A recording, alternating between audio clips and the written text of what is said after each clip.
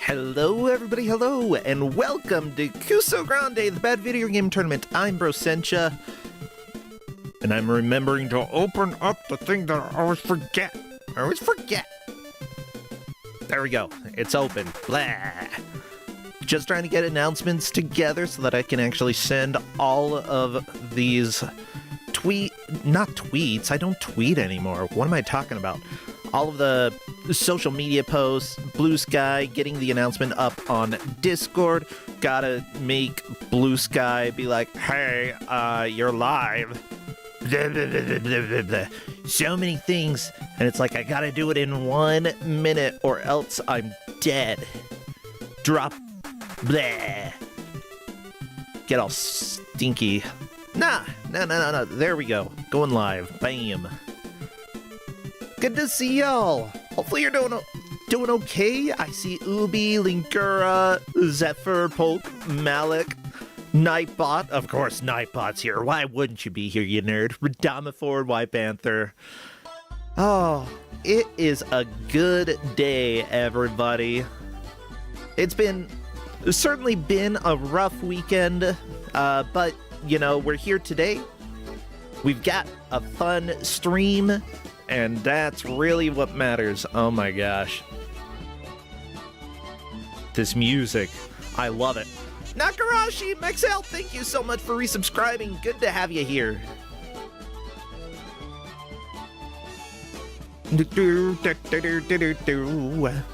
Yeah, oh my gosh, I'm tired. But that's okay, I've got some coffee here. I've got some bad games. Yeah, and you know what? Suffering helps. Not my own suffering. Oh my god. Well, maybe a little of my own suffering. Time Stalker, thanks for gifting a sub to Zephyr Dragon. I appreciate it. Muchas gracias. Yeah. Yeah, just so people know, you know what? I'll go ahead and say this. I want to dedicate at least today's stream to my sister, especially since she. This doesn't sound like the appropriate music for this. I'm gonna go ahead and stop it for a second and be a tiny bit serious. I want to dedicate it to my sister. Because she had a premature child, and unfortunately the child passed. And, you know, it's been hard. I found out just a couple days ago. And, you know, I feel really bad for her. And it's been rough. But, you know, I think that they did everything that they could. And honestly, you know, I'm just hoping that she's able to get through everything. So, yeah, let's go ahead and have fun, and I want to just remember that throughout today. You know, happiness and silliness does a lot to make the world better, so let's go ahead and be silly today, and go ahead and get through the hard times. All right, everybody? Let's rock it. Yeah, there's the serious moment. We're done. Bam! Well, I mean, it might come up every once in a while, but, you know, that's mostly why life's been a little bit hard, but I didn't want to stop today because of that, because, you know, we're gonna go ahead and you gotta make things happier around you, or at least I feel like I do. So let's go ahead and do it. Urgh. We've got Crappy dancing here. Eggplant Wiz, thank you so much for resubscribing. Good to have you here. Now, Crappy, take us over to the game reveal. Let's find out what kind of chaos we can have today. Oh, crappy, the Ninjamurai. Oh my god, I forgot the name of that game. Ninjamurai. What a mess. Well, everybody, I hope that you're nice and cozy, hopefully a little bit warm. Actually, maybe it's better if you're cold, because today our GM is Toasty Stoat. Come on in, Toasty Stoat. Bring in the toast. Let's get the good stuff going. Hello there, Toasty Stoat. Hello, hello. We got scary mist music when you showed up. Ooh. Oh, spooky. Ooh, actually more like mysterious. Ooh, just like a stoat. What's gonna be? Yeah, what could it be? Before we get into that, I want to say, bro, I really appreciate you shouting out your sister, because we're all going to be thinking of her. And I know there's quite a few other people in my life right now who are having some big struggles. So yeah, I hope we can at least bring a few smiles to you in this match. Yeah, thank you. And everybody, it's like, you know, this has been a year. Holy crap, one of the worst years over the last 12 months. And I'm just... like, Kusogrande does so much to make things better for me, and I'm just happy that we can be here. And I'm ready to laugh, okay? So what do we have, Toasty Stoat? Well, I heard we needed to get a little bit more fruit and veg in our lives, specifically fruit. Yeah, I think I've got scurvy. Oh my god. Yeah, well, I can cure that with a little bit of Sylvie Lime. Oh, Sylvie Lime. The players are going to have 1 hour to try to get that vitamin C up. Whoever does will take the victory. Whoever doesn't, you know what? Only gets 2 points. I do have to wonder, though, are any players getting eliminated today because of Sylvie Lime? This is a 5-point match, I believe. So, yeah, we are going to sadly lose one player. But only one player. Okay. Yeah. And I do know that I tested this out for you because I was looking at the HUD. I was like, I recognize this. And you're like, yeah, you played it. yeah, that's yeah. Welcome to my life, everybody. Well, the players today are Internet Dirigible Keysor, Mickey McMike, and Zippy. I'll say Zip. Zip sounds like a good name there. Zip, yeah, I think they go as Zip. Yeah. Just making sure everyone's on the same position before we start the match, and that is very important because the music on this is quite something. Yeah, I don't hear any music from our first player, but you know, sometimes when you tab out of something, when you're in the menu, no, player 2 has music. That is. I don't know if that is the Sylvie Lime music. That is. I can. That's correct. Okay. That is the correct noises to hear. You know what? Let me turn it up then.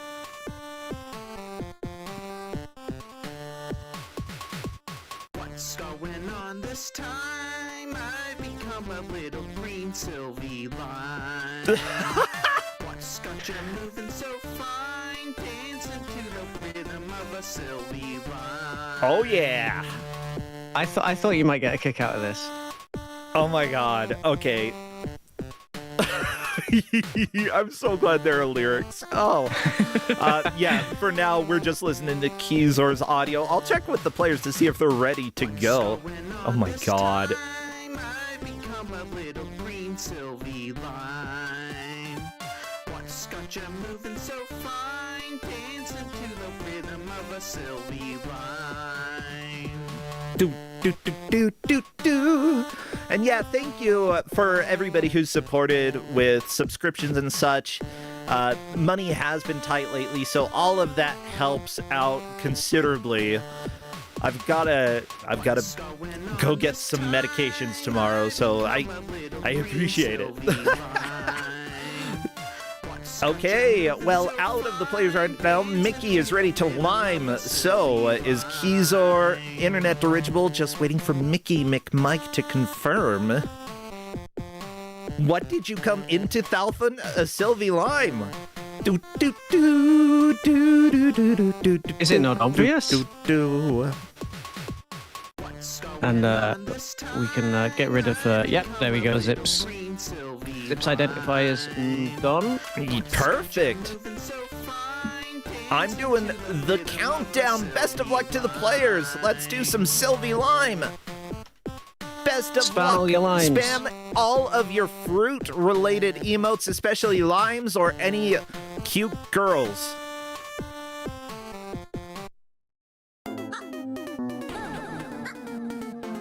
And we're off. First Oh, death. yep, I remember this. Yep.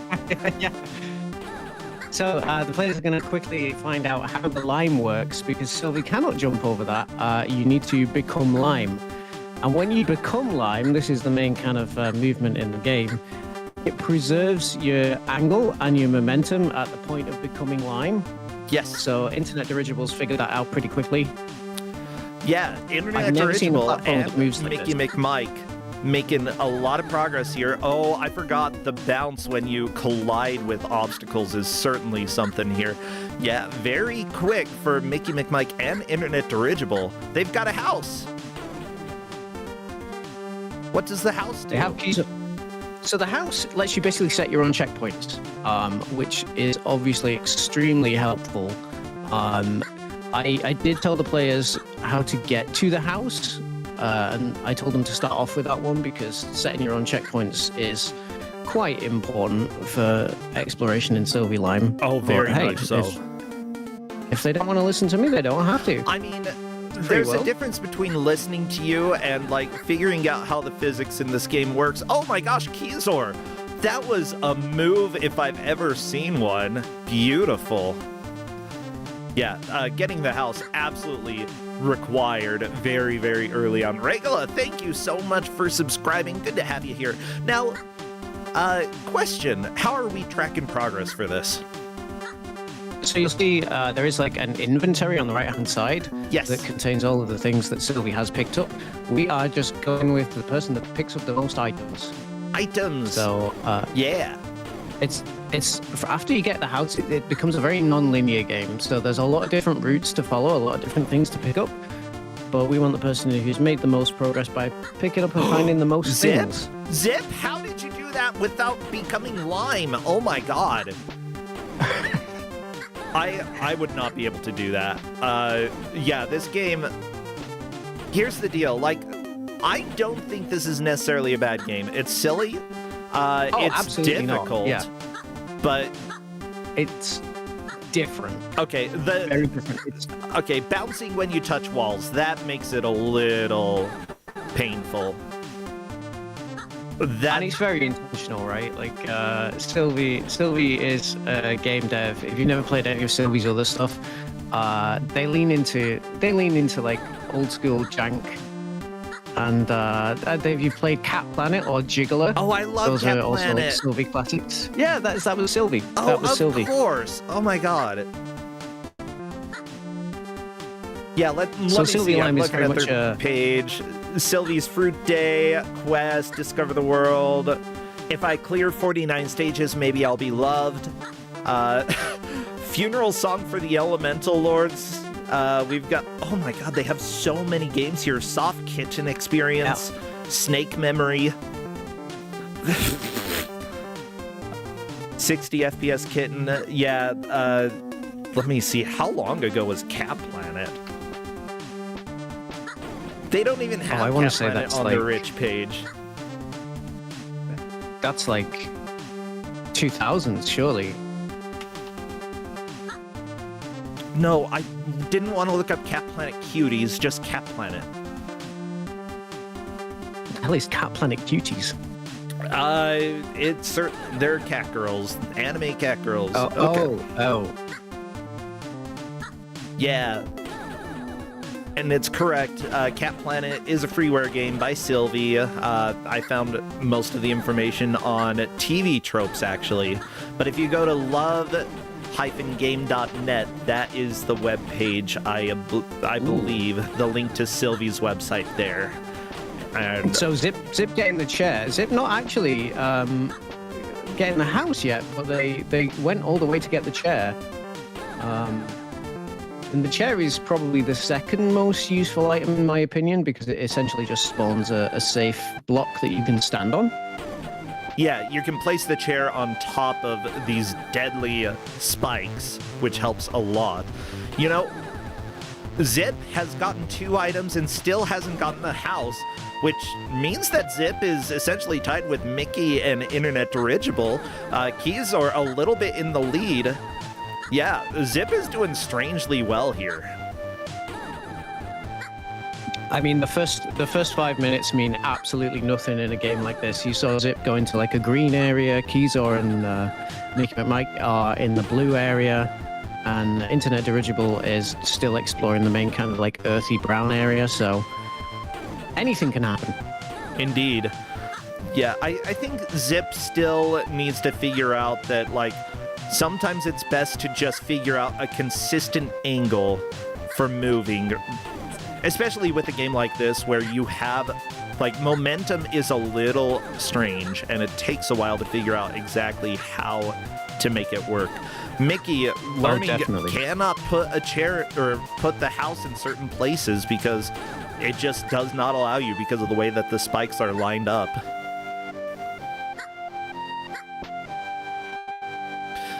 People are saying this looks a little floaty for jumps. Yes, certainly. It's very floaty in some ways. Bouncing off of walls is my biggest irritation with this game, I gotta be honest. Like, I've been making an NES game, as I've told people maybe a bajillion times at this point, and thinking about how I want collision and physics to work, I'm actually playing around with the idea of bouncing off of walls in certain cases, and I know it's gonna be a nightmare for players, and I'm okay with that. And Zip finally picks up the house. Nice, okay. Oh, Internet Dirigible gets the hammer. Mickey McMike gets the gem. There we go. Zip, stop destroying your house. Make a house. Oh my god, Zip has destroyed the house every time. And thus, no checkpoint is set for Zip. But Zip moves into the lead, despite having no checkpoint set at all. What is... That's a mouse fragment, yep. Yeah. I'm just shocked that we have such, like, progress on some of these players' side. Yeah, Zip, going back to the beginning, doesn't know that the house is a checkpoint. This is so silly. Oh, what? Okay. And it did, of course, you know, flash up to say what the house does. It did, but yeah. I think Zip's been unfortunate enough to just place it on spikes every time. No, and not well, figure that Zip's out. made a house, and then if you throw a house at another house, it destroys both of them. So Zip that's has right, just yes. been destroying the house over and over again. Oh, that's what happened. Oh, okay. Yeah.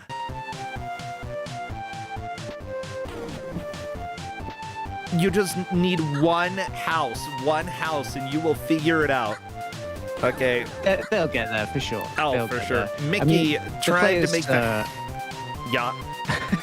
No. Oh, that's a good strat, yeah. Yeah, Trying put to a throw the house house. there and then Yeah. die, and bam, you're at the house.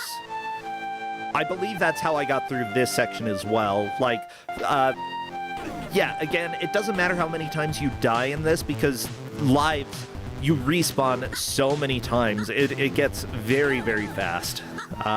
Which is why the house is essential. Essential. Yeah, indeed. Oh, no! And Mickey! something... Oh, go ahead. What happened with Mickey? I missed it. Well, Mickey just, Too much unfortunately, like, trying to do a lime movement up left, and because it's a long movement with tons of spikes, like, you just have to angle it perfectly, because if you don't, you're dead. No, Ooh, Keys Internet are in Dirigible's going for this little spike maze. This is extremely tough. Yeah, I'm trying to remember exactly what you have to do there. I'm not sure if Internet Dirigible has all the items to get through there. Yeah, maybe you need certain items for that. Yeah. And the thing that I actually didn't say is, you know, all these inventory items on the right-hand side that have letter slots, the players are actually using them by pressing that letter on the keyboard. Yes. So technically there are, 18 different item keys they can be using during this game. Yep. So And they're not going to know what these items do until they really properly try them. you're correct. Yeah, all you you didn't tell them what the items do. Considering the game tells you as soon as you get them, that's not a huge deal. But yeah, the players are going to need to figure it out. Mostly tells them. It's mostly true. It's tells like them. mouse fragment. It didn't say anything about mouse fragment. It just said mouse fragment. Now, there is another mouse fragment. There is another mouse fragment. Now there's a kitten fragment that Internet Dirigible has found. Ooh, it looks like it's only Kusogrande a has learned fragment. what the gem does. It inverts gravity. Exactly. So if you want to play VV instead, you can get the feel. Oh, and Internet Dirigible has found a boss. Now this should be interesting. Uh-oh. Yeah, you got a lime. Got to become a lime and damage boss. Yep.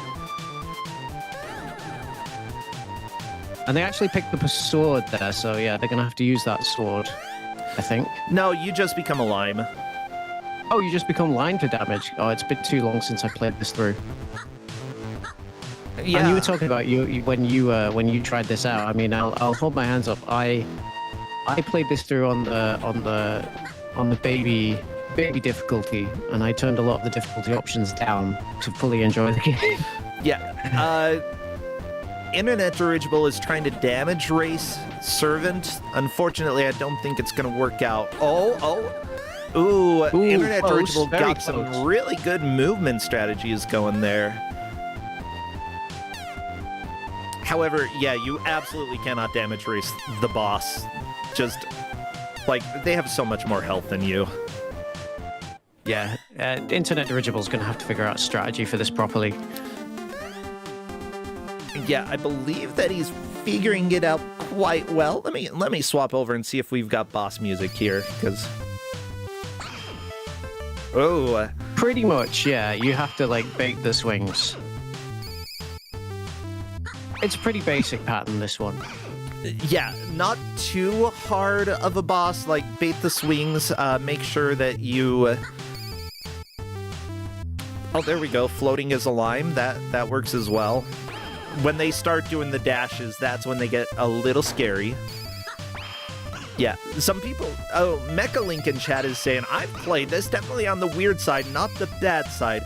I feel like we're going to have a couple players say otherwise for reasons. Like, I do think that I largely agree. Like, it is more weird than bad, but the momentum is frustrating, especially if you haven't played any, like, free games before. It's going to take a while to get used to this momentum. It's always weird, for sure. Whether it's bad or not depends on how difficult you ramp up the controls and the options, because there are a lot of options you can set for different gravity, whether you can kind of control the line mid-air, that sort of thing.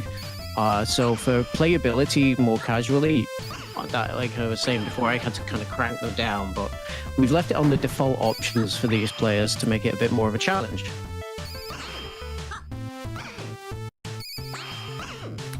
Yeah, Internet Dirigible doing better on the at boss. damaging the boss. I think Internet Dirigible is figuring out strategies that are gonna pan out fantastic. Now, question, because some of these items are fragments, like the mouse fragment, does it count as two separate items for when players collect them? It is going to count as two items, yes. So we're going to count each separate fragment that they find. I would have said every single chest that you open, but you don't get every item from a chest. Gotcha. I do want to thank the refs who are tracking this match, by the way, making sure that we know how far the players have made it, how many of the items that they have collected. The refs that we have are Dobby Durian, Nakarashi Nectarine, Hazel Shade's Playful Fun settings are unchanged. Okay, Harp Griffin is making a mojito. Oh my gosh, it's just noon for me. Linkura is dancing to the rhythm of the Kuso lime. Yeah! Gotta dance to the lime. Like, unironically, this music's a jam. I think Sylvie is a gem when it comes to video game development. The stuff that they make is so charming. Now, And I just love that we got a little raid from Ralph, who has just immediately just gone, what the heck?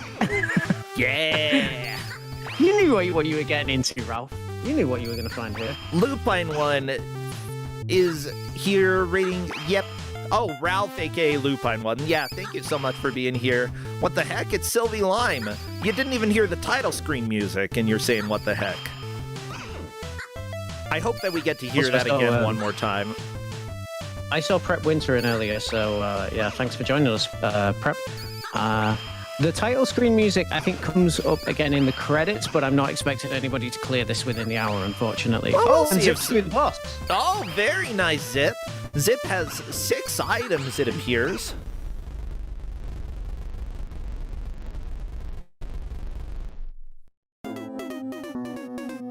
Oh, An yeah, internet original it not far looks behind. They do, like, I'm paying attention to the way that the refs are tracking. They have it separated. Number of regular items collected, number of slot C items collected, number of discs collected, slot Q, and number of memory fragments collected, which is slot F. So, yeah, they're very much paying attention to the little things here. Yeah, it seems like Internet Dirigibles audio is stuttering a little bit. I'm going to go ahead and swap over to... let's go ahead and go back to Kizor's audio here.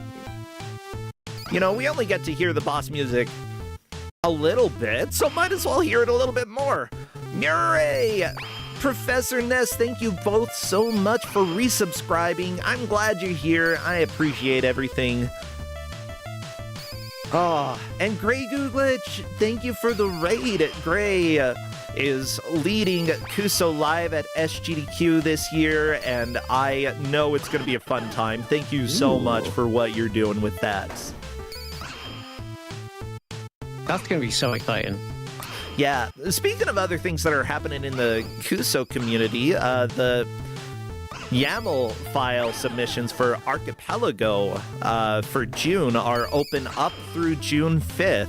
Escorian is arranging all of that and has done a fantastic job so far. If anybody wants to join, especially if you've never joined before, we make it super easy. Heck, they made it super easy for me, so... Oh, Mickey, getting the infinite fall through the floor, I like it. But yeah, like, the Archipelago has been loads of fun. Highly recommended if you've never tried it and you've wanted to. Come join us. I don't know what I'm going to play yet. And it's not that difficult to set up as well. I think some people are kind of a bit nervous about Archipelago because they think it's going to be a lot of text setup, and it's really not. No, it's not. Not anymore, anyway. Yeah, we do have chats. True Kenman saying the hitbox on the slash is brutal. Yeah, this boss, it really wants to make sure that you know, like, what you are doing in order to clear it, and it does not have much forgiveness at all. Like, as long as you jump over the slash, you're probably going to be fine, but if you're anywhere near it horizontally, it's got such a huge hitbox. I did appreciate before as well, Kizor seemed to be trying some sort of strat where they were throwing houses at the boss. Maybe they thought the house clashing with the house causing the explosion would make damage, which is a really good idea, boy. Yeah, it's like Minecraft strats, you know? I think they used the gem in this room as well, but the gem disables when you come into a boss battle. Ah, dang it. Yeah, it's worth trying. Doesn't it? I can't remember. I don't know if it does in this battle. Like, it doesn't seem like... I don't think it would. But at the same time... No, I think maybe they used it and found it wasn't very useful. Yeah, I don't think it would be useful here. With so many items, it's kind of impossible to know exactly what combinations will produce what effect. Ooh! Unfortunately, Kizor did not manage to get through that fight, but, like, jumping over the slash is a really, really reliable way to not take damage here.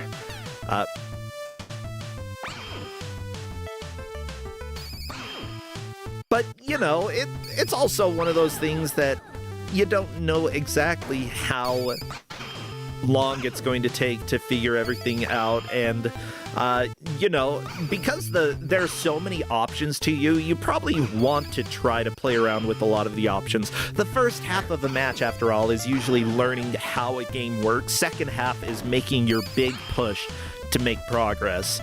And, you know, everybody here has been pushing the game pretty well and making steady amounts of progress in different ways. So, you know, it still is a very close match. I will pull up the tracking sheet just so everybody knows, you know, how much progress each player has made. Give me a second and that will be up for y'all. Mm-hmm. And it is pretty much, I mean, it's pretty much impossible to lose progress here as well, right? It's one of those games where you die, you just go back to the checkpoint. So it's going to be about who can be the most creative and inventive, I guess, with exploring the environment, because a lot of the items that you can collect in these other slots are pretty well hidden away. Yes. Now, some of these items, it will not be super clear as you're watching that they have been collected. Why? Because, simply put, they stack. Like, the save icon, for example, down there, those do stack if you collect multiple. So, internet dirigible, 1, 2, 3, 4, 5, 6, 7 total right? items. Say what? Is that right? Is it 7? Oh, it is 7, yes. Because now they have the chair. Yeah, keys are up. Oh, wait. Ah, it's getting updated. That's fine. We got a chair.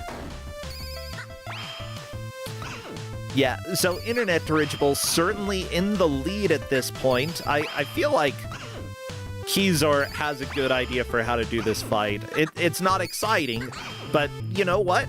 That's okay. We will be entertained whether it's exciting or whether it's the slow grind to kill the boss, you know? I'm enjoying it. Also, huge thank you to YouTube viewers over there, especially Plasma Gun in chat. I always see you there, and you are always a hoot. Oh, there we go. Kezar's through the boss.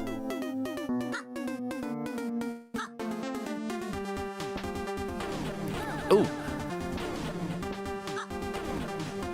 So one risky thing about destroying houses, I believe that if you destroy the last house that you use to make a checkpoint, it will make it so that you go back to the beginning of the game, which isn't a huge deal because Kezar is right near the beginning of the game anyway. Sometimes that's beneficial as well if you want to walk back a long way, if you think you're done exploring a certain area. Yep. Mickey McMike has found like the cloud area now. Oh, Sylvie! Oh, there we go. Kezar was actually in a pretty tricky spot because there was an item behind the houses, and Kezar didn't notice that for a while. But now Kezar has that disc. Tricky, tricky. Yeah, that's another danger about having too many houses. You can't find stuff if you have too many houses. You're like, which house is it in? This is a commentary about capitalism, everybody. What? Oh my gosh. There we go. Kezar was doing pinball with the houses. I think you have to have a key in order to get in that door there.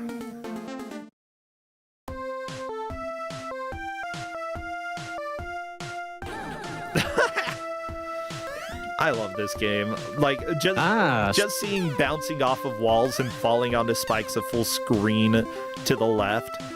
That's the experience with this game. Mickey McMike has found 2 mouse fragments now, so they are able to become small like a mouse. Very nice. Mickey McMike onto a different boss. I want to see if this boss has different music. Let me see.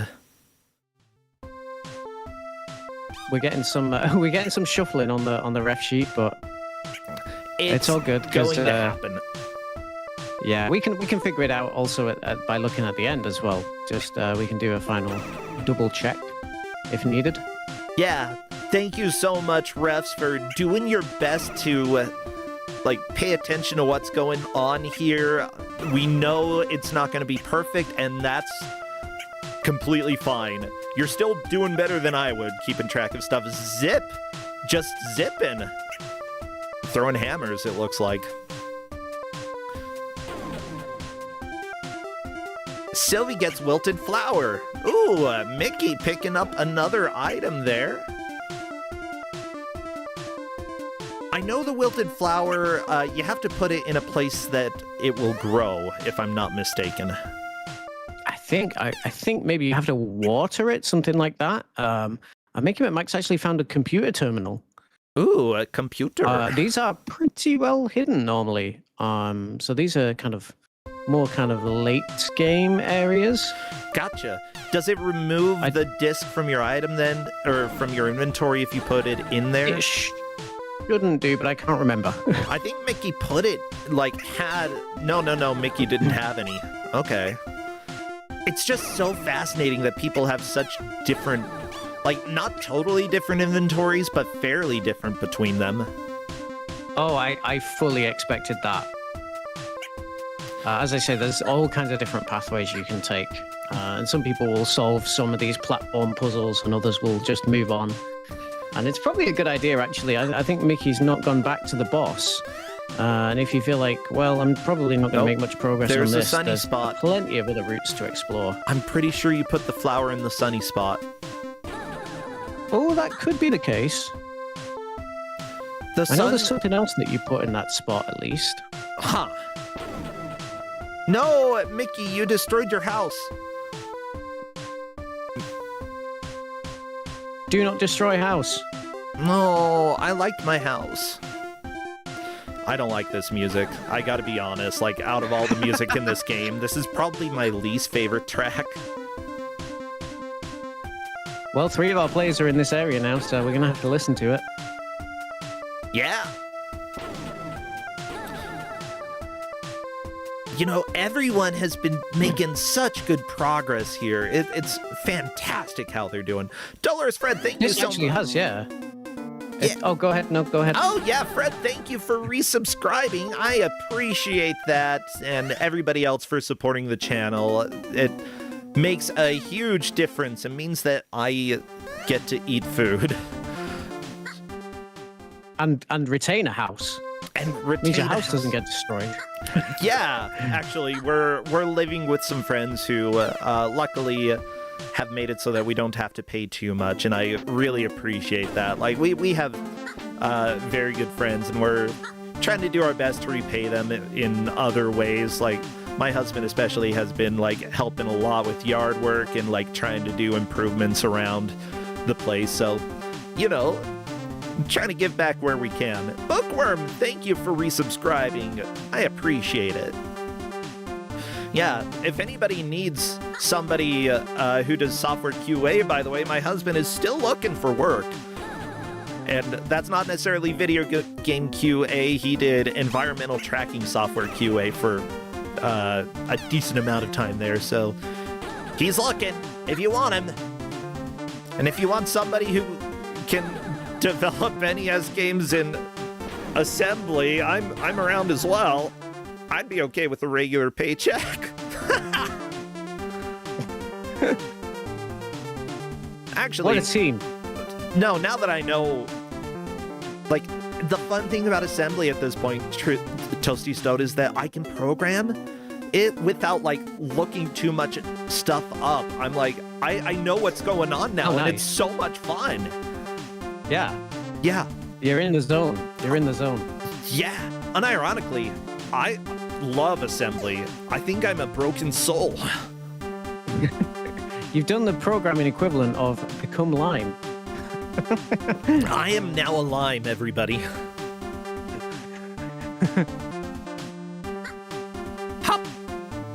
Hop! This game is a photophobia's nightmare, says Hutna.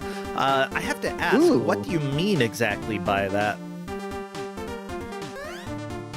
Zips also found a spot where they used the hammer and they broke open a shortcut. So they've now learned that the hammer can actually smash open, suspicious looking places like that.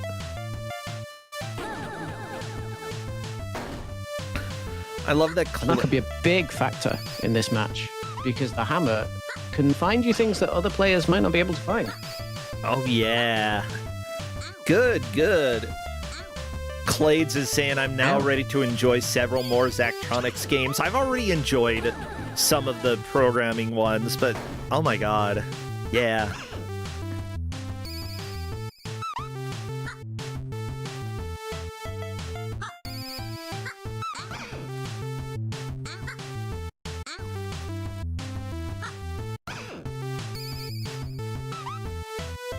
Internet Dirigible sort of getting the hang of this boss, but it is probably one of the more difficult ones. To answer the question about the computer terminals before, I think it was Mickey McMike that found one. So each of the terminals has a letter on it, and you have to use the disc with the corresponding letter, which you get from the bus with the corresponding letter. So far, everyone has, everyone except Mickey McMike, who's now against it, has defeated Servant R. So they got the R disc. So even if Mickey McMike had that disc, it would not have fitted in the T terminal. But Internet Dirigible is now on the T bus, so they might get the T disc. Yeah. This boss is a little bit tricky, though, because of the homing projectiles. They will keep going after you, so you've got to move in a way to bait the projectiles, and then move out of the way. There we go. Internet Dirigible doing a little bit better here. Yeah, you can get a fairly consistent movement here. This pattern is working. However, the boss does not always shoot the projectiles at the same time, so learning like where the boss is and where your movement should be in order to avoid the projectiles is important. I think this is where I ended my attempts, because this boss was very tricky to get through.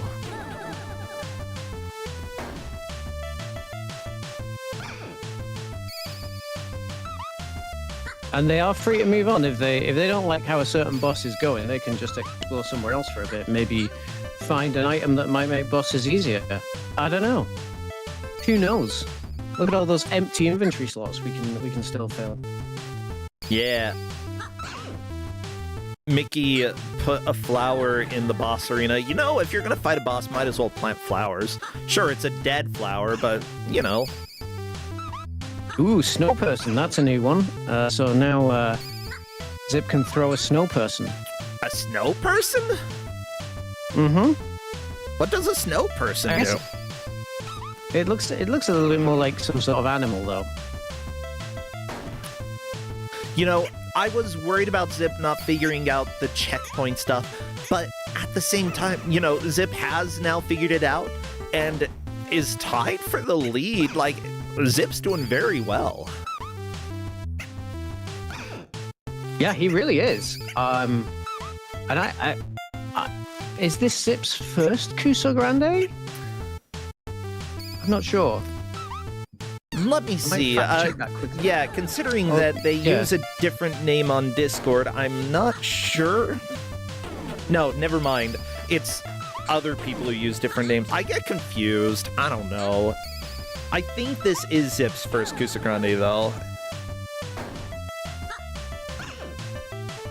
And this is of course 5-point match. So all of these players came third in their first match, and we are sadly going to eliminate the lowest scoring player at the end of this one. Right now, Mickey McMike is in the most danger, despite getting a full mouse. But Mickey grabbing a disc right here, that moves Mickey up to 9 items.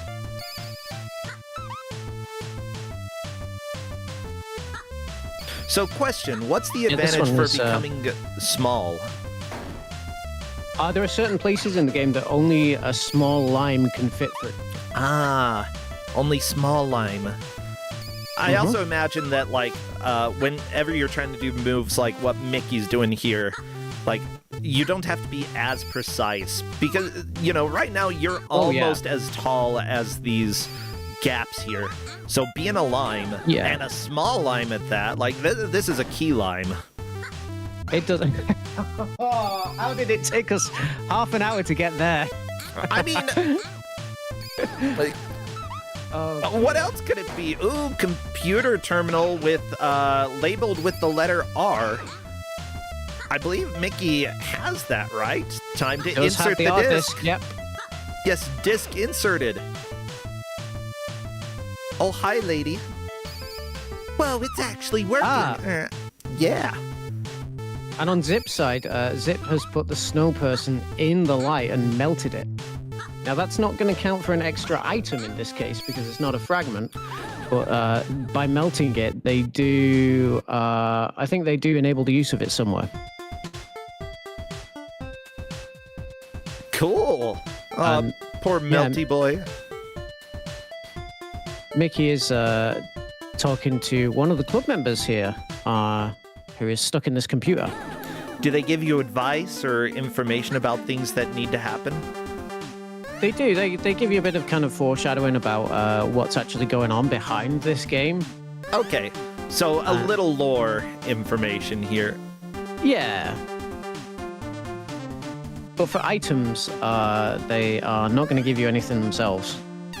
Dang To the it. point where I mean, I didn't actually mention the terminals to the players because I didn't think they'd really find any. But honestly, all 4 of these players have been kind of storming through this so far. They're doing very well. Yeah, I know that I made it to Servant-T when I was trying the game out, but I think I might have beaten Servant-T, but I don't believe that I made much more progress than that. That's basically where I tapped out.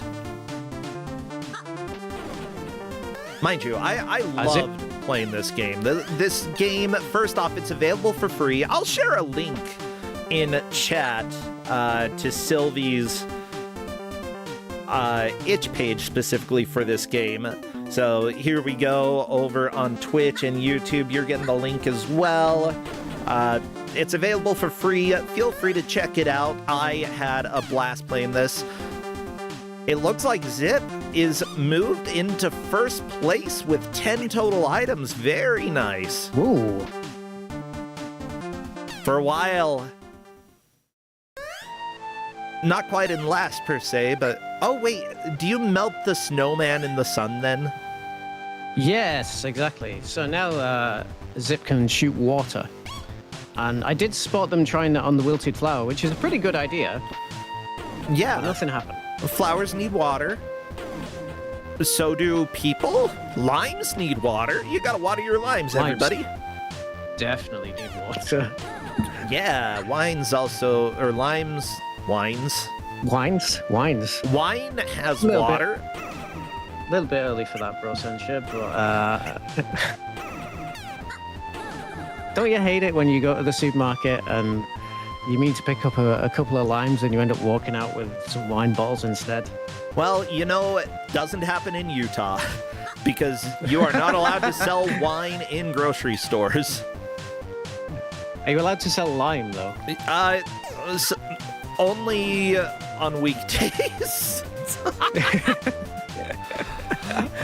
Oh, no, for real. Like, it took forever for Utah to be able to sell any alcohol on Sundays. Used to be no alcohol sold on Sundays, and now it's like, now you can buy stuff at the grocery store. It's just state liquor stores are closed, and no other liquor stores are allowed to be, allowed to exist. It's only state liquor stores, so I could not get wine today to bring home if I wanted. It would be impossible. Damn. Yeah, it's Utah, baby. The laws are a lot less restrictive than they used to be, I gotta be honest. Like, Utah's made progress here. I mean, there's a few little communities in the UK where you can't buy alcohol at all, but it's not a legal thing. It's more of like a historical thing. Yeah, I get that. Also, I'm surprised you haven't called me a limey yet. I'm not. I forgot that was a term. Yeah. And also, I feel like that might... I don't know. It almost feels like it's a little racist to say. I don't know. Is it? That's all right. Is it acceptable? You can have the L pass. I mean, I don't think anybody's actually said that since about 1992, so... Okay. Oh, and Mickey McMike has now melted the snow person in a different way because he went to the lava area. Yep, you can do that. There's multiple ways to solve certain puzzles. This is so good.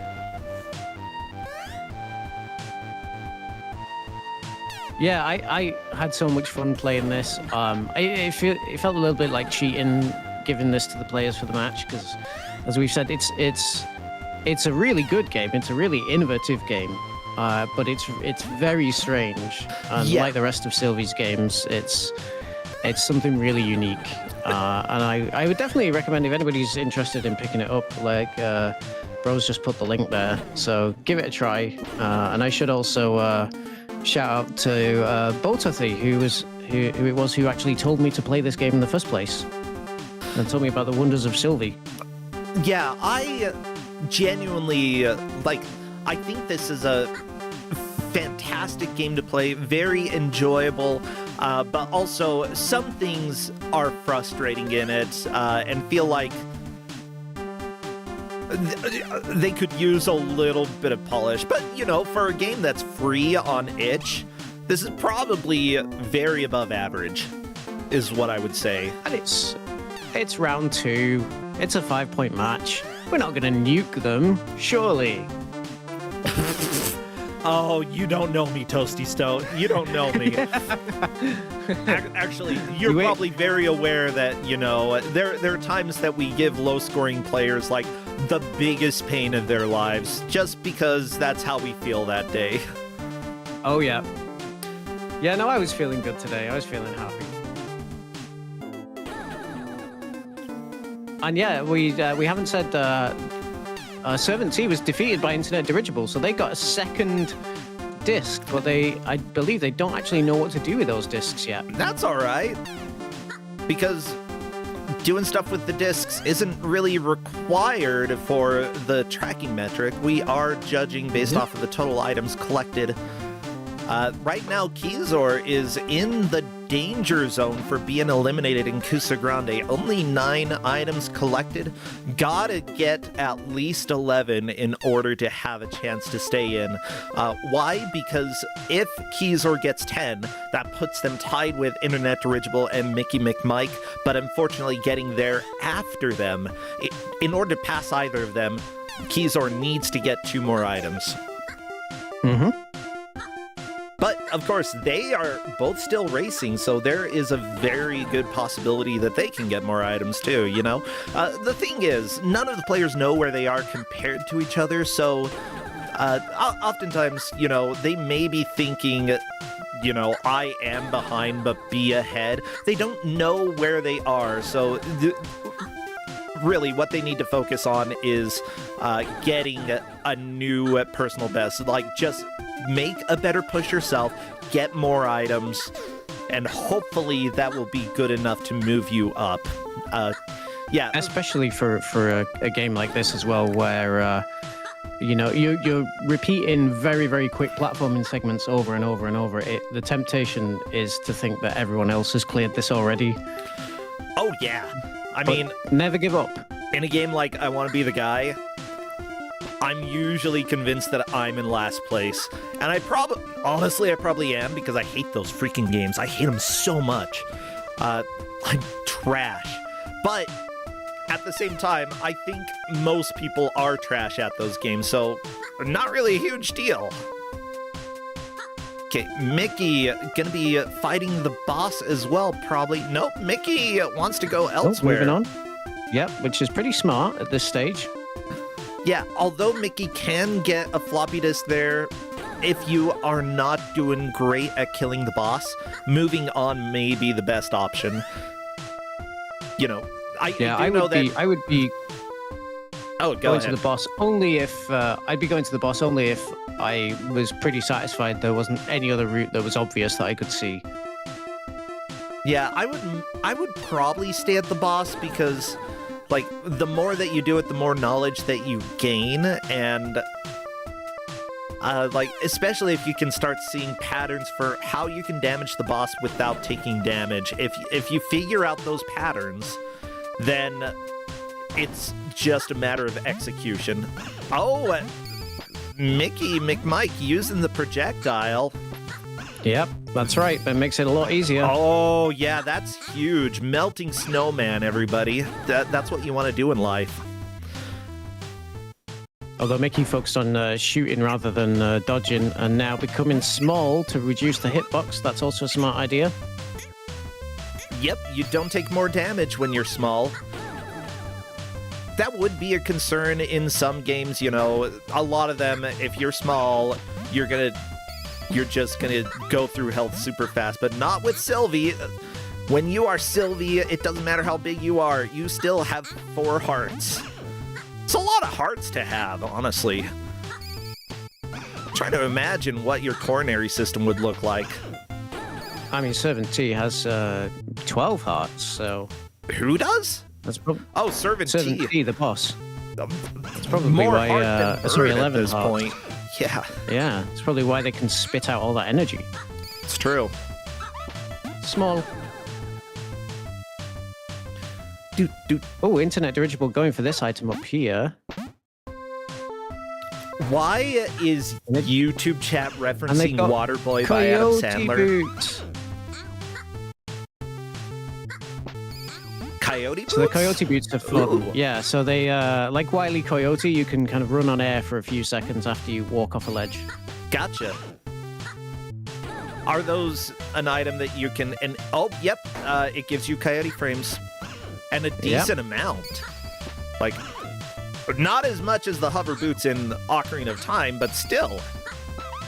That's another thing that I'm going to be programming a few coyote frames. Ooh, nice, nice. Yeah, it's not going to be a lot. It'll be like 2 frames. But I know how to do it. I just need to do it. Or maybe I won't. Who knows? Maybe I'll do opposite coyote frames, or if you get close to the edge of a ledge, you just fall. That'd be so cool. Ooh. Mickey had enough. They're moving on from the boss, looking for something else. That is fair. We do Zip. know there's a box right there for internet dirigible cursed. Oh no. Can you use a We hammer gotta on break the the curse chest? on that. That's what they're trying, but I don't think taking a hammer to a curse ever worked. If I curse something and somebody took a hammer to me, I'd quickly uncurse it. I'd be like, fine, okay, whatever.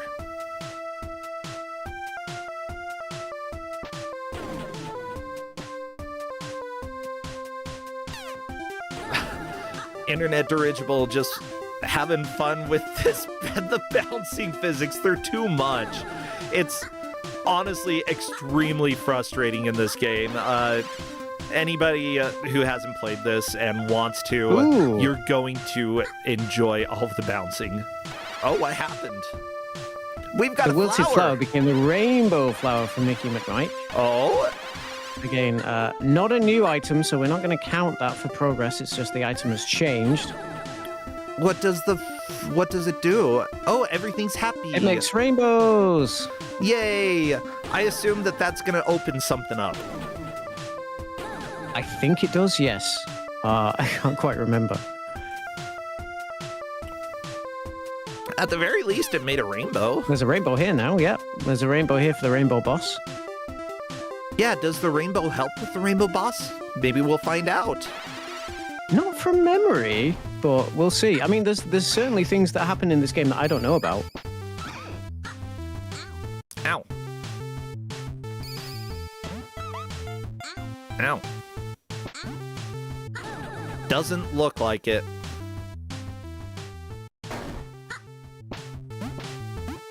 With that said, Mickey McMike is not done fighting this boss.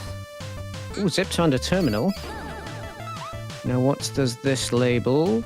R, letter R. Do we have R? Yes, of course. Right? Yes, we do. So they're going to insert the disc and have a conversation with somebody different.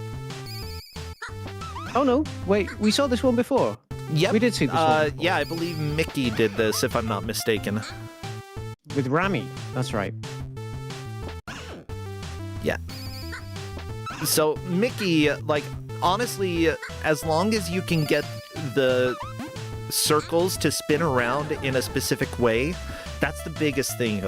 Bait the projectiles out so that you can just survive, and so they go around you. There we go. Mickey is figuring it out quite well now. Unfortunately, still taking a decent number of hits before managing to do that.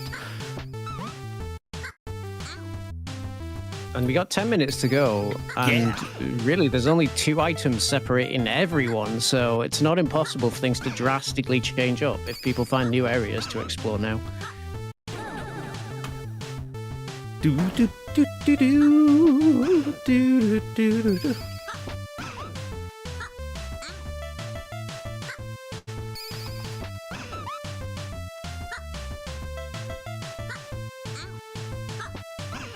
Yeah, just under 10 minutes left right now. Internet Dirigible and Zip have both made the most progress. Mickey McMike in 3rd place, Kusor in 4th. It still is really anyone's game, especially if Kusor or Mickey McMike can defeat this boss. They may be able to get some progress that other players haven't gotten. True. Unfortunately, the snowball is being a little bit difficult for Mickey to actually land hits at times. Snowball, the water ball, whatever. It's from a melted snowman, you know? Yeah, throwing the water only does half a heart of damage, but if it's safer. more reliable, yeah, exactly. If it's more reliable than becoming lime. Yeah, you just have to make sure that you are landing hits, and that you're not getting hit yourself. I also didn't mention yet I said about the controls for all these items is, of course, the key that's represented on the right. If you want to become lime, you can press ST, R. Wait, no, you can press F. That's not how the alphabet works. You can press ST, U, V, W, X, Y, or Z. They will all become lime. You have a lot of lime buttons in this game. Would space also turn you into a lime? Space just jumps. Oh, okay. So not space. And then you become lime. No. The players were slightly baffled by the instructions of letters S to Z become lime. Yeah, but you very quickly learn how that works, you know? Oh, it's going pretty well for Mickey McMike, though. Mickey McMike is doing very well with the snowman strats. Now, it is a little bit awkward to have your shoot button as E. Mickey McMike has been adjusting to that and doing pretty well here, though. I think that's also something that, like, watching this doesn't make it super clear that that is one of the challenges. There we go. The boss is down. Mickey McMike going to be grabbing a floppy disk and getting up to 11 items, putting them tied with Internet Dirigible and Zip. 11 items for both of them. Everyone, or for both, all 3 of them. Yeah. Now, of course, we count first place as the person who achieved that item total earliest in the match. But it does mean that if any one of these 3 players finds another item now, they are going to shoot straight into the lead. Yep, and Mickey has not found the hammer or the coyote boots. Oh, we are going to speak to somebody else now, though.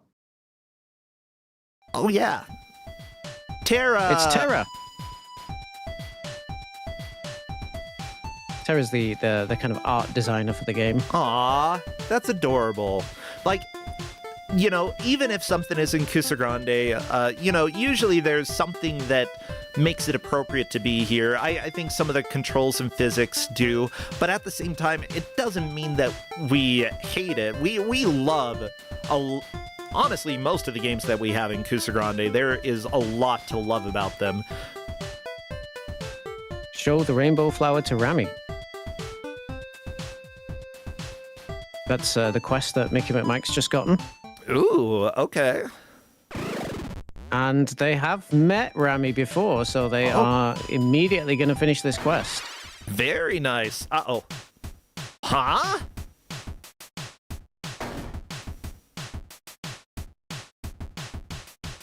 I've loved you for years and years. Oh no. Drama.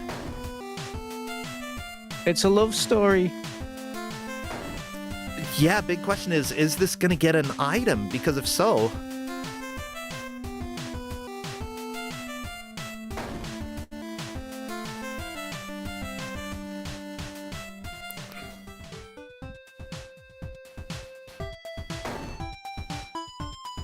I believe, yep, locket becomes locket. data locket, a storage unit of hope. Okay. Time to go. So now they can go back to Rami's terminal and put them in the same computer and achieve story progression, which again, I didn't expect anybody to do this in the match. I love this. I didn't think we'd see any of this. Oh, they're hugging. That might... Speaking of hugging, I've been playing Facade. Oh. Because I saw one of my friends playing it. I was like, you know what? I don't think I've gotten very many of the endings. Turns out that when I played through it, Lord. I got every single ending right in a row. Like, without even trying. It was... amazing. So what Mickey McMike did there is one of the requirements for like the true ending of the game. Okay. Unfortunately, it didn't get them any more items, so we can't count it for progress. But it was lovely to see. Yeah, good job, Mickey. Yeah, if we were playing Smooch percent, Mickey would be the winner. But Yeah. we are not playing Smooch percent. We are playing the most items. What is I vaguely remember there's like one word that everyone hates in Facade. When you say it, they just get unreasonably upset, and it's just a Melon. normal word. Melon. I've never said melon in Facade because I didn't feel like it. But yeah, you cannot say melon in Facade. Melon? Can you say lime in Facade? I believe you can. Has anyone ever tried Lime it? is fine. Yeah. I think that game is genuinely really neat. Like, a great use of, like, well, that was long before LLMs, but, making an AI Crazy early. using basic, Crazy early, that game. normal programming rather than an LLM. It's very sophisticated for what it is. At the same time, it's also extremely comedic because of the drama. The drama is so over the top. Like, Trip. The number of times that you're just sitting there and, like, Grace, oh my god.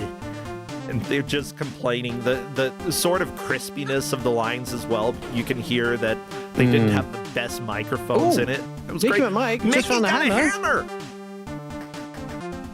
Sending them straight into the lead. Yeah! Coming back from third. That is really something. Holy crap! Like, this is such an amazing lead change. But, Mickey has beaten both bosses, has done both of the floppy disk things that aren't required, but, they're required in my heart. So I very now we much can approve. dispel curses. Mickey trying to destroy spikes with the hammer, not a bad thing to try. Honestly, at this point, I want to say there is a very, very small chance that somebody could pass Mickey, but it is so small. No, there's like a minute left. I don't think it's going to happen. I mean, it could change second and third. Indeed. That's possible in 60 seconds if who is currently in third, it's internet dirigible. If they find another item, they will scoot up into second. Yeah, Zip is currently looking to take second place, Internet Dirigible third, and Kusor likely to be eliminated from Kusogrande. Mind you, being eliminated means that you have happiness again in your life, so that is honestly something everybody should strive for, to be eliminated from Kusogrande. And regardless, like, all 4 of these players have shown a lot of progress here. Probably more than I could have done in a playthrough like this. Yeah, I'm shocked how many, like, placement changes we've seen throughout this match. This has been a blast. And Sylvie Lime, everybody, you should try it. It's going to be a little bit jank just because of the physics, and that is time. Everybody give it up for all of our players, but especially Mickey McMike for taking the victory. Also give it up for Zip, who appears to have taken second, Internet Dirigible third, Kusor fourth. Our refs will be confirming all of that in a little bit, of course, and they always do chat to make sure that they agree that those are the placements. But with that said, I'm going to invite Mickey to come and join chat if they would like. Yeah, I feel like they did extremely well. Yeah, they really did. And I wouldn't be surprised if all 4 of these players now go on to think, I actually kind of want to finish this. I want to come back to this. Yeah, Mickey's like, I found a side quest, hoping I was going to get an item out of it. Got nothing. At least I tried. Well, I tried. Yeah, well, you didn't just try, Mickey McMike. You took the victory here. Congratulations with 12 items. With how much time I spent on that side quest, I did not think I was getting first. We were all really impressed. Yeah, seriously, like, you did a fantastic job here. Like, just looking at all of the items, I don't think there's one item that one player has that you didn't get. Otherwise, I believe that you got every single item that all the others had. Internet Dirigible got the Coyote boots, which, if they're activated, you have a decent amount of Coyote frames before you start falling, which is extremely helpful. Oh yeah, that would have been insanely helpful in some places. Yep. Was it the item in this box I was trying to break at the end?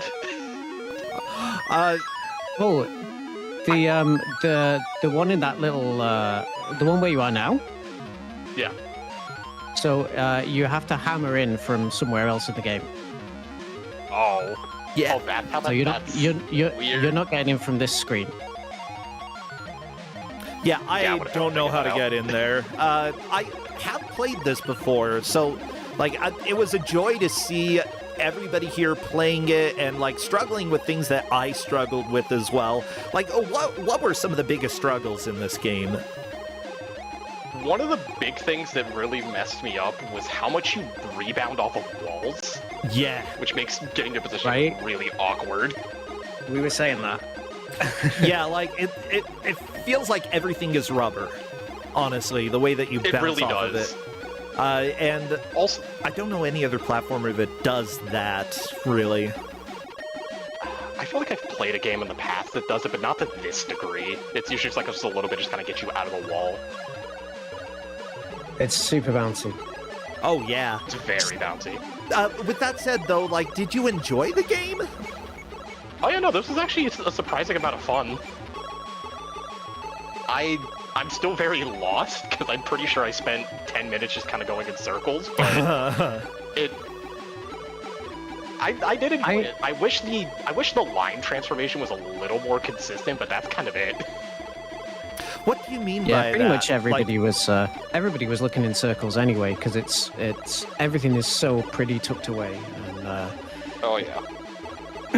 Yeah, go ahead about the lime transformation. When you say consistent, I feel like I was doing the same jump and getting different angles, especially early on when there was like that room where you have to go diagonal across in the snow area. Yeah.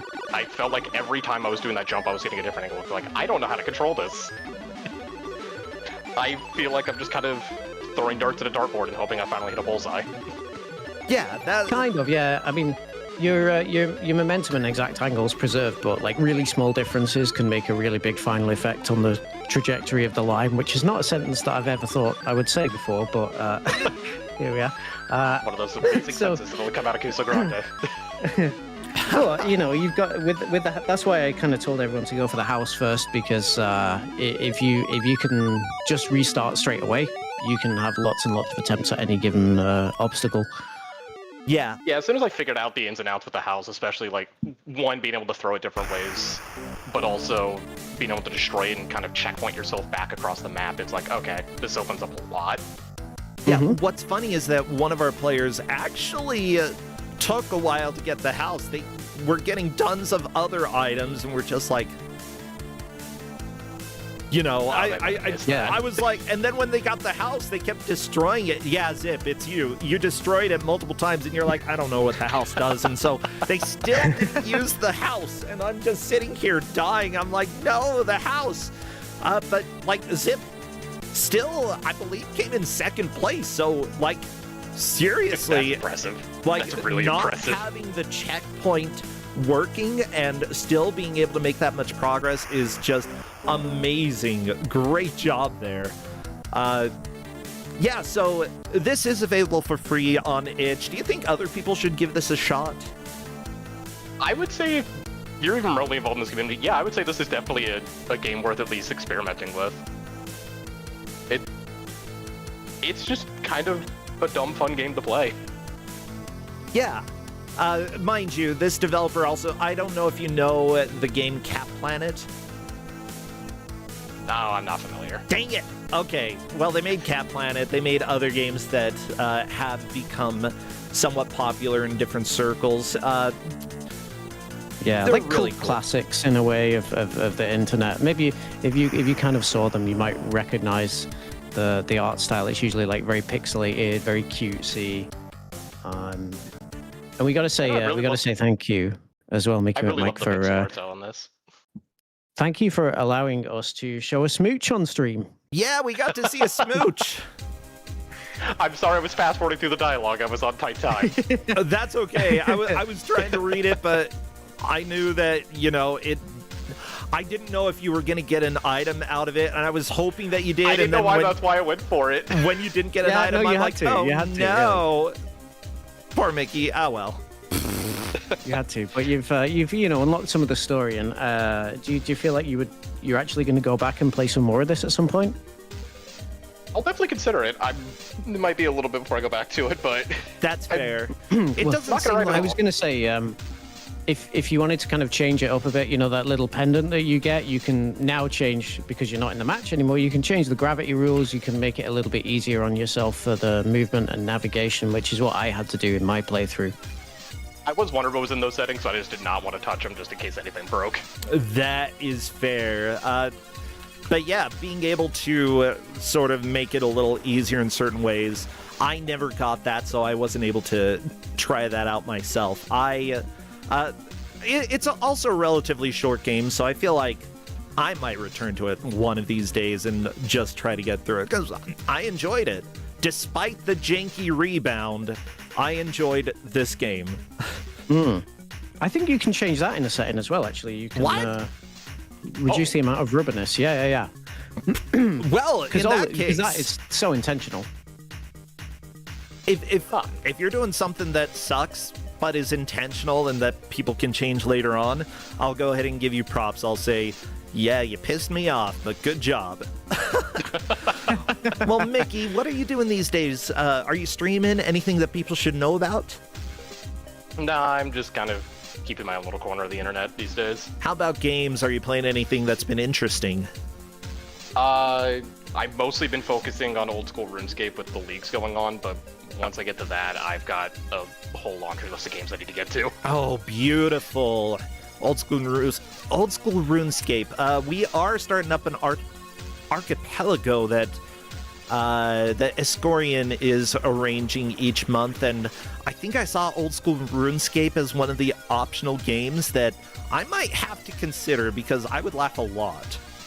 It's in there, but that's one game that I've always wanted to try in an archipelago, but I'm terrified to because I know it's going to take a really long time. Yeah! Yeah, you're absolutely right. Well, thank you so much, Mickey. Toasty Stowe, anything you want to plug before I let you go? Yeah, sure. So I'm still kind of chipping away in the background at this kind of new speedrunning gaming culture podcast that we've been doing for a little while now called Sprint Stream. So you can find that on YouTube. It's just, I don't think we've got YouTube/Sprint Stream as the URL, but if you search Sprint Stream podcast, you'll find it. You can see our faces there. Or if you just want to listen to my voice without seeing my face, which, completely understandable, you can find it on Spotify or Apple Podcasts. Yeah, go check it out. Sprint Stream, right? Sprint Stream. Okay. That's the one. My tongue didn't want to say it. Sprint Stream on YouTube. Feel free to search, and thank you both so much. I appreciate it. I'll let you both go. Thanks for having me. Thank you so much. Yeah, take care, friends. See you later. Bye. Well, everybody, let's go ahead and... Oh my gosh, no, I gotta run to the restroom real quick. We will be right back with another game for Kusogrande. See you in a couple minutes.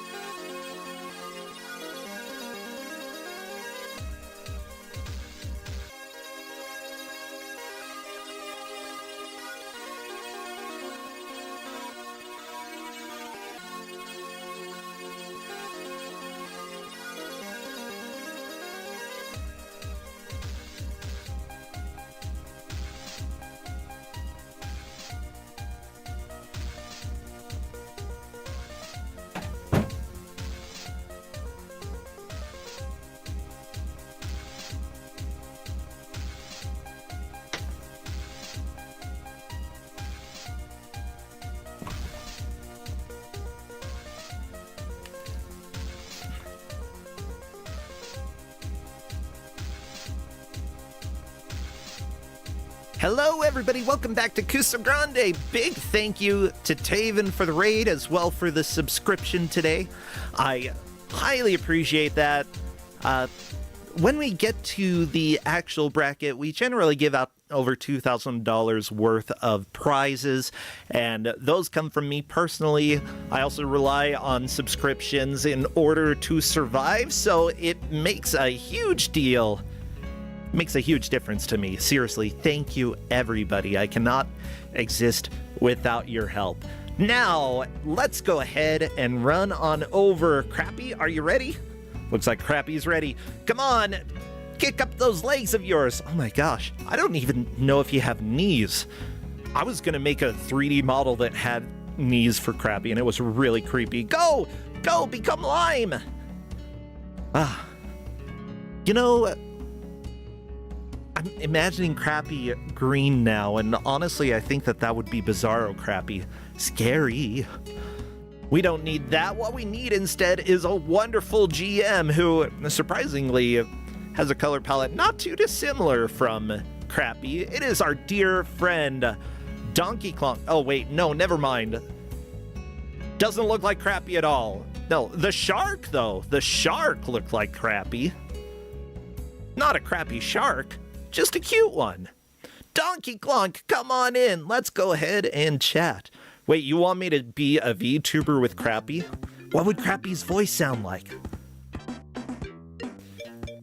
What would Crappy... I don't know. I feel like Crappy would sound like Microsoft Sam.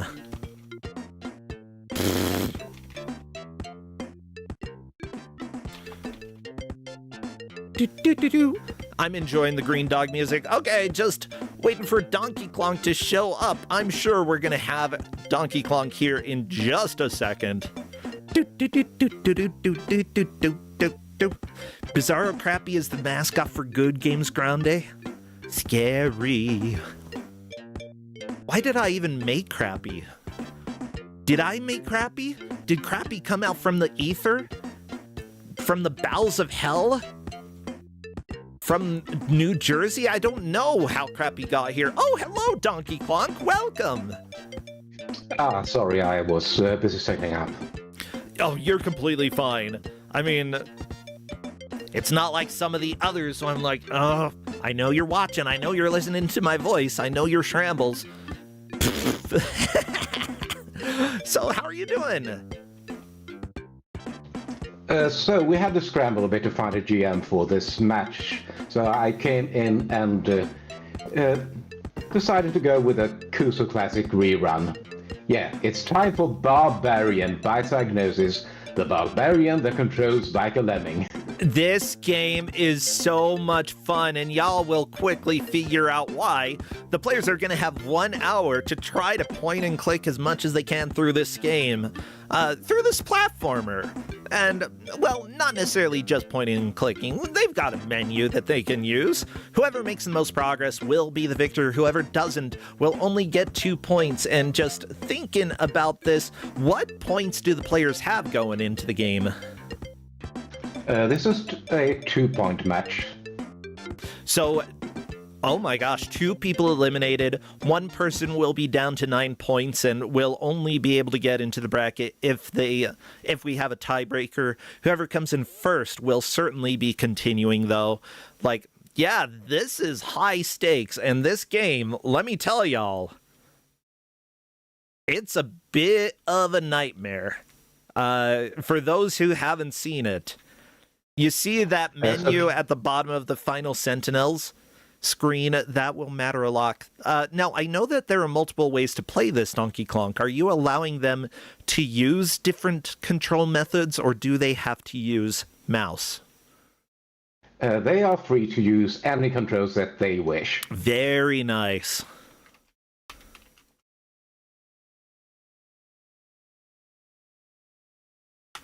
Well, I'm checking right now if the players are set. If you are set. You know what? Talking and typing is very hard to do when I'm trying to say something that I'm not typing. So just letting the players know that I am good to go. We'll see. Wind Rider Shiva is set. So is BV. Let's see about Maxell. Mystery Funhouse, thank you so much for the raid. Y'all, I hope that you enjoyed more enjoyable games over there, because we've got Barbarian, which is a mouse-controlled platformer. You don't have to use mouse in it, and we'll see. The players will probably, if they're good players, they're going to experiment with different control systems, because while you can play this with mouse, I don't think I recommend it. Okay, I think they are all ready, so let's go ahead and do a countdown. What would be good emotes for chat to spam? Basically, if you have the Macaw 45 emotes, it probably fits here.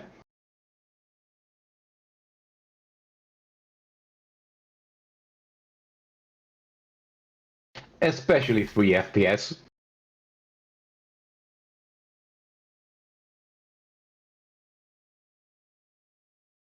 Okay, I'm gonna do the countdown as soon as this player stops typing, because I want to make sure that we get any questions here finished. Why would someone make a barbarian game that controls like lemmings? Someone in chat asks. I think we'll have answers for that in a little bit. Well, this game came out in 1987, which is 2 years before Lemmings. Spam your Lemmings emotes! Lemmings controls like barbarians. Yeah, Yeah, y'all got it wrong. As soon as I see movement, there we go. Our timer has started. This is by Psygnosis, by the way, which is the company that made Lemmings, if I'm not mistaken. Publisher, yeah. It's not the same developers, but the same publisher. Yeah, I mean, that's fair. Well, as you can tell, we've got wonderful... You know what? We're not getting any audio from player 1, but from player 2 we are. So let me go ahead and turn that up. This game also has only sound effects, so you're perfectly free to put on a playlist. Yeah, we'll do that.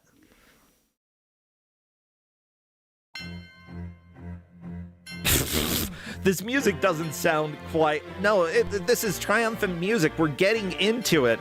Here we go. Ugh.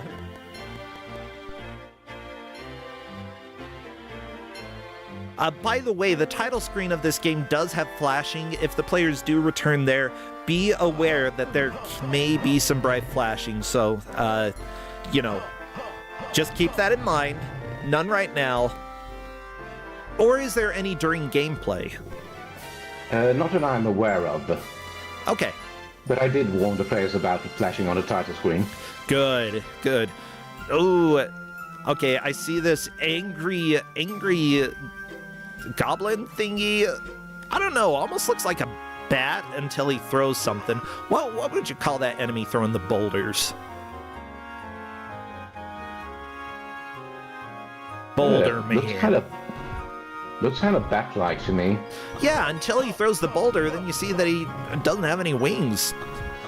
Oh, BB728 found a flee button, which makes you drop your weapon, which you almost never wanted to do. And yeah, if you drop your weapon, you're in a lot of trouble. I mean, you can still punch, it seems, so that's cool.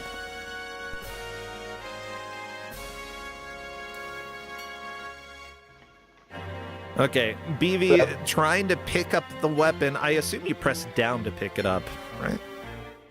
No, down goes down. There's a separate... you see the arrow up and the arrow down. You need to switch screens to find the icon to pick up and drop. It's on. You need to use the icon that's furthest to the right to go to the screen where you can drop and pick up. This game's so good. There we go. We've got it. We got item. Ooh, Final Sentinel did kill an enemy, but died at the same time. We're gonna see that a lot. So, question: how do we track progress with this game? Because there's, like, I do think that it's. Oh, go ahead. The refs have a map of the game, and the game is quite linear, but the tracking is whoever gets the furthest away from the starting point. Gotcha.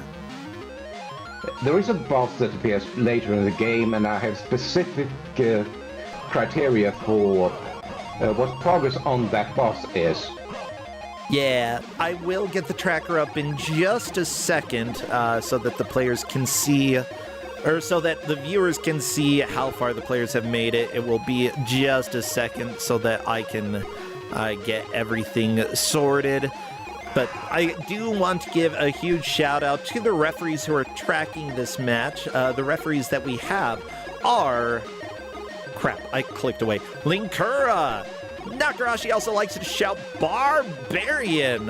Alapex will shill Mina the Hollower. Oh, I heard that I need to check that out. Redford battles in intense combat versus a 3 FPS orc. And finally, Barfield the Lightning. Ew, that sounds gross. Barfield. Yeah, thank you to the referees who are watching like hawks, making sure that we know how the players are doing here. And of course, you know, there are times that things don't quite get updated quite as fast as we may expect, and that is fine because the refs have a lot of work to make sure that things are tracked. So if something is incorrect, don't worry, they will be correcting it as time goes on. So apart from this having unusual controls, This is also a very rough game in terms of hitboxes for against enemies. The game also has a lot of one-hit kill traps that come out of nowhere. So there's a lot of trial and error because of the very British game design. Yeah, I mean, it's a very British game design, but also a lot of Amiga games were relatively short.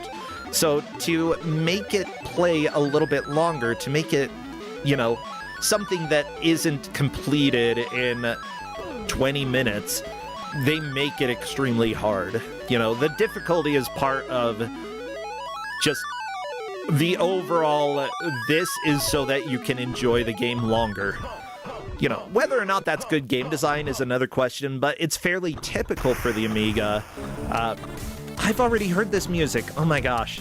YouTube, how about you stop looping to everything that we've already heard and play something different? How about this? This is different. You know, I never quite noticed how much the lives counter in the game looks like the Yolanda sprite. Where's the lives counter? It's on the screen you can't have to switch to, the screen where you pick up and drop things. Oh. Yeah, there's also, just paying attention to this game, like, it's very, very easy to die while fighting an enemy because they will kill you as well.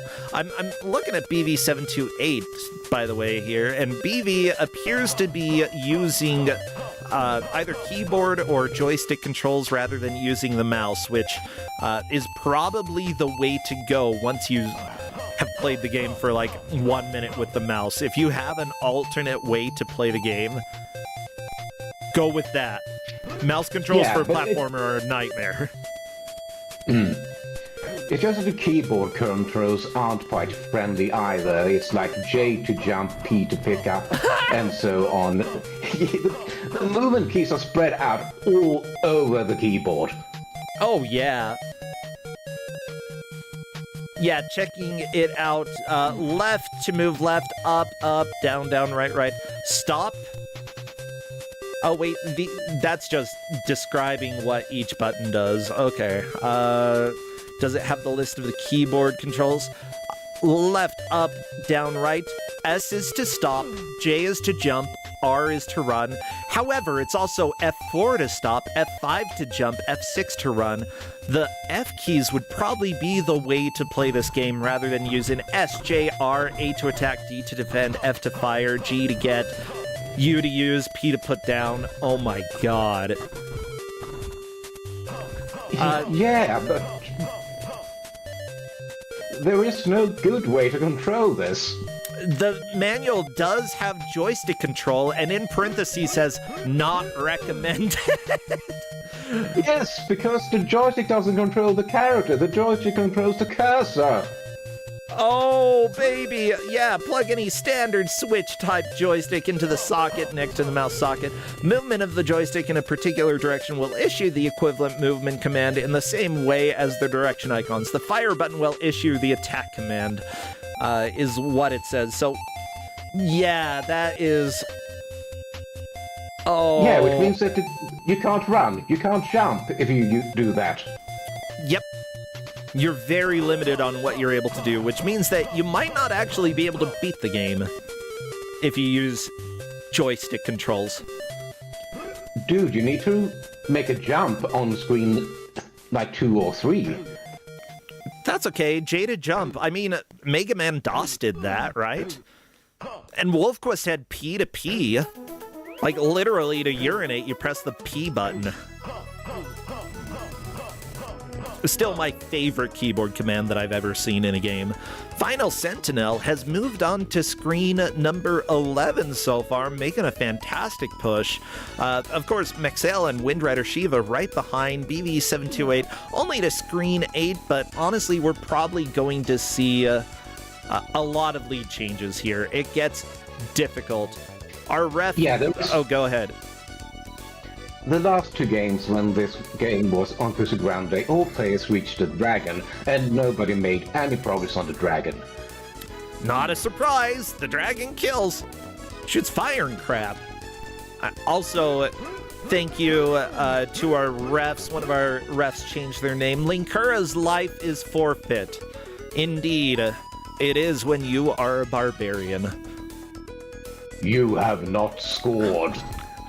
You know, I've never had muscles like a barbarian. I think even when I was my skinniest, I had a little flab on my belly, but I was like, I don't know, I'm 6'1", I was 180 pounds. I'm trying to think, how many kilograms is that? Or do you measure in stone? No, it's kilograms, but I'm also not British. I just found that one because I've watched too much BBC. Gotcha. It was about 81.6 kilograms that I weighed. So, like, it was an okay weight. It was good. But, like, I wasn't muscly. Probably had really good thighs, though, because I was walking miles and miles a day. That was back when I was well, first off, a Mormon and a missionary. I am neither of those now. But, oh my god, the amount that I walk every single day. Even now, if I, like, haven't been walking it for a while, but then I go on long walks for, like, 2 days, my thighs, they get, like, buff immediately. I get good thighs. Donkey Clonk. Yeah, the problem with being old enough to recognize and give out games like this is that you're also 50 years old, and if you take a walk, your knees will suffer the next day. I'm 40. I'm not 50 yet. How dare you? I am 50. Wait, you're 50? Oh my gosh, that's awesome. Donkey Clonk, I didn't know. I thought I was the grandpa of the stream. That's really cool. No, seriously, like, I always think that I'm on the high, like, I'm one of the older people around. Maybe I am, but, like, we've got such a diversity of people helping out that I often don't know people's ages. I thought you were younger than me, Donkey Clonk.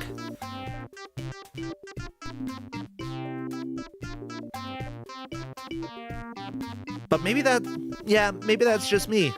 That's all right. Well, everybody here is off to a pretty good start.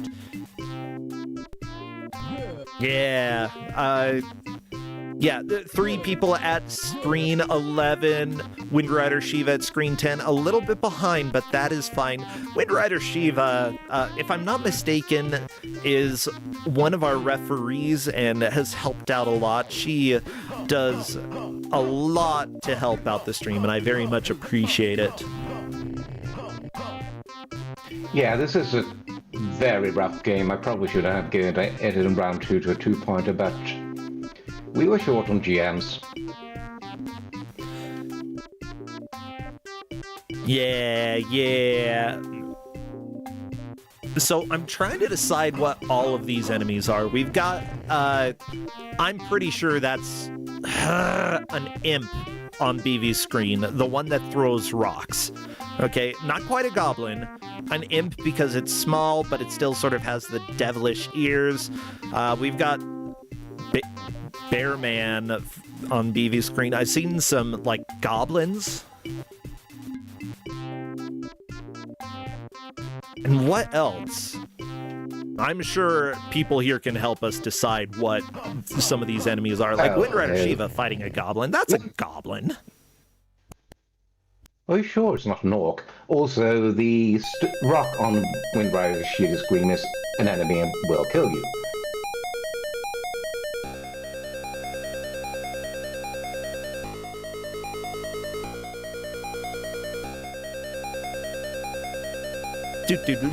Ooh, Maxell is underneath the Tin Man. You don't want to go to the Tin Man, except it's got the bow behind it, so you kind of have to, right? No, you can't get past the Tin Man's. That bow is a trap. Apparently someone tried to clip through it, and the bow is fake.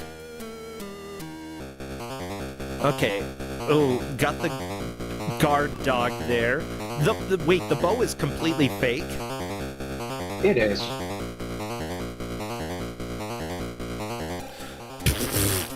Oh, why? That's so dumb. Okay, we've got like Rhino That's kind of Dog. the creed of this game.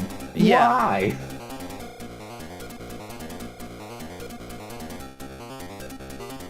There is a different bow that's later in the game that is absolutely required to get past the dragon. Yeah, like, I know that in previous matches we've seen people make it to the dragon but not be able to pass it because you have to have certain items and you have to know to use them, and it's very, very much not obvious. And you just look at the place struggling with the combat on this. How Windrive, you get a double KO on the bear. Final Sentinel barely getting past the bear. Because the combat is incredibly imprecise. Oh, yeah.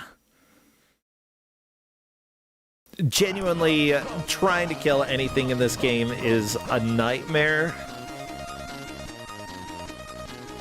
But, you know, the players are doing okay. The thing is, with combat in this game, you want to be attacking early, because even if you attack way early, sometimes enemies will move right into the hitbox for your sword.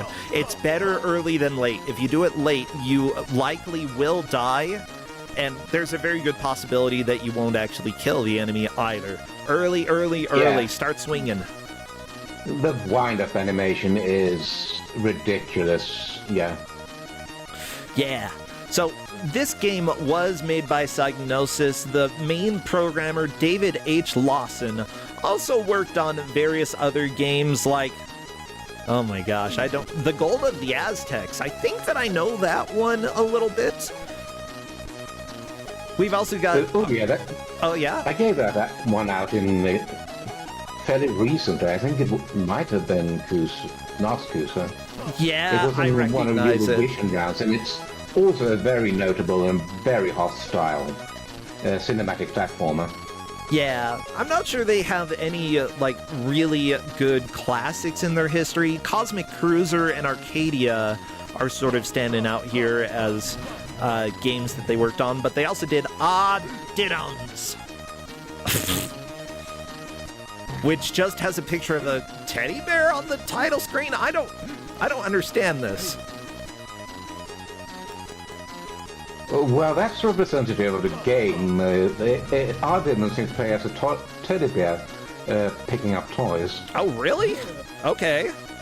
I mean, it looks random for a game that says, diddums, just a teddy bear floating up above in the sky.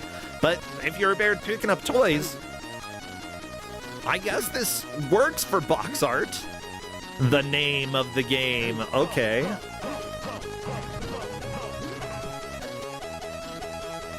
But yeah, one of the other people who did the animation, by the way, Garvin Corbett, worked on a lot of games after this.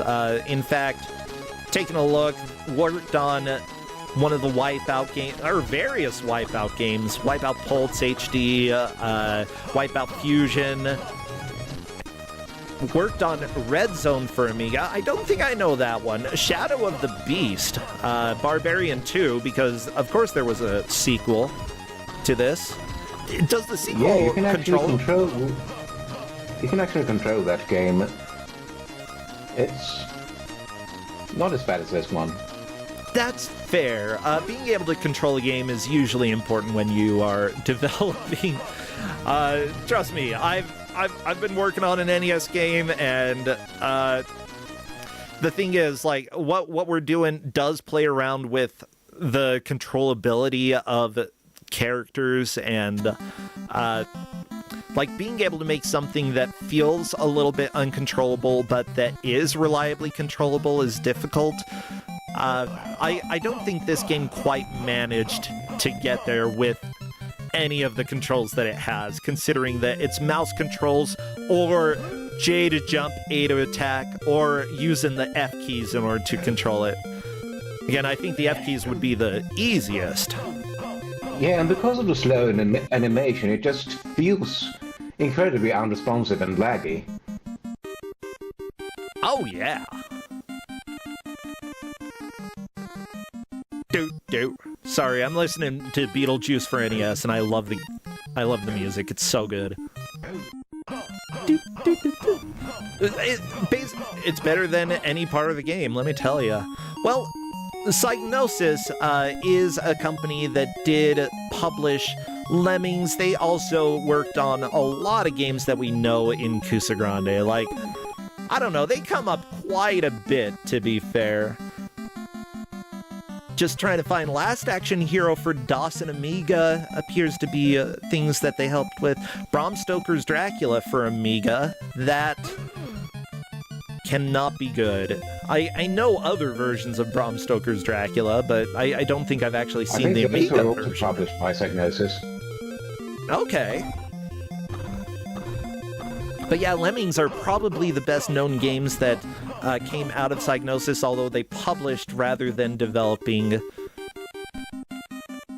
Let me just make sure. Yeah, DMA Design in the UK, which later became Rockstar Games UK, worked on Lemmings.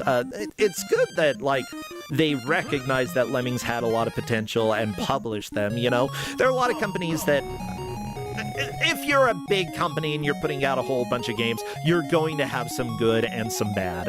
And that's just life. Do do do do do do do do do do do do do do. Right now, we are just over 20 minutes into this match. The players are all really learning how to make consistent progress in this, which is the most important thing, you know? Don't worry about erratic progress. Yeah, this is also a game with a lot of trial and error due to its unfair traps. Oh, yeah. I loved how Final Sentinel was walking. I think Final Sentinel is using a combination of keyboard and mouse controls, which isn't bad. Like, honestly, if you want to use mouse controls for movement and then use your hand for, like, attack, I think that would work, as long as the game lets you do that. Yeah, the manual says you can use the joystick, the keyboard, or a combination of all three. And as I said, you have options, but you don't have good options, so you just have to find something, just anything that works as a player. Oh, yeah. But this game will fight you all the way through. Well, luckily, we do have a little story of this game. I'll go ahead and read it because you'll be surprised what our character's name is. Here we go. Welcome. Oh, yeah. That is an extremely long story. It's like a couple paragraphs in the playing instructions. Oh, right. I didn't actually give out the novel that. Wait, there's a novel? Short story. I mean, that's fair, but yeah. So the instructions say, welcome to the world of Barbarian. In this world, you control our hero, Hegor. That's right, Hegor. Once the game has started, you will see him standing in the marsh. Using the mouse, joystick, or keyboard, or all three simultaneously, you issue commands that control his actions, thus enabling you to explore the world of Durgan. Hegor in Durgan. Wow. In order to complete the game, you must locate and destroy the crystal, which is the source of evil power of Necron. Once the crystal has been destroyed, the volcano in which Durgan is located will start to erupt, making it imperative that you reach the surface again before it blows. The time that it took you to destroy the crystal is not only your score for the game, but it also the time which you have to get back to the starting point in the marsh. Wait, so if you get to the crystal in 10 minutes, then you have 10 minutes to escape. So if you take longer to beat the game, it's going to be a little bit easier. That means that speedrunning the game makes the final part hard. I kind of like that. Actually, the speedrun strat is to jump into the lava pit because that takes you to the same ending. Okay, I love that.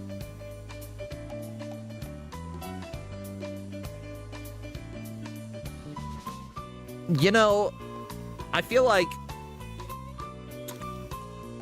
I would be okay with a separate category being like escape, where you actually escape. And if you fail to escape, you pretty much only have one shot because it'll give you the same ending if the lava gets you. Maybe. Unless, does the lava rise inside the mountain as you're running, or is it just like you have this much time to escape? Good luck. So on Windrider's reader screen, you see the timer. That timer is going to count down. Ah, gotcha. I actually kind of like that mechanic, that the longer it takes you, the more time it gives you to escape. I've never seen a game that does that. It's usually the opposite, that it's like, you know, if you took a long time to get to this point, good luck, you're going to have a very limited amount to get out. Better hurry. Hey. These are such good sound effects. So if you effects. really want to kill some time, I have posted a lore in the ref chat. Oh, cool. That's really long and rambling. Well, I can take a look at the very least. I don't need to read all of the lore, but, you know, a little bit's fine. Tiny bit of lore. Okay, as everyone knows, Hegor was the most famous dragon slayer. As everyone knows, Hegor was the most famous dragon slayer of them all. From an early age, Hegor was schooled in the use of several weapons by his father, Thoron.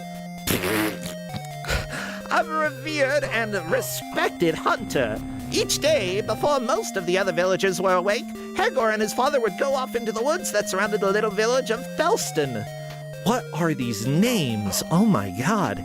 Like, I love ridiculous fantasy names, but when you introduce, like, 10 names in a paragraph, I'm going to be confused. Here, under Thoron's tuition, Hegor first learned how to use a spear. As he grew older and stronger, a bow and arrow, and finally, a sword. Whilst teaching his son, Thoron would tell stories of his adventures when he was a young man. Hegor was fascinated by these tales and longed to go off on an adventure by himself. In his early teens, Hegor's life was changed dramatically by an quite unexpected event. One day when he was returning from home, Hegor was startled by a great commotion on the outskirts of the village. People were running around screaming and shouting. A huge dragon was attacking the village. A man was trying to find it away with a sword. Hegor froze. It was his father! Oh no! The author was using passive tense throughout this entire story. Oh my god. And it's amazing that players are still... It just shows how difficult the combat is. Yeah. Players are still dying on the first enemy of the game. Max out. It's not a surprise. Like, the game is brutal. Double KO. Yeah. You were right about how long this is. How many... I need to see how many words are in this because there's so many. Okay. I don't think there's a word count in Notepad. Is there? Edit? No. Okay. That's it. But, like, in Notepad, 438 lines, word count. Okay, pasting it here. Oh, it's so long. 4,256 words. Just, because I taught English at the university, we usually estimated that one page double-spaced was about 300 words. So this is 10, 11, 12, 13, about 14 pages double-spaced. That's how long the story is for this game. As an English teacher, I still think you should have a glance at the Eye of Argon. The Eye of Argon? Okay. Is it in this story? No, it's a legendary fantasy novella. Ooh, okay. I'll have to check that out. Legendary Kuso, that is. Okay, you should send me a link to that because I know I'm going to forget, but I definitely would like to check that out. I mean, one of my favorite bad poets was British. I'm trying to remember. I believe it's William McGonagall. Let me look it up. Railway Bridge of the Silvery Tay poem. William Topaz McGonagall. Yep. And his poetry was absolute garbage. Yeah, the poem that I'm thinking of is the Tay Bridge Disaster. Why? Because he rhymes with the word buttresses. And I have never seen anybody do that before. Reading it out loud, you cannot read it without laughing. I swear, especially read it to other people. I'm sharing a link to the poem, The Tay Bridge Disaster, because what else am I going to do? I love poetry. I write poetry. It's great. I'm a poet. I've performed poetry in front of like there had to be 1,000 people there. It's terrifying. I was on a TEDx video, like, which honestly, you know, TEDx isn't a TED Talk, but you know, I did poetry for that. That was fun. I completely forgot what I was gonna say. Which, when you stand in front of a group trying to perform poetry and do not remember a single thing that you're supposed to say, let me tell you, it takes a while to pull yourself out of that. Oh no, Final Sentinel, your toe got hurt by a little walk and you're dead.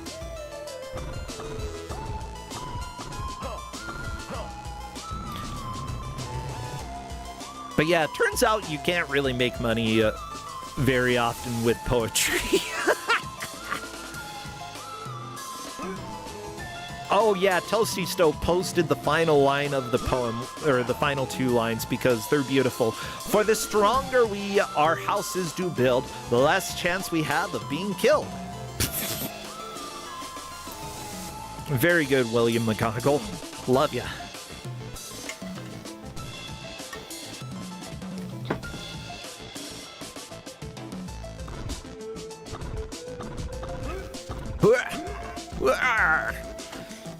Okay. Actually, can anybody tell me what the first enemy of the game is? Maxell just killed it. BV going up against it. What is this thing? Like, it's almost like a frog with 2 legs that's really, really big. Yeah, some kind of psychedelic toad. It's true. If you lick it, then you get to stop playing Barbarian. It's very worth it. Actually, if you lick it, I think you become inspired to make the game like this. Ah, you know, maybe I should. Someone bring some frogs to my house, okay? We need to test this theory. And Thalfin is correct about the poem that I shared in chat. They did rhyme the word buttresses with confesses. You know, it's an attempt. It is an attempt. But the railway bridge will be remembered for a very long time. Ah.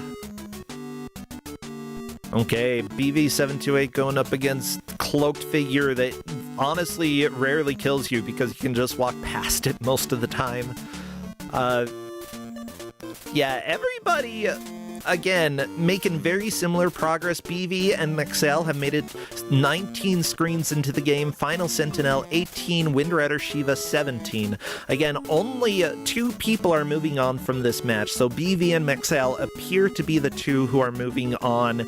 But we still have 25 minutes left, a long time to go. No, the stupid 2-legged frog got BV. No, hate this guy.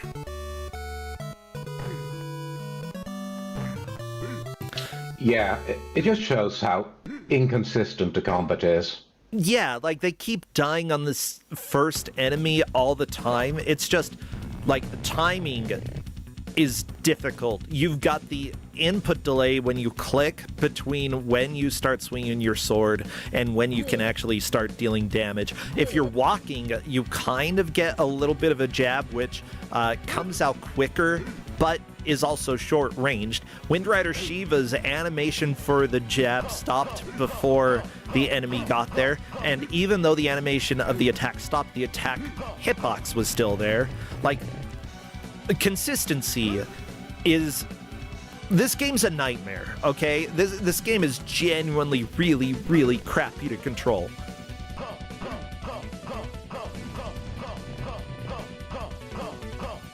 Uh-oh. Mexel, no! Doing a front flip off the cliff. Hey, you get more screens this way. JK, you're dead. Blech.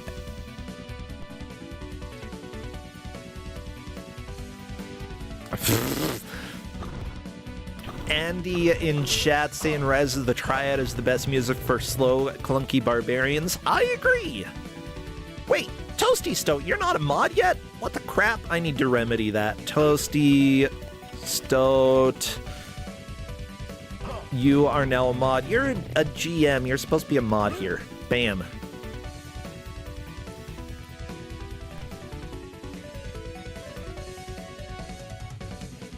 Welcome to me, and I forget how things work sometimes.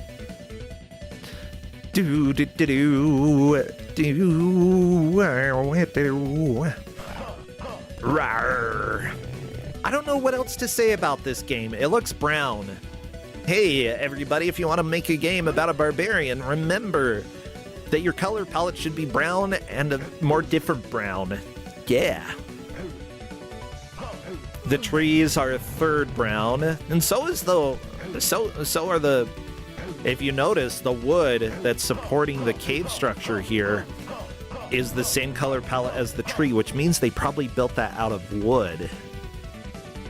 Hey, once you get further into the game, you see other colors like gray on the final sentinel. Wait, there's gray? Oh my gosh, I thought that was brown, but I'm colorblind.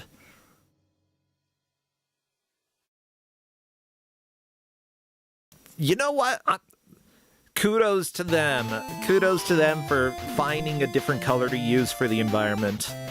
Okay, now we're against the Drill Hopper, which was nowhere near the final Sentinel when he killed it. I mean, why should you be able to kill an enemy? Oh, what an unfair double KO as well. Yeah. Okay, going up against Rhino Dog. Rhino Dog, come here. Nope. Final Sentinel decided Rhino Dog not worth fighting. Oh no! Unfortunately, the falling rock killing Final Sentinel. That is back to the beginning of the game. BV now making the most progress down into the cave in the area that I believe is brown. I don't know. The varieties of brown and gray, they're just not different enough for me to be able to tell. So, funny story, Donkey Klonk. I've been working on the NES game and working with the artist LLK. She does art for GDQ. She is amazing. But working on the art, occasionally I'd send her a screenshot, you know, in order to show how it's coming along. And then the other day she's like, you know, sometimes you send me a screenshot that doesn't look at all like it doesn't match the palette that I thought the NES had, and I'm not sure why. Like, the colors don't match, and I'm like, okay, know that I'm colorblind, okay. But also, the NES doesn't have a standardized palette because it's a nightmare. And, like, the color blindness, I think she realized, oh, that would explain a lot. I mean, there have been times that I've looked at the colors for the objects that she sent, and I'm like, I can't figure this out. And then after like half an hour of swapping colors around, I'm like, finally, it matches. It just wasn't the color that I thought it was gonna be, you know? That's the weird thing about being partially colorblind and not completely colorblind, that, like, sometimes it's just more difficult to figure out what a color is, but sometimes you just can't see certain colors, and that's how it is. So I'm like, you can just tell me what color it is when you send it over, or if it looks wrong when I send you a screenshot, just tell me what color it's supposed to be, and I'll fix it. I'll make sure that I'm using what you want. And she's like, okay. Right, Shauna, thank you for the raid. Come and join in. I appreciate everybody who's followed as well over the last while. I usually don't shout those out too much, but I still appreciate y'all. Ooh, Jobberwalk is asking, were there good cinematic platformers before Prince of Persia? And that is a good question. Donkey Kong, do you know of any other cinematic platformers? It depends on how you define the genre. I mean, karateka. Yeah, I love karateka. And I would define... I don't know if that has much platforming per se, but it's probably as close as you would get, yeah. Karateka is a karate game where you run to the right, you encounter enemies, and you do karate. And then it definitely is cinematic. The controls can be a little bit rough at times, and let me tell you, it really depends on the port that you're playing if you're gonna have a good time or not. Ooh, Codeman is saying that Karateka is by the same creators as Prince of Persia, and that would make sense. Yeah, there are certain ports of Karateka that absolutely could be in Kusogrande. They're nightmarish, they're hideous, and even good versions of Karateka are so hard to play. Like, I think I'd almost rather give out a good version of Karateka because it's a classic, but it has not aged well. It's very, very difficult and, like, not intuitive to play at all. And here's something else that Max Alex just ran into, which is that enemies respawn if you enter a screen twice. Oh no! I don't think I noticed that. BV, though, has set a new high screen score here. 20 screens reached. Unfortunately, fighting this drill boy is not being good. BV keeps dying, unfortunately getting a double KO, even with an early attack using the heavy attack. I believe that certain other attacks are more likely to get a hitbox way in front of you. Like, your high chop does not seem good. Yeah, the attack button does different things, but depending on if you're moving or not. Yeah, if you're moving, if you're standing still, or if you're running, that seems to be the three main differences when you are moving, the type of attack that you're going to get.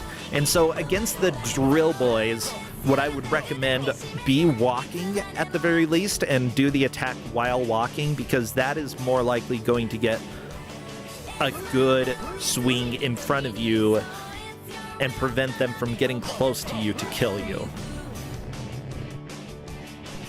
But, yeah.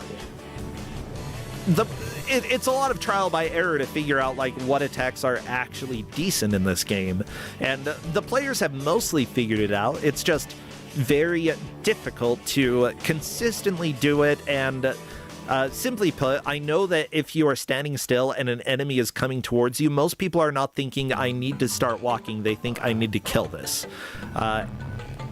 And with how unreliable attacks can be, you may be able to kill it with a standing attack, but it's just so much better if you're walking a little bit.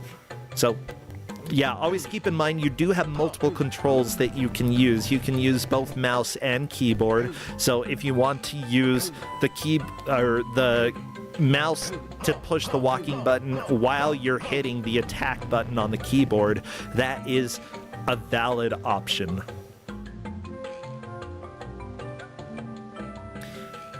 I kind of love that you're able to like mix and match different inputs here. Like, it's not great, But it still is better than only being able to use one of them, because if you could only use one, you're just kind of screwed.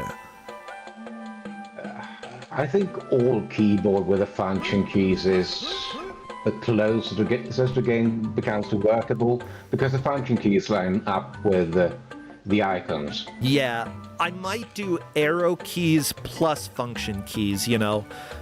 Not use A for attack, but use the keyboard function keys in order to attack. But it makes sense up, down, left, and right. Using the arrow keys on the keyboard, most intuitive for me. And then, yeah, because the rest of the function keys line up with the icons up above, use those. I believe it's F5 through F9.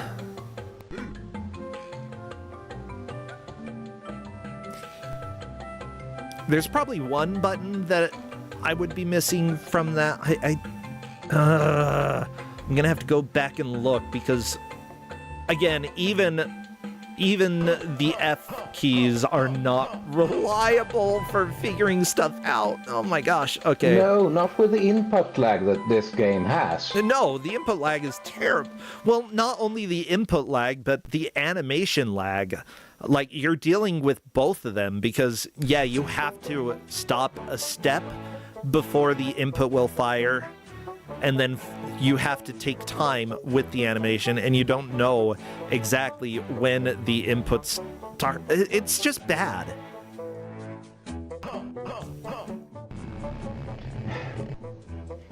It is. This game is rough. It has... You can see the birth of ideas, how cinematic this game wants to be, but it just wasn't there yet. Like, it is such a cool idea that really did not work at all. And I love I love games like this that are aggressive in what they're trying to do, but that don't work out. You know, I'd rather have that than just a boring game. Yeah, this game really looks good for 1987. As long as you're looking at the still images of it anyway, which is pretty much what you're getting anyway. Yeah. 87. I'm trying to remember. This was still before the Super Nintendo time. Mind you, it was on Amiga, and the Amiga was more capable of graphics, which makes sense here. It's just, you know, it looks good. There's a lot of detail here. I do not fault the artists at all. Heck, I don't even fault the developers, the programmers, because this game is very experimental for what it was trying to do. It didn't work out, but I enjoy what they were trying to do here. Yeah, Codeman is saying this was before the Genesis and Mega Drive as well. Like, it's a very ambitious game that I feel failed in a lot of ways, but I'd rather have a game fail spectacularly than just be a very boring version of what we've seen already. You know, I've heard devs say that either you need to, like, do a new idea okay, or you need to do an old idea extremely well for a game to succeed.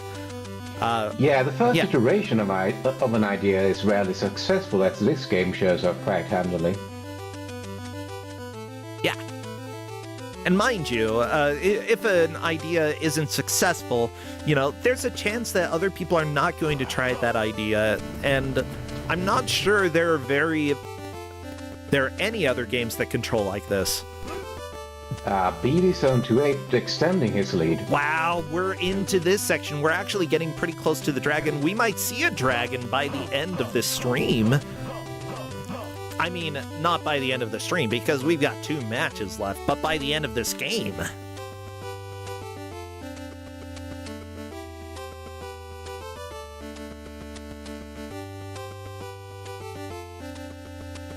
Not only that, but maybe in the next minute or two, because BV is just making more and more progress. This is fantastic. Unfortunately, the climb down does take a while. It's not very exciting.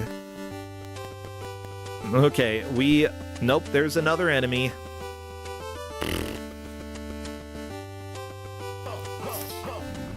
Yeah, at this point it just feels like the game is trying to extend what it's doing, you know?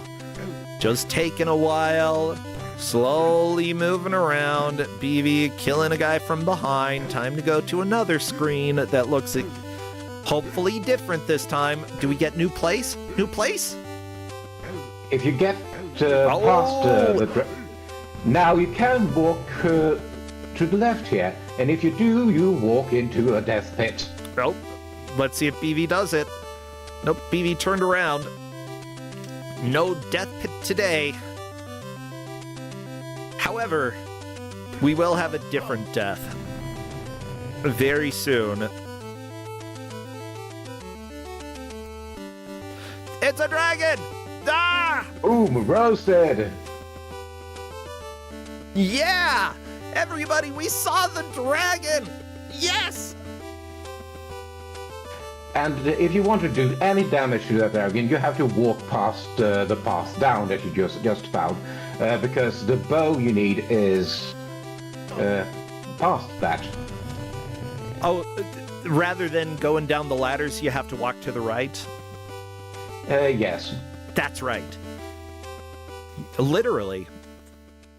Now, for BV, I believe BV is going to take the victory here because getting past the dragon is not going to happen. However, Maxell, Final Sentinel, and Windrider Shiva are all in contention for second place. And remember, only second place is going to be moving on. As for the tiebreaker between Maxell and Final Sentinel, it comes down to who has made this progress first. And at this point, Final Sentinel made it at the 38:20 mark. Maxell made it at the 15-minute and 15-second mark, which, holy crap. Yeah, that means that it was decided at the 15-minute mark at this point, but still, either player could make progress. Windrider Shiva could come out of nowhere and suddenly move into second place. We don't know. Okay, we're in Spaces, Carmen Sandiego. You're being boring. Move on to something else. You're just... Yeah, everyone who isn't BB is very close to each other.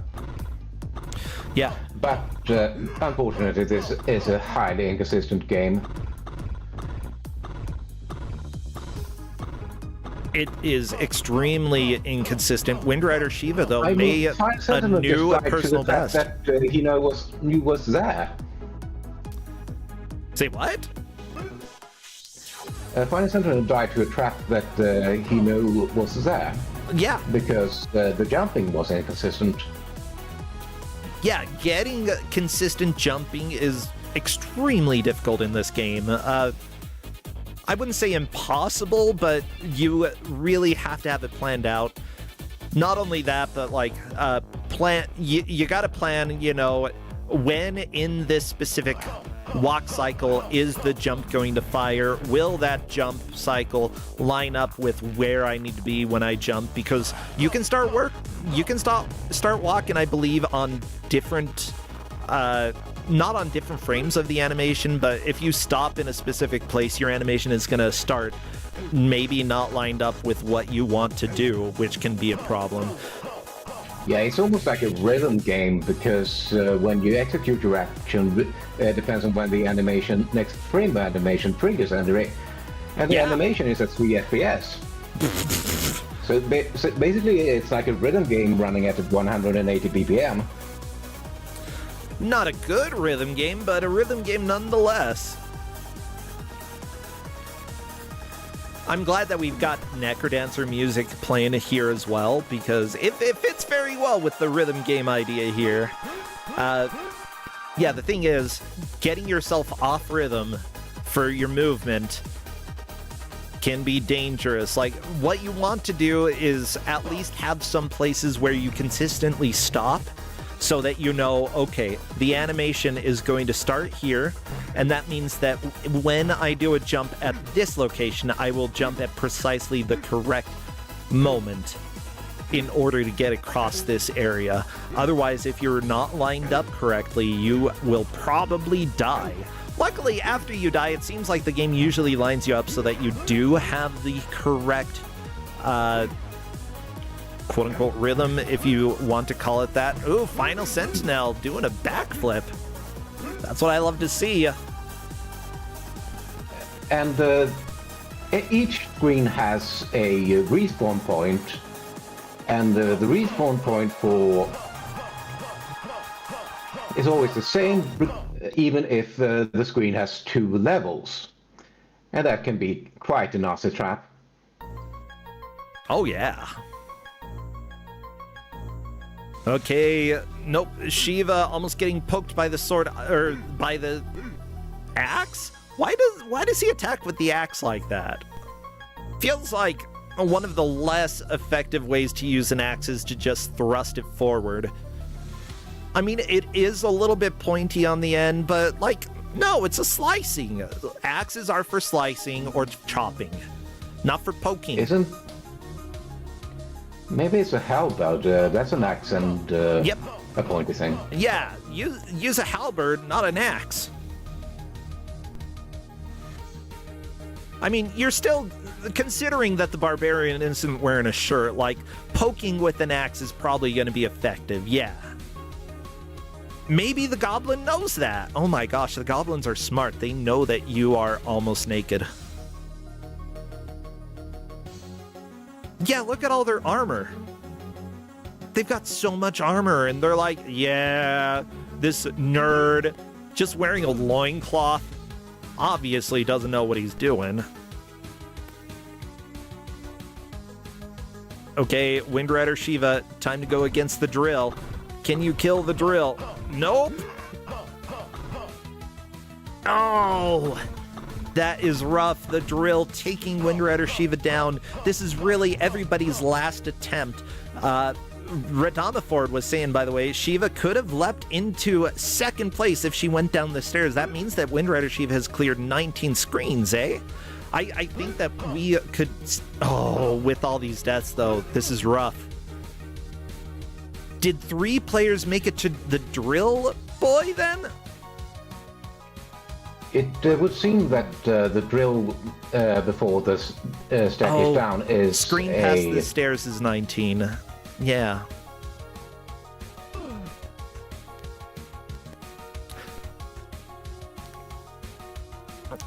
So yeah, I think that's the screen that has the...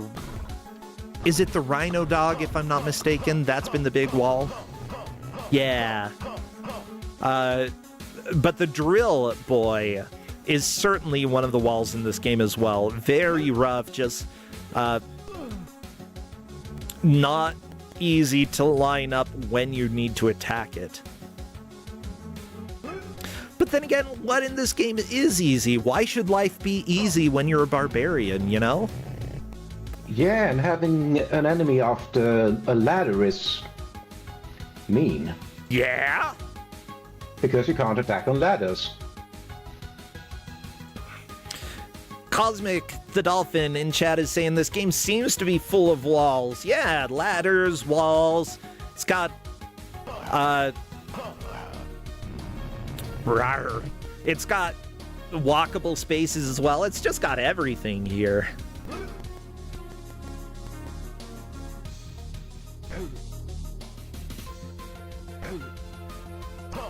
I appreciate that you enjoy the music, Maverick. This is not from the game. The game has no music. This music is Turken 3. Definitely worth checking out.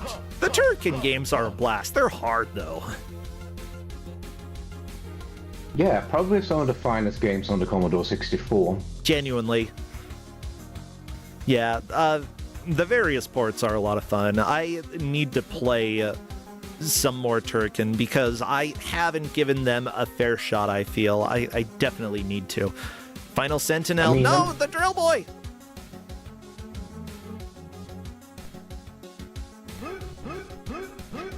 Amiga might be the definite version, but the C64 versions of Turrican are amazing for the hardware they run on.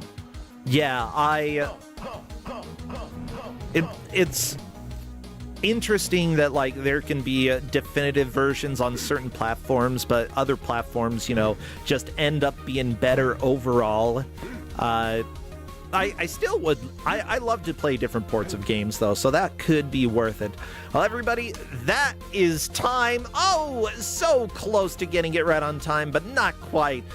I have to give a huge props to all of our players, but especially BV, who managed to take the victory. I believe, just based off the time that the players made it to the Rhino room, Maxale comes in second place, Final Sentinel third, Windrider Shiva fourth. Amazing push for everybody here. Yeah, how do you feel the players did, Donkey Clonk?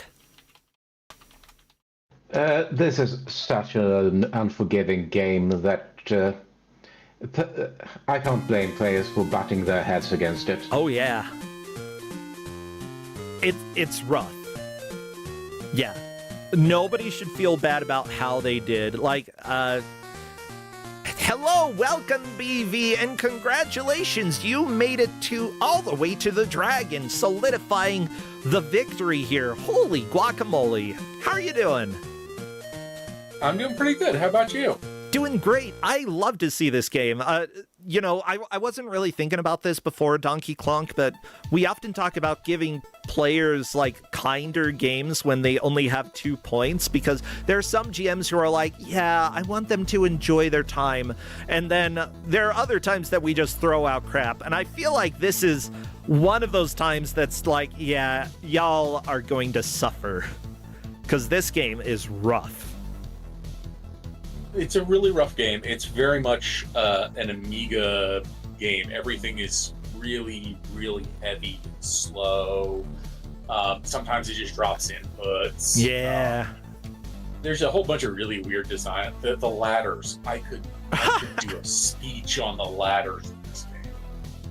Yeah, like I did see people accidentally walk past ladders all the time, or like try to get on the ladder, walk just a little bit too far, try to turn around, but unfortunately an enemy is already coming or a boulder is being thrown. You're gonna die.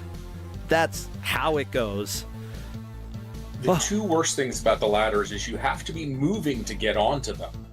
You can't just stand there and go up and down. You have to be moving. Yeah. And when you get off the ladder, you are going to be moving. There's nothing you can do to stop. Oh, you no. can choose a direction when you're halfway down by hitting the directions, but you can't stop. You are always taking a few steps. If you start hitting stop at the bottom, you're just going to keep going. And then it starts ignoring your inputs for a while. Really? Well, that makes more sense. I did see players, like, as soon as they got off the ladder, start walking, and, I was thinking, being able to line up all of the movement so that you can attack exactly at the right point, that makes it harder if you do start moving immediately, because, how are you lined up so that you can actually get your movement and attack to line up with the enemy? It's just kind of a bit of a nightmare to deal with. Yeah, it is definitely a challenge, and my least favorite is the one, the big spiked block that fell, and if you didn't have your direction set, you would walk into the spiked block. If you didn't, you bounced off the wall, which resulted in just sitting there for 3.5 seconds. Yeah, it's so long. Not only did you have to predict exactly when you needed to push the attack button, you had to be paying attention to where you were in a walk cycle, so that you could predict exactly where you're standing, so that you know when the animation starts, because the start of the animation, you're not actually dealing damage. It's thinking 2 or 3 seconds ahead whenever you're doing anything, which is not expected in a platformer. Usually platformers, you're wanting to react more than anything else, and here, no, it's planning. With that said, do you think there's anything redeemable about this style of game? I think so, yes, in general. It's definitely, like you said, it rewards thought. It's a little bit like, in some ways, a more puzzle game. You plan out your moves, and then you have to do them. and the most frustrating thing is that sometimes your inputs don't behave the way you expect them to, which is terrible. But if they were more predictable, I think it would be a lot more fun to get onto a screen and figure out what to do. Yeah. Wait. Oh, I just thought of something. What about a puzzle game where you plan out your movement by clicking icons? Oh no. Yeah, like this game technically plays a little bit more like a puzzle game than a platformer, which, you know what?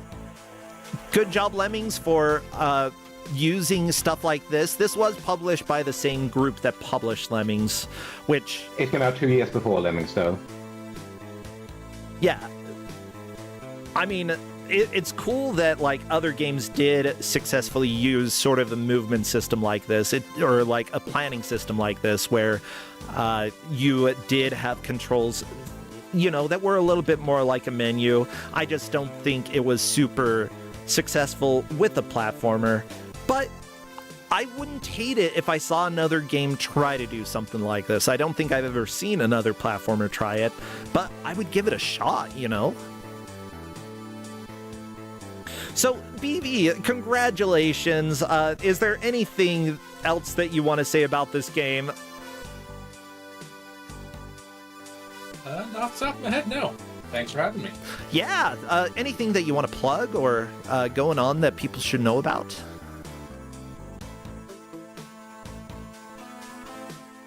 No, most of the events I was going to be plugging actually just wrapped up, so I'm kind of using downtime.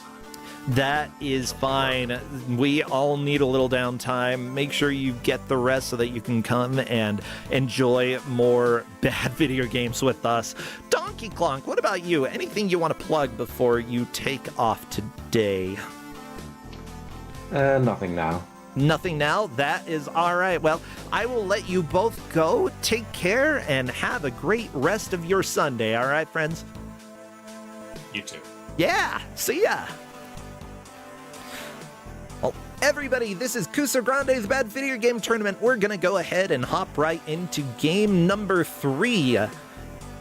I almost said the name of the game. No, I'm not supposed to do that. We need the GM to reveal it. Crappy! How about you go become a barbarian? Crappy. Just imagine. Crappy with abs. Oh, he wants those abs so that he can fight a dragon. Where did the abs even go? I don't know. How does Crappy hold a sword? Maybe we'll find out the answer to these questions one day. Today is not that day, though, because our next GM is the formidable, the terrifying, let me not ruin the game reveal this time. It is Clades. Come on in, Clades.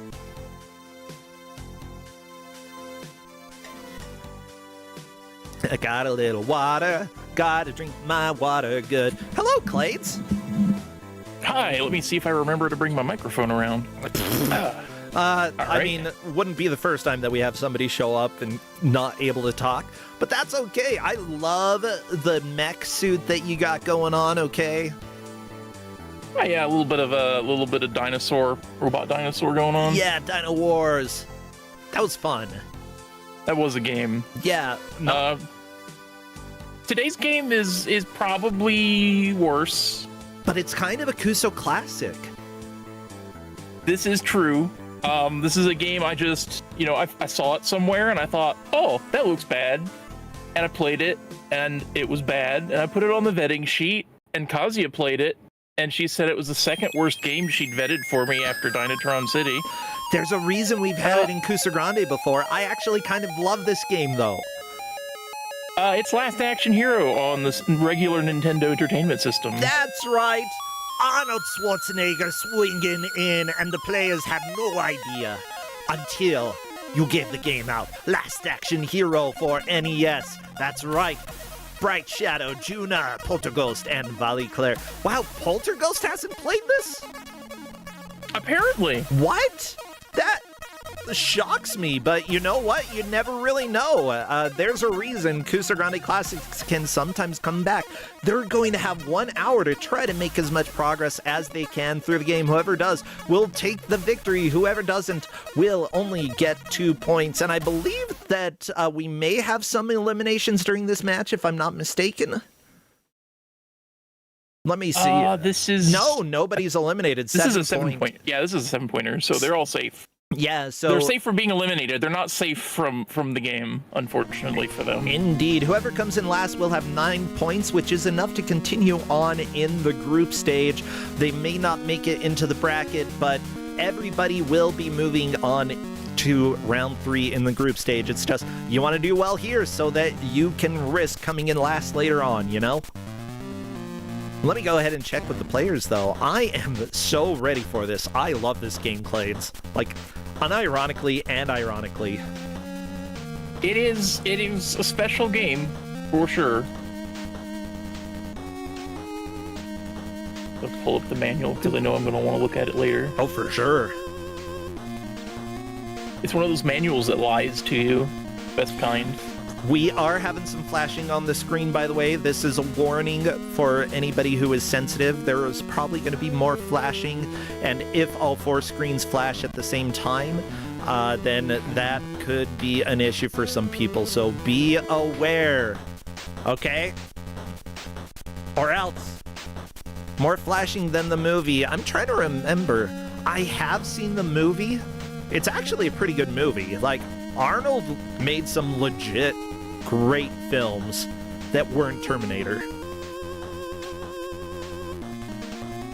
Okay. Yeah, I haven't seen many of them, but people seem to like them.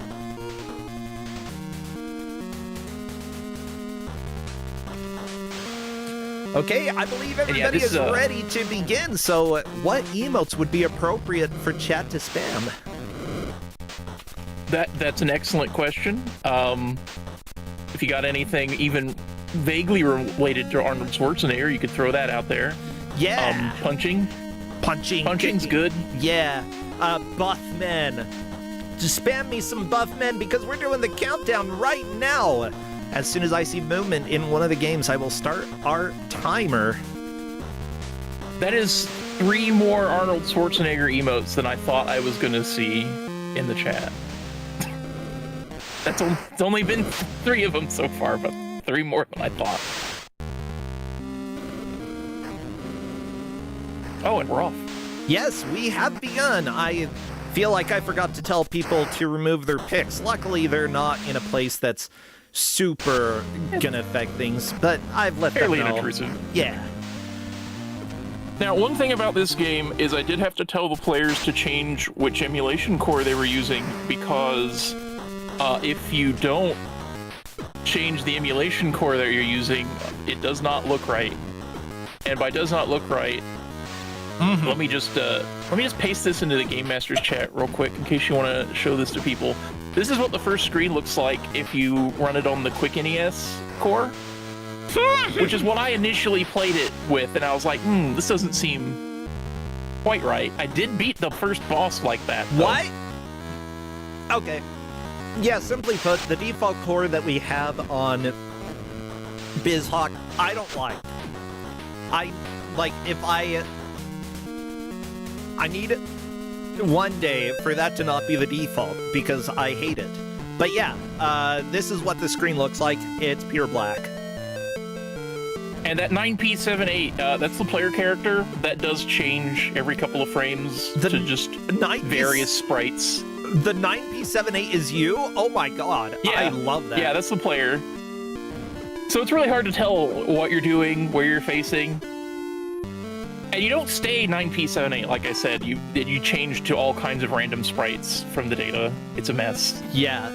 It's very funny. Part of me wanted to make them play through this if we happen to get a clear, which is possible. The long play of this is 15 minutes. But it's a pretty miserable game, so we'll see if anybody actually gets that far. Oh, you know what? A lot of basically unavoidable damage on this second stage. With the Go ahead. bows and arrows. I wasn't thinking of this game when I was like, I actually kind of like this game. I was thinking of a different Arnold Schwarzenegger game. What is it? The one where he goes to Mars? Total Recall? Yeah. I was totally mistaken. No, this is Last Action Hero, where he's in a movie and comes out of the movie screen. Total Recall is so much fun. This is not. No, this is bad. I mean, Total Recall, I would argue, also belongs here. Yes. but it is probably better than this. And also, I did check. Polterghost had played Last Action Hero on the Super NES, which is a game that this is trying to be in roughly the same genre as, but they are not. They are not the same. They're not remotely the same. No. Wait, Mooware, you're saying this is better than the Total Recall game? Baloney.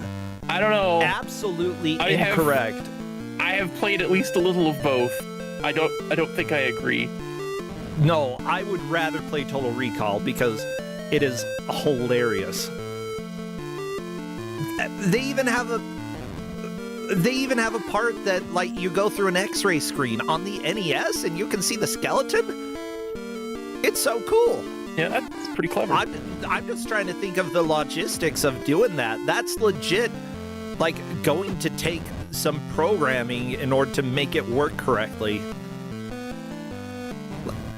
Like, not the most sophisticated thing, but, like, pretty high up there. I'm dealing with NES development hell right now, so, like, I'm always thinking about, like, how difficult things are. Let me tell you, this is not the most sophisticated game out there. Duck and punch, Bright Shadow. I'm shocked. Using good duck and punch strats. So, how is progress tracked in this game? I assume it's a fairly linear game. It's pretty linear. I think it's entirely linear, so we're just going with the good old level completion, level progress. The manual, which I have open, is pretty good as manuals go. Not like, it's not a good manual, but it is entertaining. They've got an entire page that is just showing you what the D-pad is after a previous page shows you what the entire controller looks like, including the D-pad. You know what? It says that Go ahead. The control summary includes to kick, press the A button, and while I'm seeing kicking on the screen now, I don't know how because A is the punch button. How do you jump? So they have learned how to do things that I don't know how to do. And then jump on B, they have an entire page dedicated to pickups, but there's only one pickup, it's just the heart. So there's an entire page that's just a big heart. So, just so people know, while we have had Last Action Hero on Kusogrande, we've had the Super Nintendo and the Game Boy versions. We have not had the NES version. This is the first time that we've got it, so I love it. I have not seen the Game Boy version. I wonder if that's even remotely... Nope, that's also different to this one. Really? That's funny. Okay. Oh, Corndan is saying the Game Gear version. Maybe it's the Game Gear version.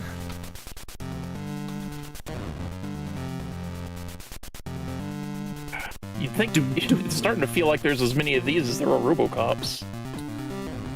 There aren't. No, there but aren't. It feels that way. I mean, not even close. No, RoboCop is a league of its own, you know? And a league of its own didn't even have its own game. It's... Actually, was there a game for a league of its own? I'd be shocked. But if so, I want to see, like, pixelated Rosie O'Donnell. That would be fantastic. This game, by the way, was developed by Teeny Weeny Games. They made other games like The Simpsons Bartman Meets Radioactive Man for NES and Game Gear. Did they really? Maybe they did the Game Gear version? I don't know.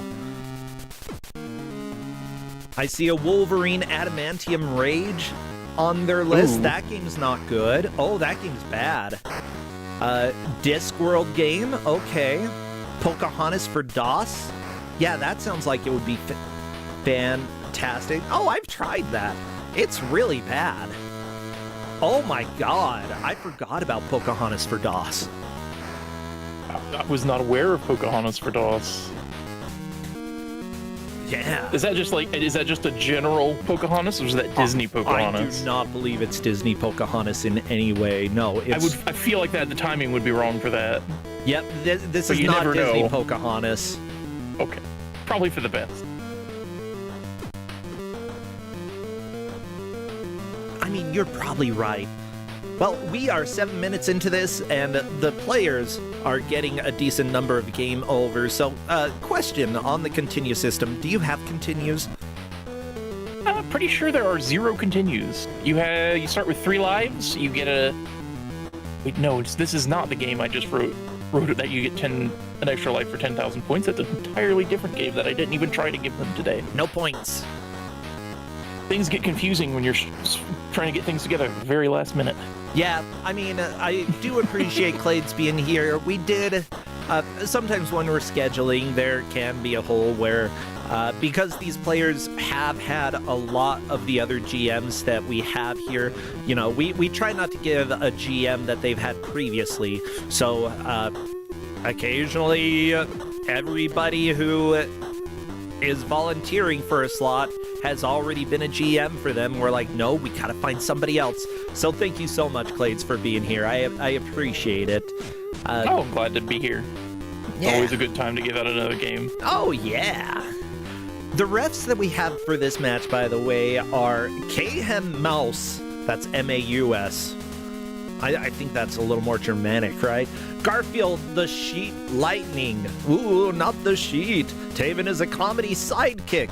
Harp Griffin is the stunt double. And finally, last, Kuso Okami. Thank you for helping out referees, keeping track of how far the players have made it, and, you know, making sure that we know who is in the lead. Of course, I will be putting the tracker up on the screen now that we've had a decent amount of work for these players. You know, they've made it so far. We can go ahead and start displaying how they're doing.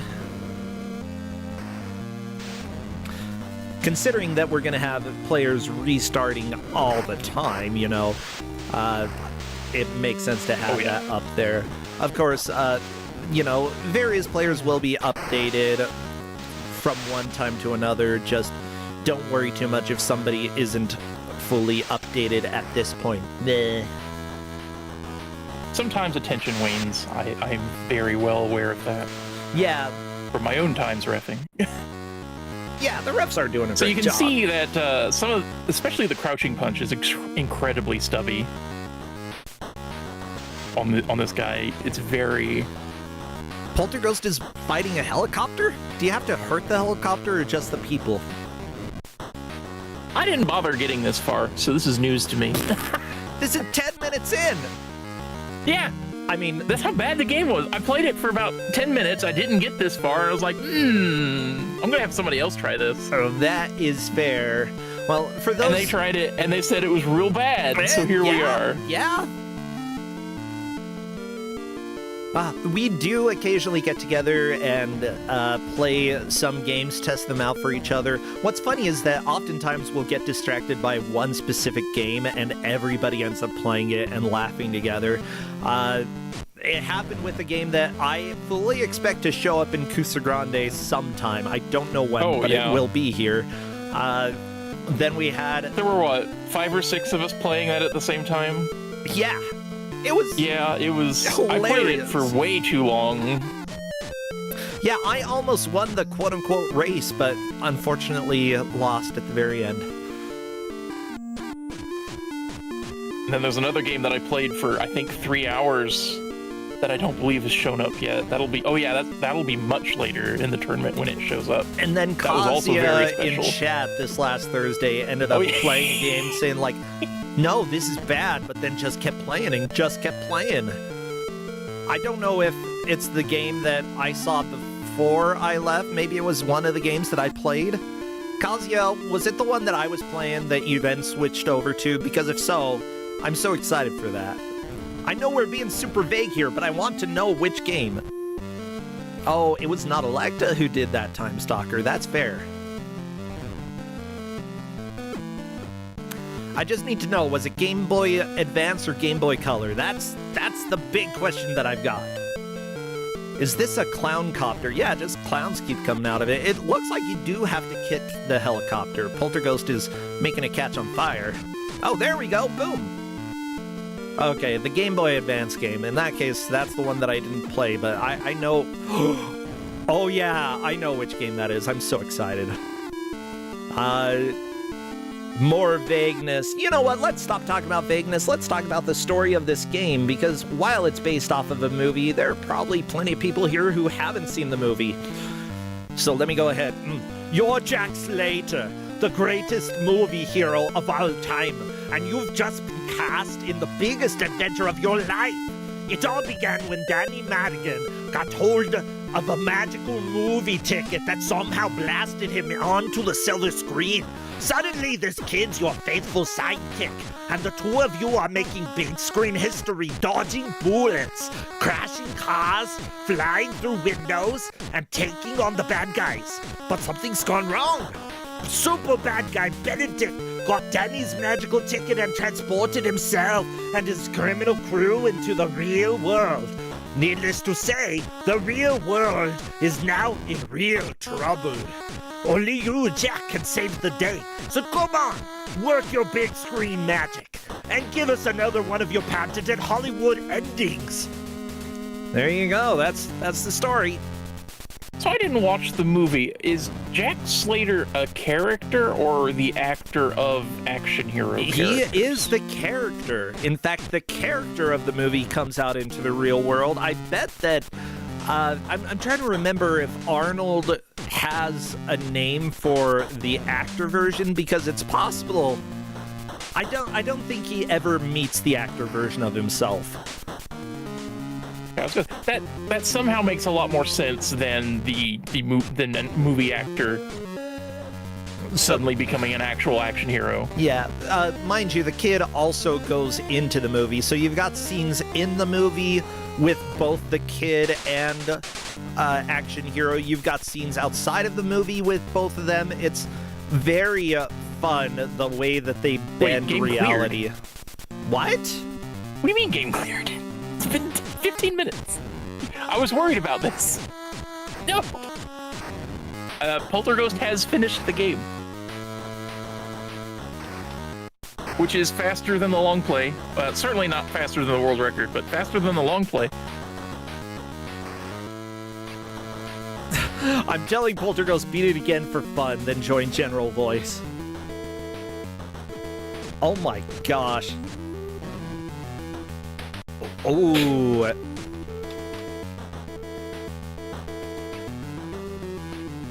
So here's the deal. We do not change tracking rules during a match.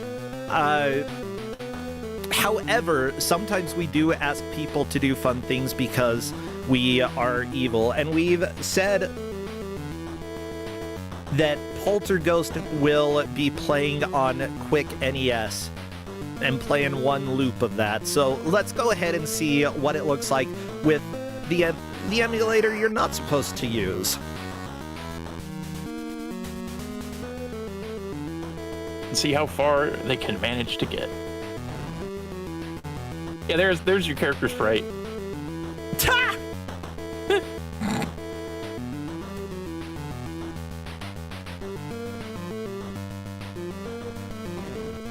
Ooh, somebody in chat is saying the speedrun world record is just under 8 minutes. Polterghost actually had a fairly decent time for the first playthrough. Oh my gosh. Did everybody... The long play is 15 minutes, so I was slightly worried that we were gonna see it clears. I'm hoping we don't get full-on laser dolphin.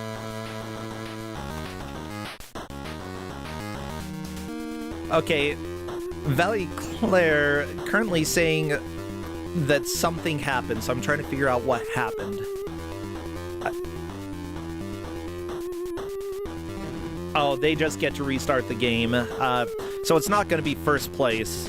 Mind you, that's because Polterghost has already beaten the game and now gets to play on a broken emulator, which I enjoy these numbers. A lot of S's at the top left as well. What? Is that the enemy health? I think that's the boss health. Yep. You get me waiting, Jack.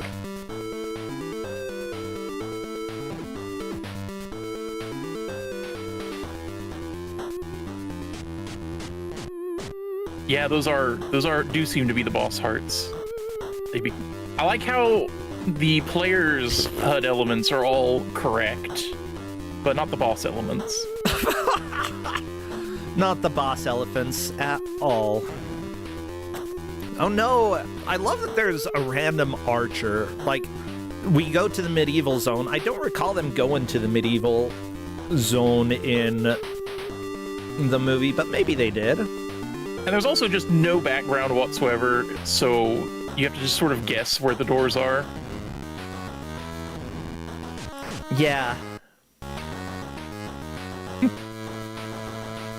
Oh, you know what?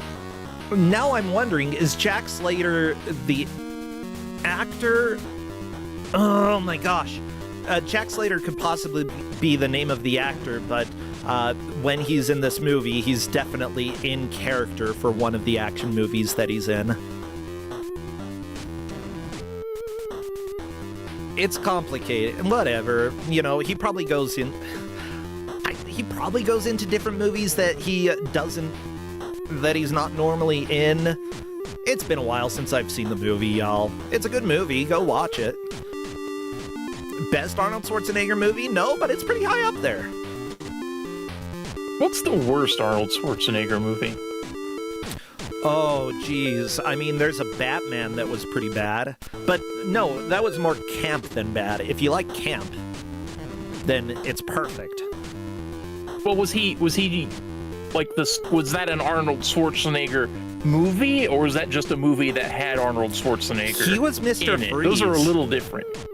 I mean, he was the main villain. I suppose. Yeah. I have a hard time thinking of an Arnold Schwarzenegger movie that I didn't enjoy to some degree, you know?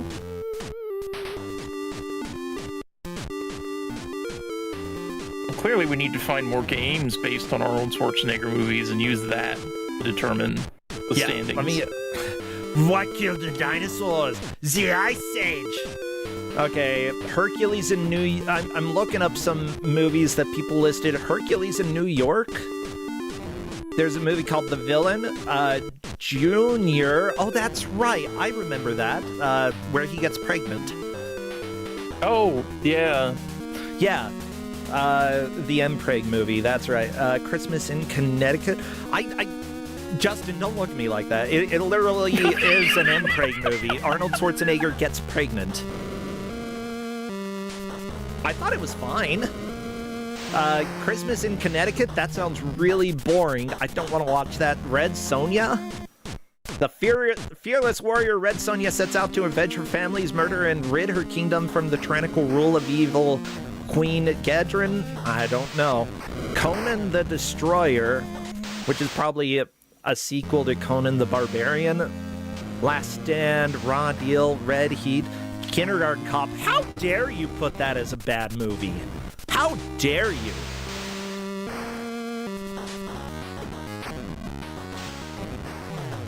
I'm offended. Batman and Robin. Okay.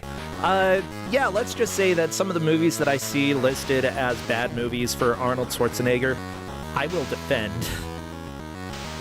Of course, we are in the business of defending bad pieces of media here. Yeah, like, I will say Junior, the one where he gets pregnant, is just... I'd say it's more that the premise is very strange, but I don't hate it. I just don't remember really what happens. Mr. Torture, thanks for resubscribing. Good to have you here.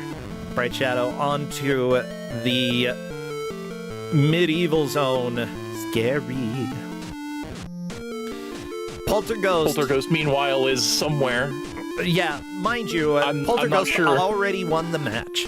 But Polterghost is playing on a broken emulator because we all like broken things here. Broken souls, broken games, it's good stuff. Not broken arrows, those are dangerous. Broken arrows? What do you mean? Why are they dangerous? Like when they lose a nuclear weapon.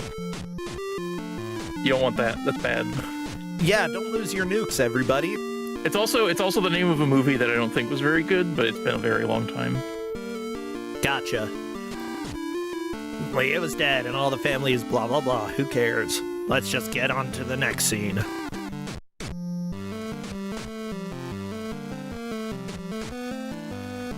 By the way, Kazuya is saying that they did play a decent amount of this game, only got to stage 2.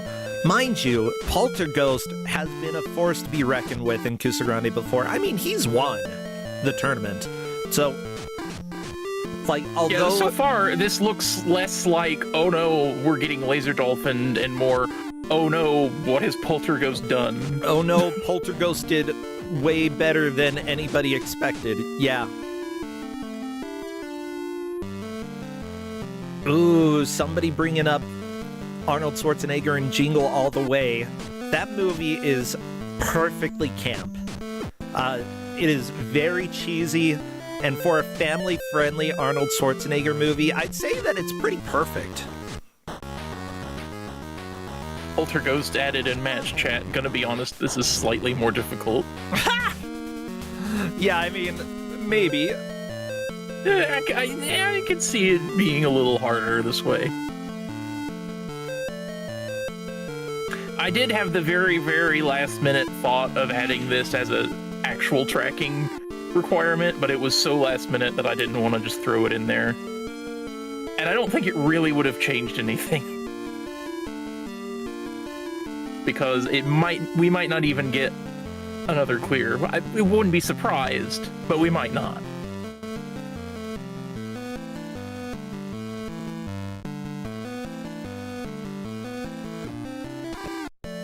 And yes, it would also be very difficult to track at this point. Yeah.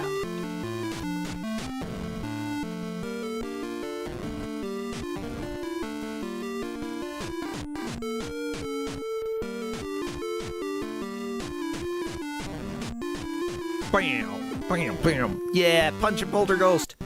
Good job. I think you were punching, even though you look like a bunch of numbers. Okay, there's an elevator. Think you gotta get to the elevator, or... Nah, I don't know. The double D on the ground, which was probably a health pickup, maybe? I mean, double D, it definitely helped. Now we got people kicking helicopters on 2 screens. Kick the chopper! Kick it! Well, Jude is punching the helicopter. I'm going to have to ask them how to kick, because I did not work that out when I was playing the game myself. It certainly seems like it would be more useful than the punch being... It looks like it's slightly better reach. Yeah, maybe you hold up and press attack. I mean, that's... If they're able to do it this reliably without ever accidentally punching, I would assume that it's either hold up and push A or left and right and push A, but probably up and A. That does seem like it would probably be it. I don't think it would be left or right, because I would have done that by accident, surely. Yep.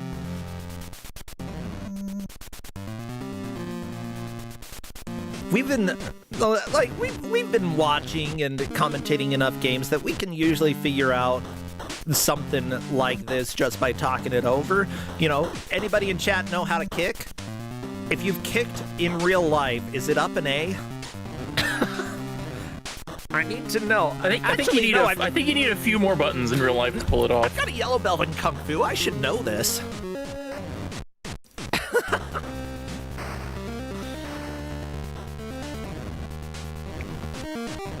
To be fair, it was after the NES that I got a yellow belt, so, you know, we had more buttons. Up, forward, B? Wait, up, left, A? Okay, so it's diagonal up direction. That makes sense. Oh, and if you're doing it in real life, it's L2 or R2 in a direction. Perfect, thank you so much. The helicopter appears to have taken out Polterghost Simulator. The game has outright crashed. Oh no! If the game has crashed for Polterghost... Oh, they'll have to settle for having won the match.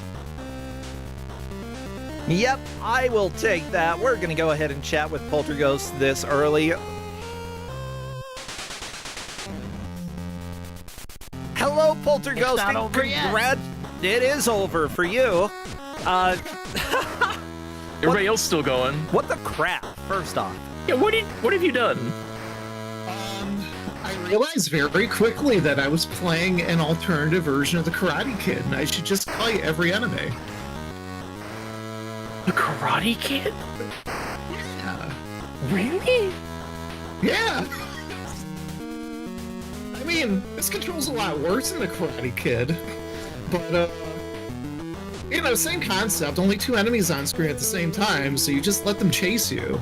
Oh, that's a very good. Yeah, I do see like Bright Shadow right now, kind of luring some of the enemies, but not pausing to let them stay on the screen, despawning them, and then trying to pass enemies. And yep, like if you keep them on the screen and they keep chasing you, you don't have a timer in the game, so you don't have to worry about running out of time. Yeah. Juna has finished the game as well.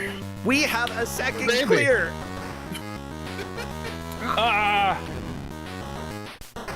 Can they do the hard mode clear to the helicopter?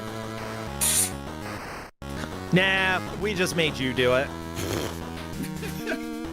You did clear in like 14 minutes.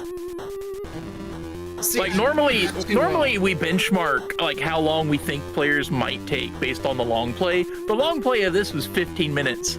I figured it was good for at least 45 from the average player, and you came in under the long play. That's rude. Yeah, how dare you? do that? I Juno, use welcome. space for long plays, by the way.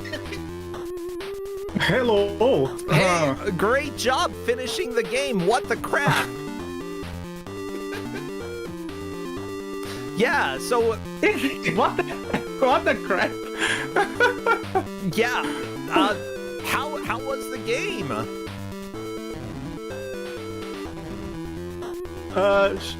Short, I can say that much. Okay, short. Even the attraction screens is like playing it like avoid all enemies, so I just went with that. Just a few required enemies that I had to punch, and then they're surprisingly not difficult to deal with, the boss-like enemies. So, Yeah. You know, every time that somebody has cleared this game, I didn't see it. So I legitimately don't know what screen is the final screen. Is it the helicopter fight? No, there's a route No, after that. near the end where you fight the first boss of the game again. That's it? Oh, what a way! What Yeah. a way to go out. That's great. Yeah, you fight Death before the first boss of the game. I thought Death would be the final boss. It's like right there in the manual. The manual lied to me again. I believe that. He's just standing there in the street, and you just, like, punch him in the nards a few times. Beautiful. It says here in the manual, scene 7, the finale. And you thought to be sitting center row with a soda in one hand, a big bag of popcorn in the other. Chat. No, it's the grand finale, really. Behave Wow, your yourself. fans in this one. Here's all you gotta do: defeat Death. And then it continues. Oh, seriously. This manual. Yeah, I think that, like, we were confused about how to kick. How do you kick in this game? Hold up. It's just hold up. We thought it might be that. I didn't manage to find that when I what? was trying it. But to be fair, Kicking. when I tested this, I played it for 10 minutes and then said, someone else can also try this.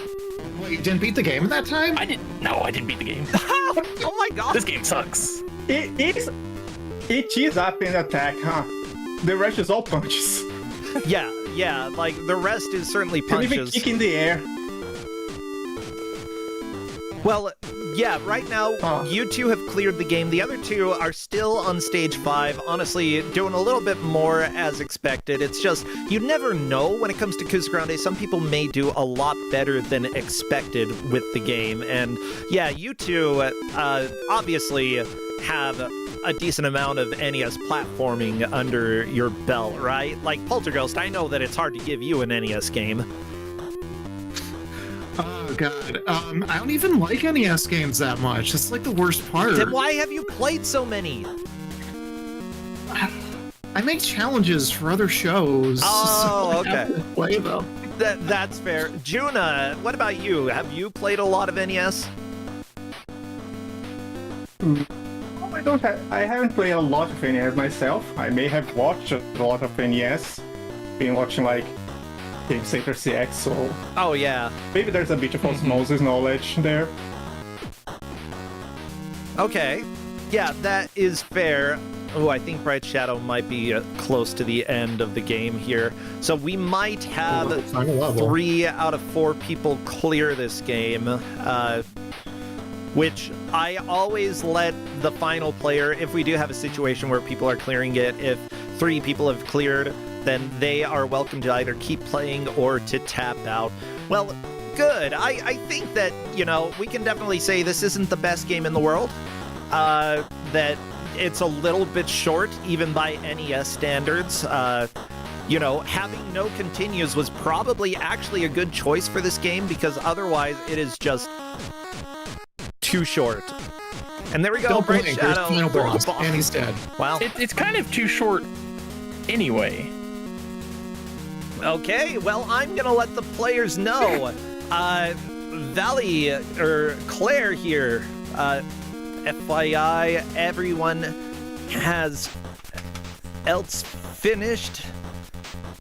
It's up to you if you want to keep going. Because honestly, I'm here for a show. Wait, Clay, you And said Valley that Claire you has beat said the no. helicopter up? What was that? That You is said that the helicopter died on. You said that you beat the helicopter up? Don't you? It looks like you In attacked the Strange helicopter. Edge? Oh, I tried to, but the only thing that did really damage the helicopter was the guys that it dropped. I think it just starts And if we can burning offer those after guys, talking of people. That's wild. Yeah. Yeah, so that is officially time. Claire said, I'm not going to keep playing, and that is fair. Nobody should be sad because nobody's eliminated this round. You all are going to be moving on in Kusogrande.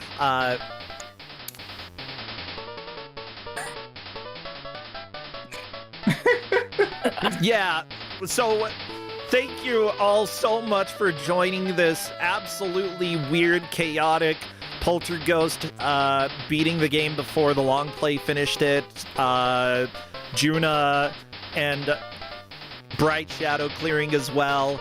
Valley Claire saying, no, I don't want to play this crap anymore, which is understandable. Polterghost, do you have anything that you would like to plug? Are you going to speedrun this game now? The record is only 7 minutes 46 seconds. Oh, heaven no. That's I thought too about long. speedrunning Karate Kid, and that's still too much for me. So every couple weeks on my friend Sprashy's channel, we've been hosting shuffler races. It's just like, here's 20 challenges. I made save states for them.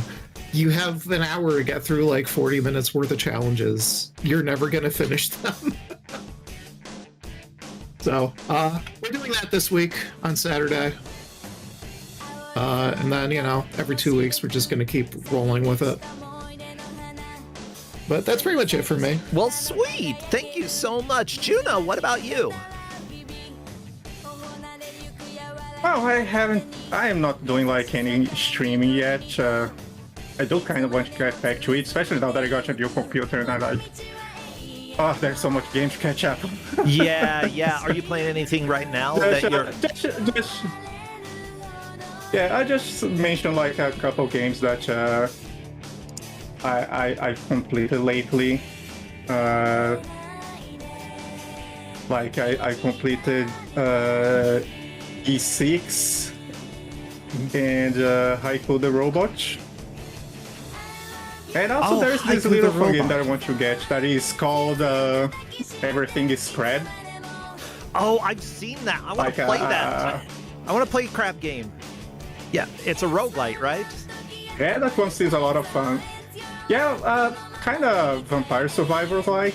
Ooh, Just like okay. with biological evolution and stuff as your power-ups. Yeah, I will definitely give that a shot sometime because I want to play Everything is Crab.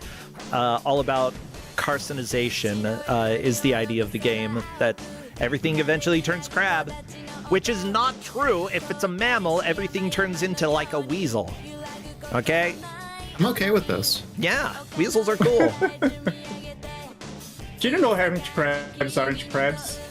I learned that through that game. At least that game says so. That what? Hermit crabs aren't crabs. Oh, okay. It's one of the cheat beats that game had.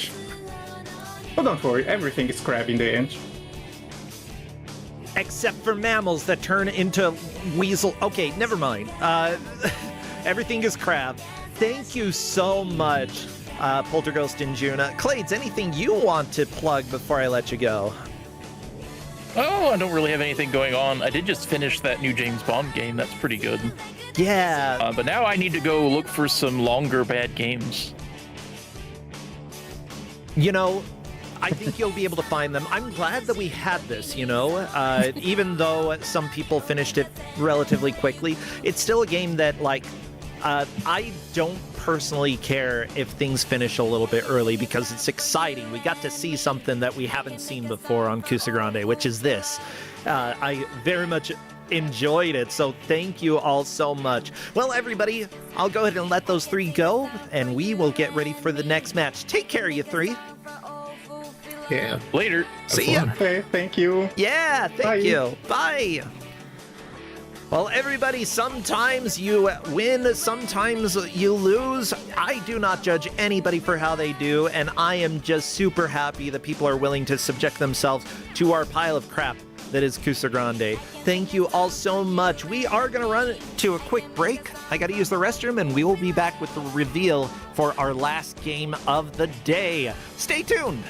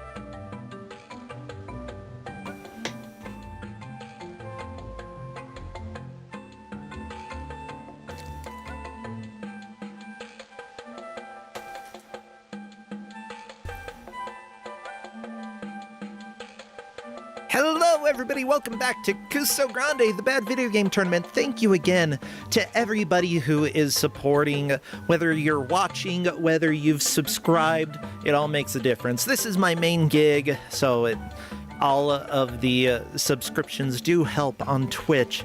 Of course, tips are always welcome.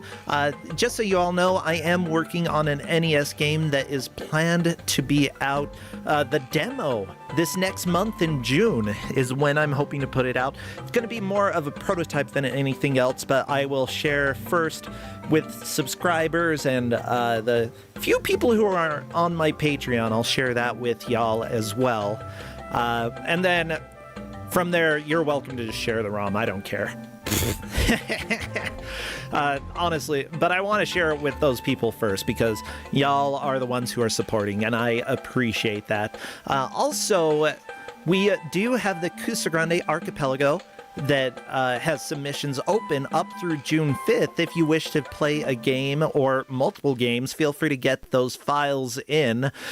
We can help you out. It's relatively easy. Escorian has been helping out a lot with that, and I appreciate everything she has done. Juna, thank you so much for resubscribing. Good to have you here.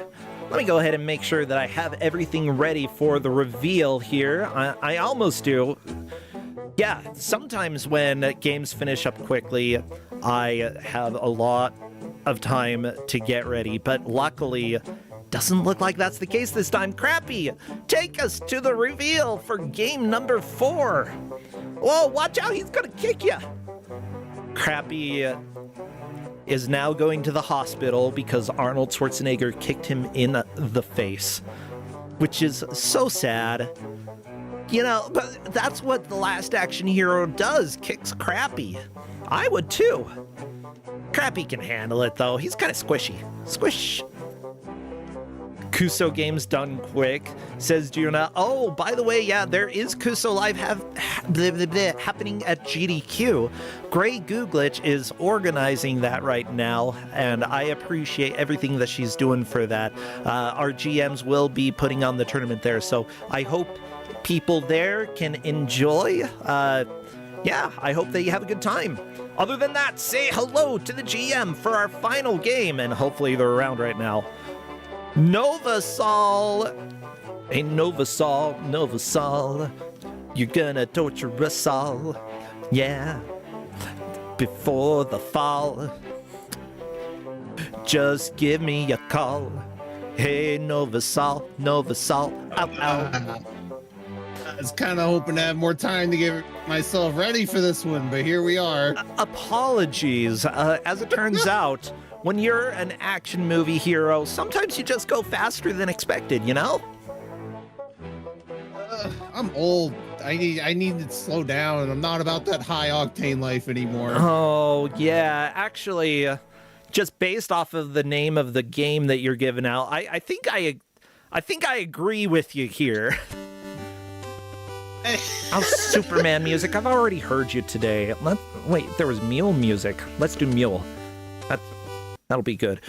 So yeah, what do you have for us today that is the opposite of high octane? Well, they're getting kind of a softball today because I'm feeling nice. Aww. They're getting something that's more funny than bad. It's Pig Out, Dine Like a Swine for the arcade. Oink, oink. I can't. Oh, there's going to be so much oinking. Sorry, I just thought of a quote from.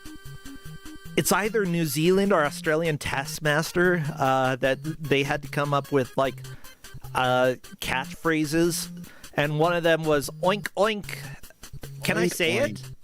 Yeah. Okay. Go. I'm quoting somebody. Their catchphrase was oink oink bitches.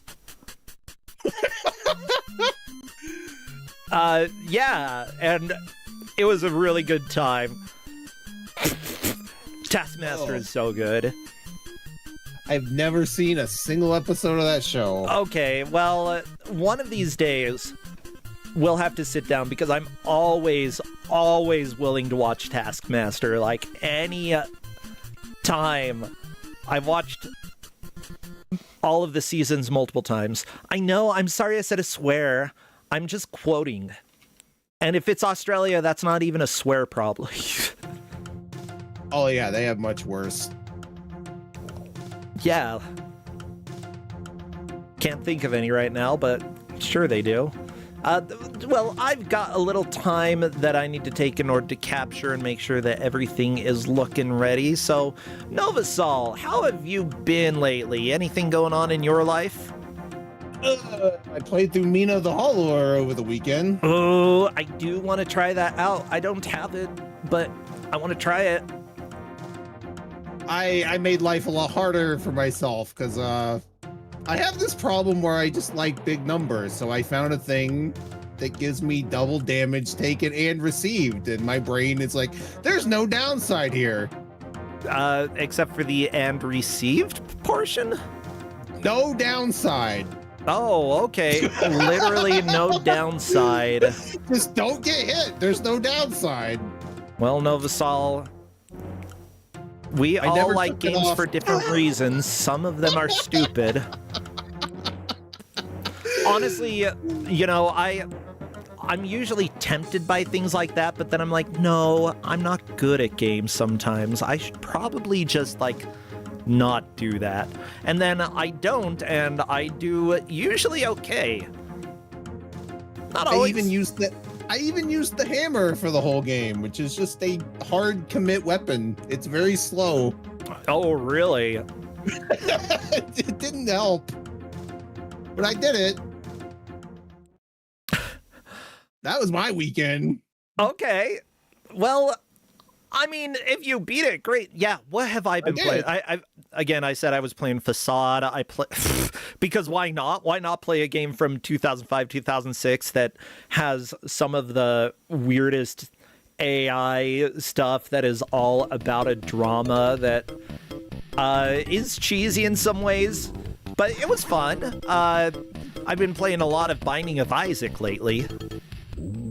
By the way, they have actual real multiplayer out for that now.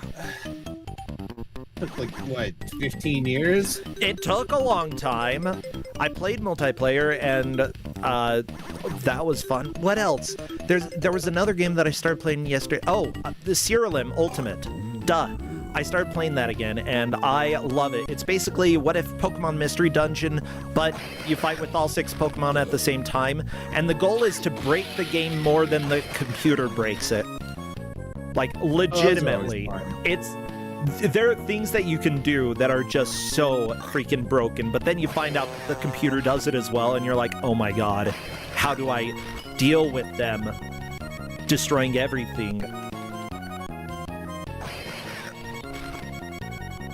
Okay, I'm checking right now with the players to see if they're ready to begin. Yeah, we've got Chamomile Teacup, Mega Drivers, Mellow Solro, and the Admin Artvile going up against each other. Do you know how many points the players have? This is a 10-point match, so no one's getting eliminated. What? We gave Barbarian to 2 pointers in a game that you describe as a softball to the 10-pointers? Welcome to Kusogrande. Sometimes we're evil like that.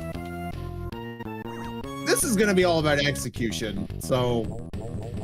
Yeah, it's actually, I would rather go up against people in a game that nobody tolerates than a game that, you know, is playable.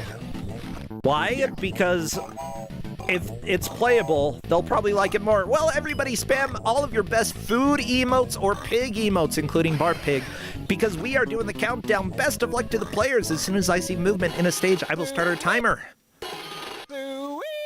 Sweet. Are they all playing as Oscar? They can play as many pigs they want. They're all the same. Okay. Chamomile Teacup taking the time to enter in a little stuff. That is fine. Probably won't matter too much. So, what is going on in this game? What is this? Pig out. Dying like a swine. So, the objective of every level is to gather 5 jams. They're numbered even, so it's nice and convenient. Okay. Don't die. The wolves will kill you in 1 hit. And they only have 1 credit, so you gotta be careful. How many lives do they have? 3? 3 lives. Okay. Now, this is something to pay attention to when it comes to Kusogrande. A lot of the times, with arcade games especially, there are ways to extend the amount of time that you play. Even if a game doesn't have a timer, oftentimes you'll have some difficulty ramp up if you take too long. So getting points and just making sure that you go fast, extremely important in arcade games. Yes. Of course, at the start, it doesn't matter as much. Thank you, Justin. Nope. Ooh, can I have some ketchup? No, he said no ketchup. No ketchup. I'm gonna dine like a swine, but no ketchup. What are you gonna do with that ketchup? You gonna put it on a hot dog? I've got chicken strips and fries. Okay. I feel like barbecue sauce is a little better of an option, but that's Well, just me. I don't have barbecue sauce. What you gonna do about it, nerd? I would make my own. Well, That's great. Just the kind of I'm person playing. I am. Hey, everybody! Welcome to Kusogrande, where I leave the stream and go make my barbecue sauce. Huh? Do you put ketchup in your barbecue sauce? I mean, it's a nice way to make a base. Yeah. See, barbecue sauce is just ruined ketchup. It's enhanced ketchup. Enhanced? Oh no, my ketchup. Elevated ketchup. Someone put sugar in my ketchup.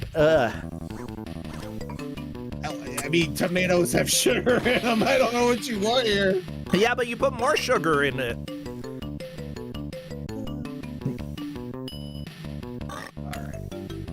So, they gotta collect 5 jams. I didn't make this a score attack because certain enemies can be farmed with thrown items. You throw items to defeat enemies, and they can drop food, and they can also drop throwables, so you can just keep farming them. And I decided we're not gonna do that. I want to see the game. Yeah. Well, good. Oh, I heard a fart. I mean, it is pigs, I guess. Pigs are gross. Pigs are actually fairly clean animals. Not the ones I've seen. Oh my god. Have you been to a pig farm? Yes.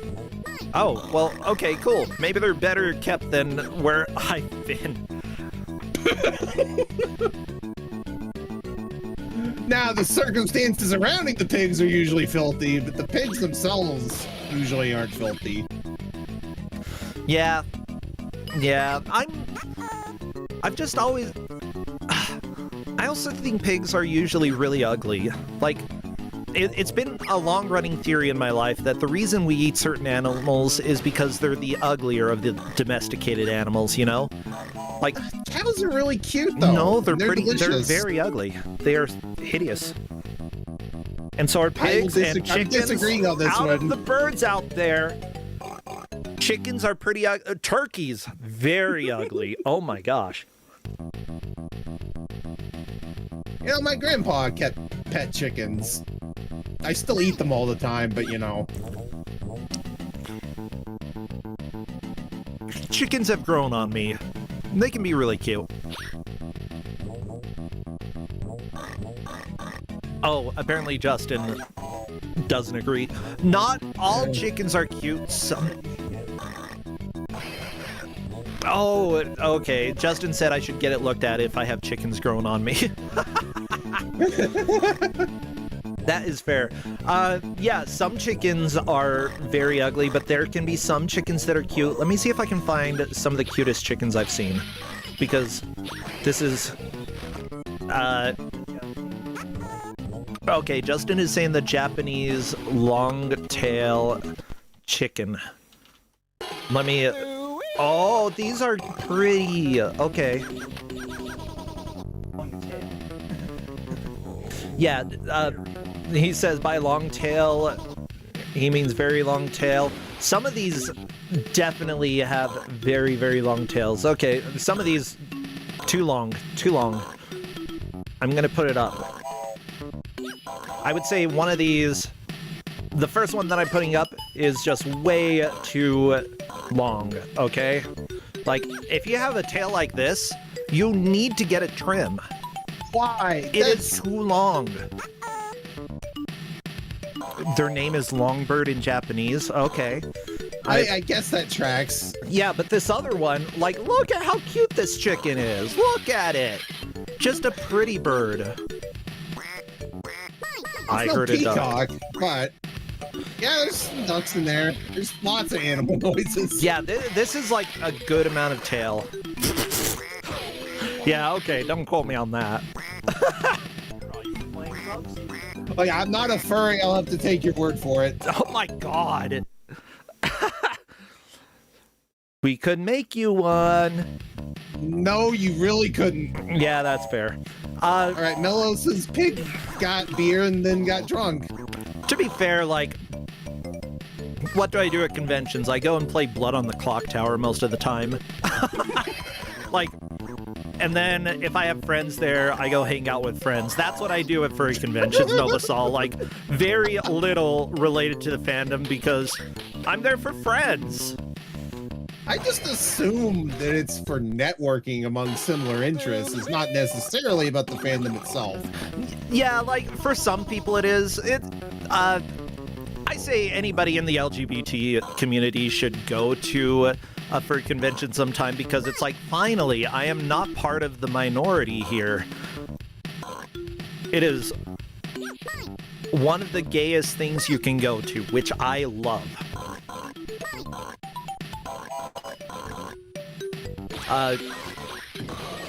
But yeah, like, just taking a look, it looks like Melis and Chamomile Teacup making good progress up through level 4. What is the tiebreaker criteria that we have here? It would be the number of jams collected, because they have to get 5. And then I guess it'd be whoever got that first. Okay.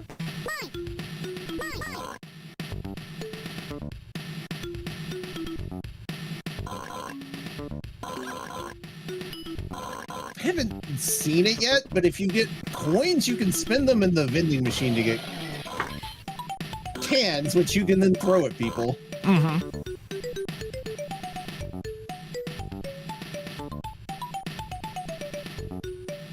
I like this police officer who has no idea what's going on Melis's screen. That's because Melis is dead. That's a game over. Yeah, he fell in a bear trap. Remember, they are only allowed to have one continue. They may not use any additional continues. Yep. If I just let them credit feed, they'd probably beat the game. Yeah. And we don't need 2 of those in a day. Ah, whatever. Everyone beat a game. You know, go home early. It's fine. That would be nice. I'm very tired. Yeah, I mean, y'all know that I haven't had a great weekend. I spent a lot of yesterday just, like, mentally recuperating, aka sleeping. I slept a lot yesterday. But, you know, Kusogrande, I was like, I want to still have it. I don't want to just, like, say no matches. Let's go ahead and do it. And it's honestly done a lot to make me happy. I love Kusogrande. It's like, yeah, even though this is like my job, it's so much fun for me, you know? It's good that you can have a job you enjoy. Yeah.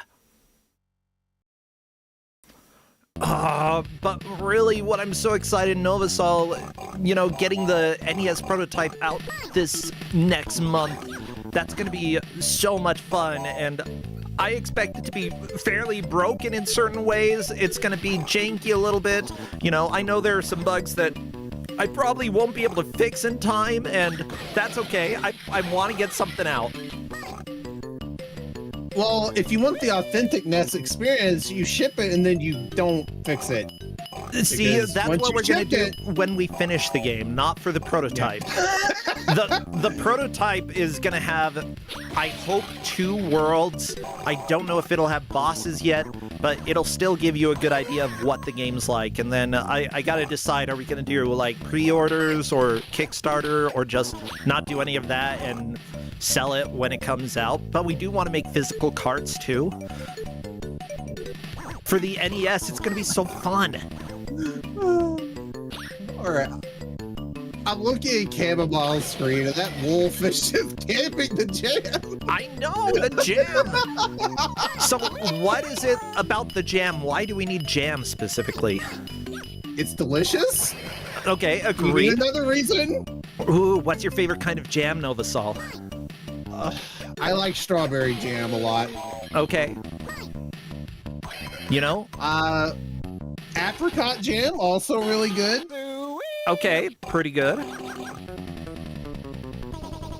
I like any jalapeno jelly. It's so good. I am not a fan of jalapeno anything, personally. You gotta try the jalapeno jelly. It's so I good. have tried it. Oh, well, okay. Then everybody else don't listen to Novasol. Have the jalapeno jelly. Wow. Especially if it's like jalapeno pineapple or something like that, or anything. Like, add in another fruit. It's amazing. What's the worst jam that you've had? Novasol, don't say it. Well, I'm gonna now. Jalapeno jam. How Thank you dare very you? much. I'd say that probably the jam that I like the least, and it's probably more of a marmalade.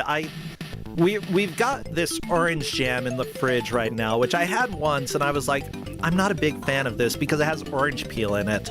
And I'm like, Yeah, that just sounds like marmalade to me. yeah, which is fine for what it is, but I don't want to put it on a sandwich.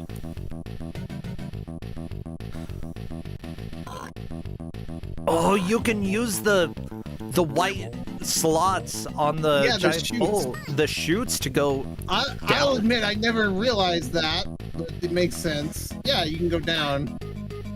This game is chaos. It is chaos.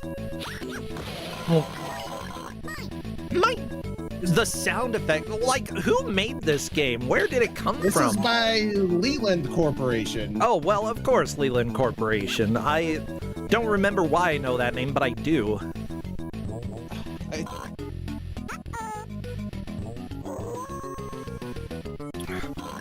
I'm gonna do some reading. I know that we had a Leland Corporation on Kusogrande fairly recently. I know this because my grandfather's name was Leland. And so every time I see... I mean, yeah. their big game is Super Off-Road. Or, I'm sorry, Ivan Iron Man Stewart. Super Off-Road, you gotta say the whole name. Or some of the Dragon Slayer games. How about that? Ugh. Wait, did they do the arcade version of Dragon Slayer? No, that was... I don't know.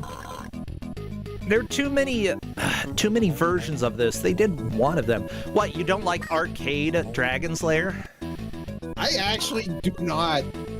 I don't care for that game. Really? It looks nice, but there's not really... I don't like QTEs, and that's what the game is. It is. Like, I think that it was a great idea, but I sort of agree with you. It was an important game. Yeah. I don't think it's fun to play. It's fun to watch, which is bad if you're an arcade operator because you need money. You need money from people putting in coins. Oh, there we go. Double Dragon 5 by Leland Corporation. Oh, God. That game is trash. Okay. Not a fan, not a fan. Cerberus No. for arcade? Was that any good? No.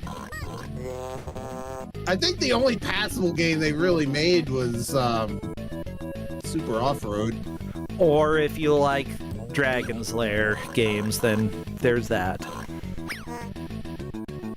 Oh, Super Chad is Off-Road. saying- They did Super Off-Road for NES, you're saying?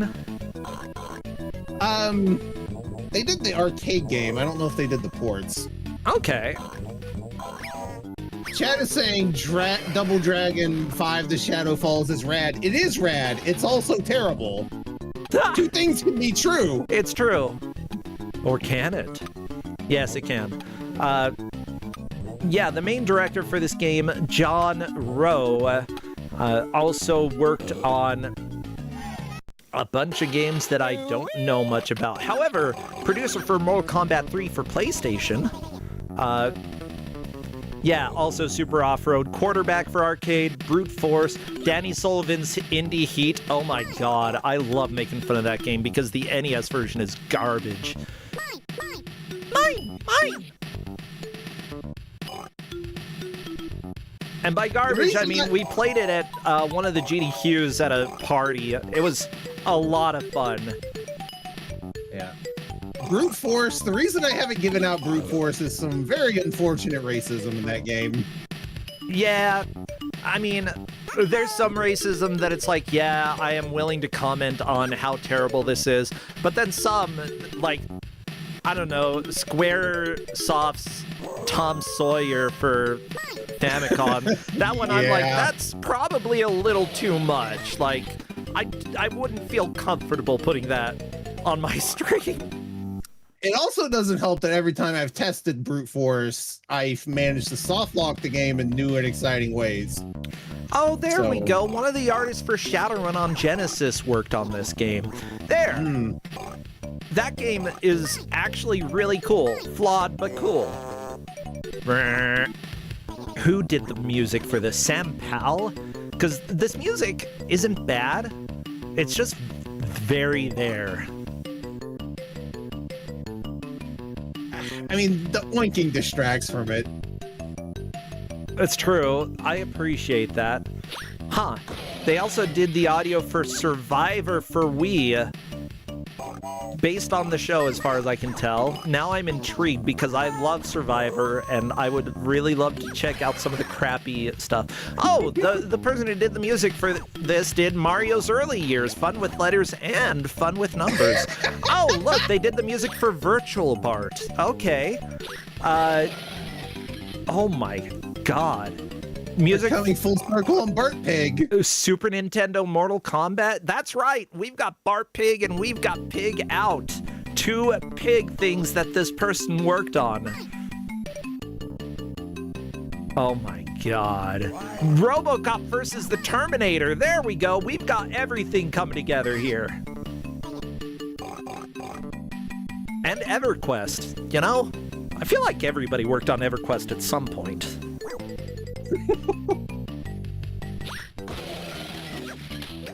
Well, I need to give a huge shout out to the referees who are helping to track this match because they are the ones keeping the info updated on the screen that you see here. The refs that we have are Blastinus should start numbering his jelly jars. Oh, that's true. You know, first in, first out.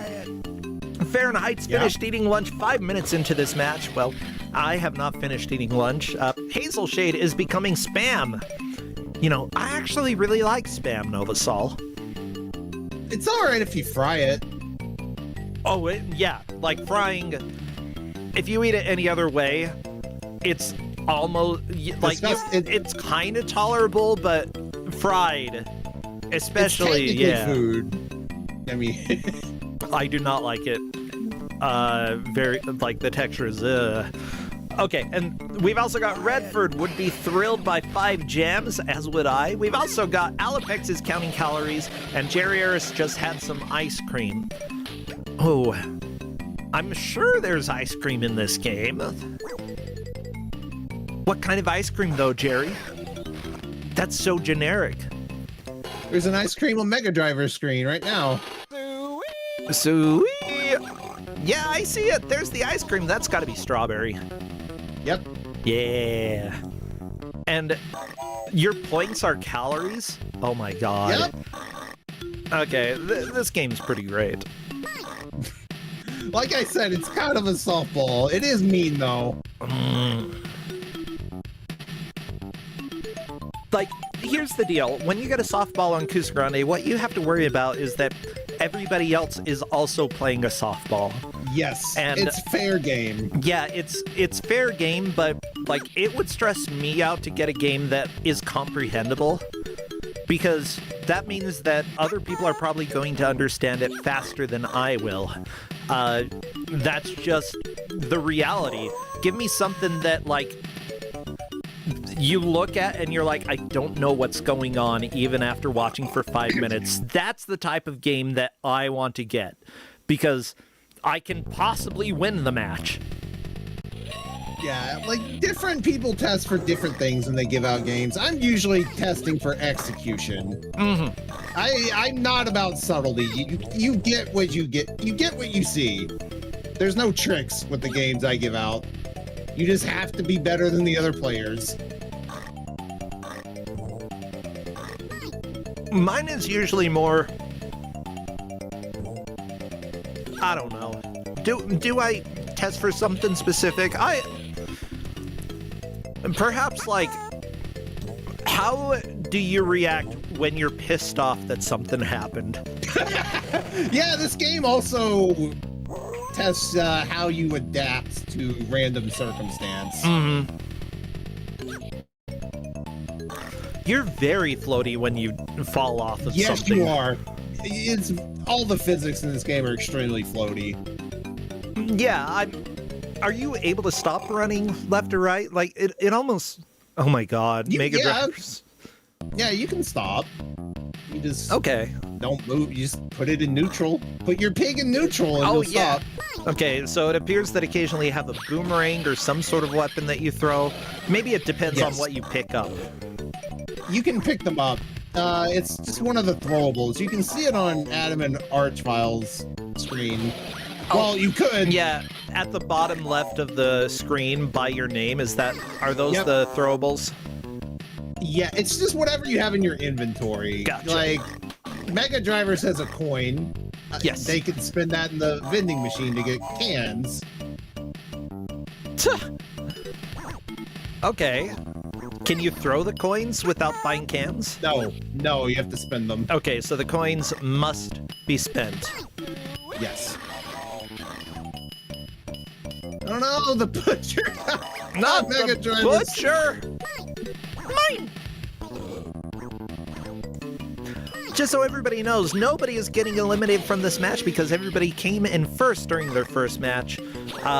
That means that the lowest number of points that they can get after this will be a total of 12 points. Yes, it will be harder to make it into the bracket at that point, but still, getting first on your first match really makes it very possible for you to make it into the bracket. Okay. This music is almost the one, Funiculi Funicula, that one. Ah. Do you know that one? Da-da. Jamais, jamais, jamais, jamais, jamais, jamais, jamais, jamais, Funiculi Funicula, Funiculi Funicula, jamais, jamais, jamais, Funiculi Funicula. Yeah, I totally hear it now. Yeah. Do you know what that song's about? I do not. It's about a funicular. A train that they built going up to the top of the mountain. And the guy who wrote it was a comedian. Yeah, that tracks. Yeah, it's funny that that's like the Italian song that everybody knows, but it was a comedy. It was a comedic song, like to sing about a funicular in a very operatic style, and everyone's like, "Oh, this beautiful Italian music," and it's a freaking joke. I love it. Whenever I think of funiculars now, I think of Psychonauts too, because Raz is really into them for reasons that are never really explained. Really? Oh, I love that. Oh, that's Everyone Amore. else thinks it's weird. You're saying that's the Italian song everybody knows? Nobody knows the Italian words, though. They know, when the moon hits your eyes. That's not an Italian. Like a big pizza pie. MDI, thank you so much for resubscribing. Or no, for being a moderator for 9 years? Holy guacamole. Wow. Yeah, I feel way and older despite us not having to moderate too much here, it's still really important to have the mods because you never know. You never know. Yeah, sometimes you have those people show up, so it always helps. And like, I just appreciate everybody. Thank you. You're all good peeps. Mine. I'm enjoying checking in on the Discord and seeing thoughts as they roll in. Ah, you stupid granny, says Adam and Arcvile. Okay. What did This Granny is such do? a slippery game. Probably murdered them. Chamomile Teacup saying, damn, everything can be going so well, and then bam, 0 lives. Yeah. Yeah, this can get out of hand real quick. Like, that tends to be the case with arcade games, though. Like, when you start, like, not necessarily messing up, but when you start failing, like, when you respawn, it's very easy to be in a situation where suddenly, bam, dead, Chamomile got eaten, and that is a game over. I think they hit themselves with their own boomerang, stunned themselves, and then got eaten. Oh, beautiful. Oh, there's Chamomile Teacup is typing. What do you mean you can lose a life in the bonus stage, says Chamomile Teacup. That was the bonus stage? Yes! Oh my god! Sweet! I'm sorry, there are so many... I sort of have a little echolalia where if I hear certain sounds, I just have to repeat them. And this game, let me tell you, has so many of those. It does. That's the main reason I gave it out. What, to hear me say the sounds over and over again? All the fun sounds. What was that? Wah.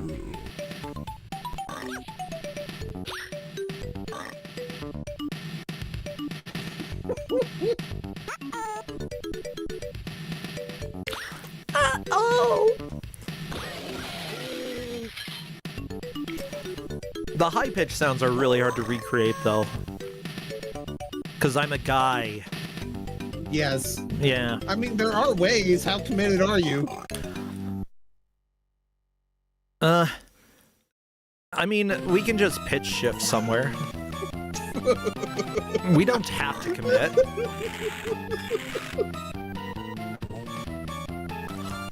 And I've learned how to use whistle register. Like, I'm getting better at doing the really high-pitched stuff. I'm 40 years old, and I'm learning how to do really high-pitched stuff. It's difficult, but you can. This music is so cursed. I love it. Oh, what is this? But yeah, it's haunted circus music is what it is. But for those who don't know, most people, when they sing, they use either their normal voice, or at least guys, normal voice, and then falsetto when you go higher up. But there's also a third register called the whistle register, which is essentially using a whistle noise in order to sing extremely high. I mean, Whitney Houston uses the whistle register to hit some of those extremely high notes, and it's amazing. And you have to think about singing a very different way in order to hit anything up there. But it helps to actually, like, do some of the weird, stupid, high-pitched noises in this game.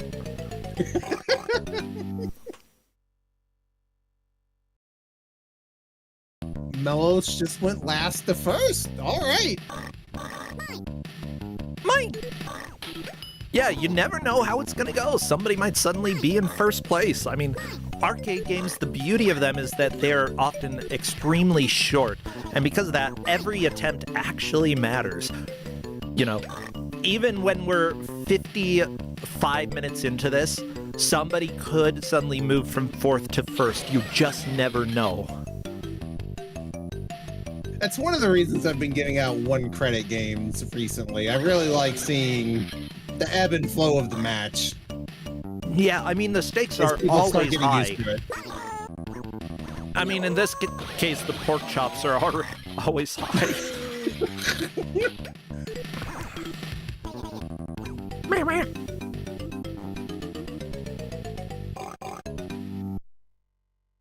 Oink, oink. Just so many freaking noises.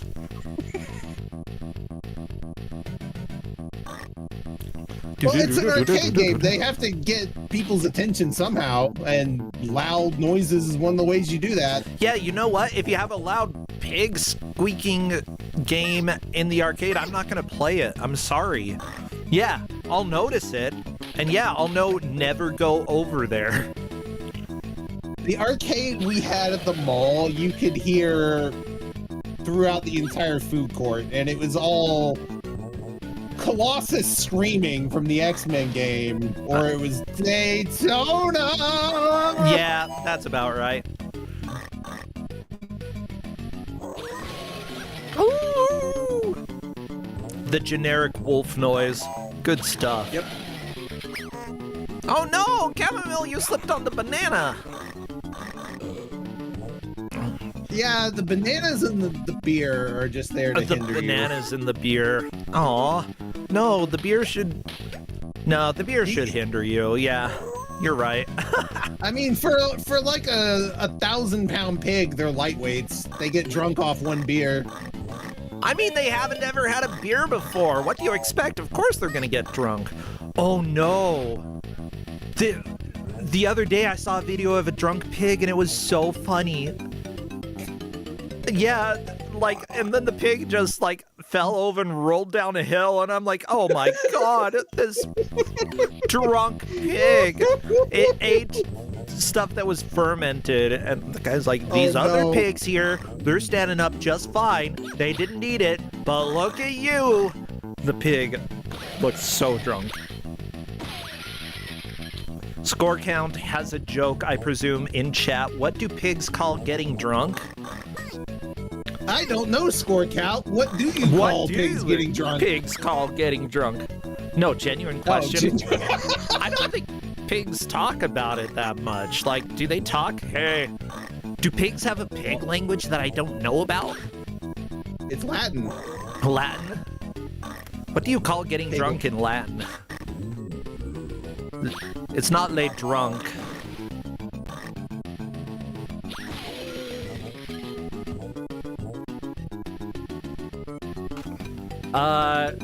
Oh yeah. I don't know pig Latin. Inebriati.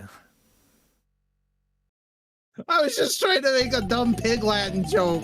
No, I'm doing. Oh my god. Yeah, I appreciate it, but I looked up Latin. So it would be Uncdre. There we go. That sounds like Uncle Dre. Sweet. That jam is so well guarded on Adam and Archfeld's screen. Oh my god. I guess he got it. Yeah, that 5. Admin Arvile, how can you get the wolves to leave the jam? Oh, There we go. Do the Yes! dance. Do the dance. 33,000 calories. Good job, Piggo.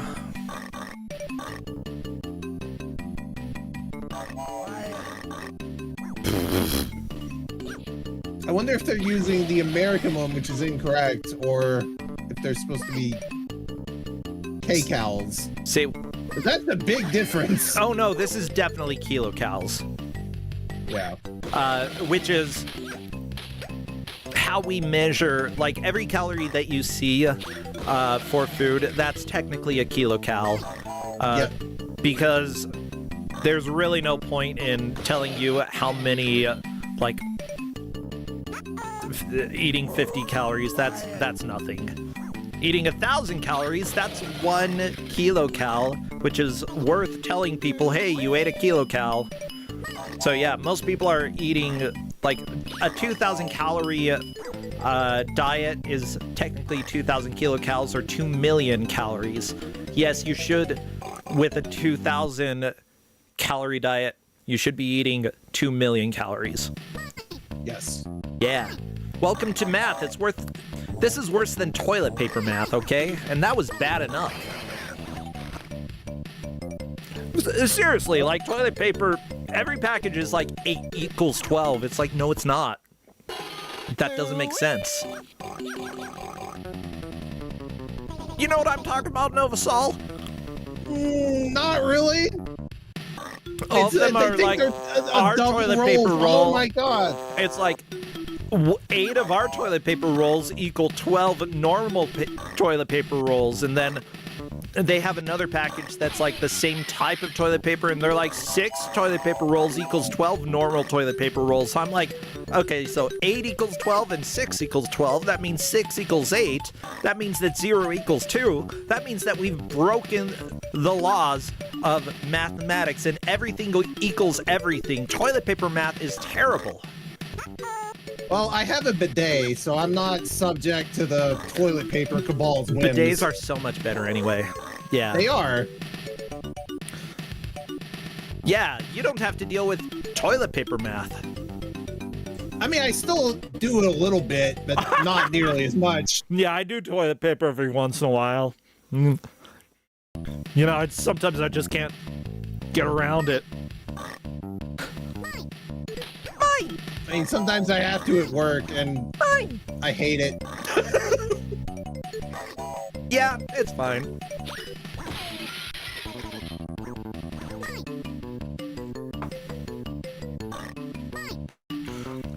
Zenic Reverie is saying, so 0-calorie foods could be 200 calories, and technically, yes.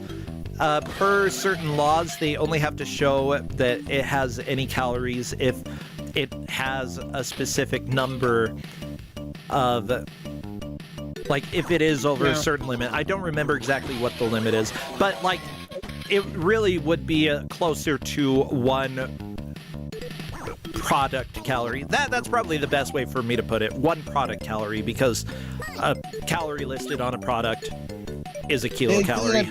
Yeah, they do that for grams as well. So for macronutrients, they can, if anything's under half a carb, they can claim it's 0 carb. Things like that.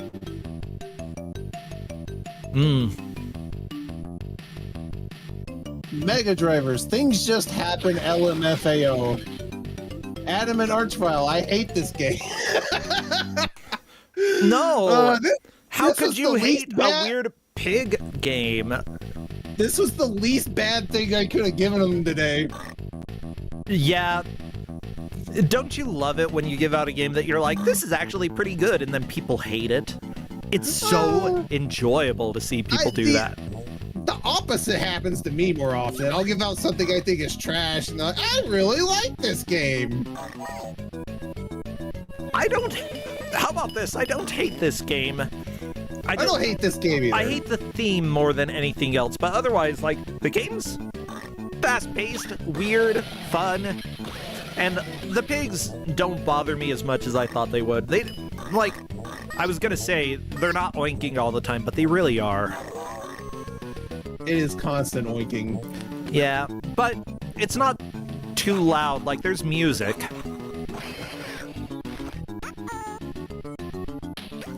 And, like, not every sound that the pigs make is oinking, you know? Sometimes they say, uh-oh, sometimes they say, bye.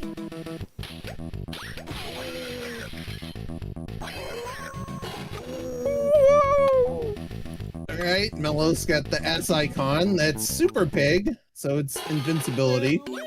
Well, right now, just so everybody has the update, Chamomile Teacup is in the lead, making it to screen/level 7. Melos and the Edmund Argvile are tied, but it looks like Melos has gotten more gems, 3 of them, whereas Edmund Argvile died in bonus stage, ? Exclamation point. And finally, Mega Drivers. Yeah, Mega Drivers is in last. Nobody getting eliminated, though. Doesn't matter. I mean, it kind of matters. Do you want bragging rights for pig game?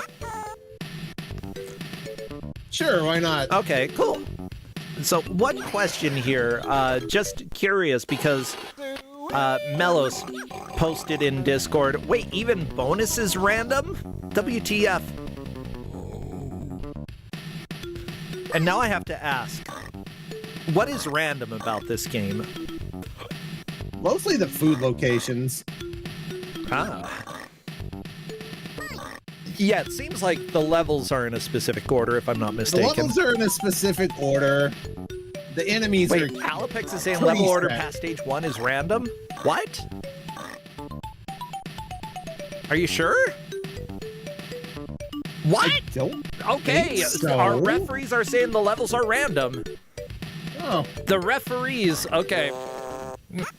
At least Blastness is saying that, and I trust you. well, all right. Well, that shows how much I've been paying attention. I've been eating my chicken strips. Uh-oh, Mega Drivers is in the sewer. I played through this like twice, and it looked like I got the same level order as a long play, so I guess I just got lucky. You know, I honestly Well- don't mind. Because, like, your playthroughs are so short, and you have to adapt to the various levels that you get here. And because of that, like, it's really who is going to figure out how to get through these levels, because all of these levels are beatable. And, you know, if you get to a level very early on that you know is a weak point for you, it may actually be easier because it's easier on, but if you know that you're just going to die a bunch, reset, start over. You know, you don't have to continue a doomed playthrough, you know. They get... I don't know how many attempts they're each going to have here. Probably like 20 or 30 attempts, you know. We've got them playing over and over and Yes. over again, especially early on. I love the lineup of pit or wolves on Adam and Archibald's screen. They're just all on the ladder. They just want you.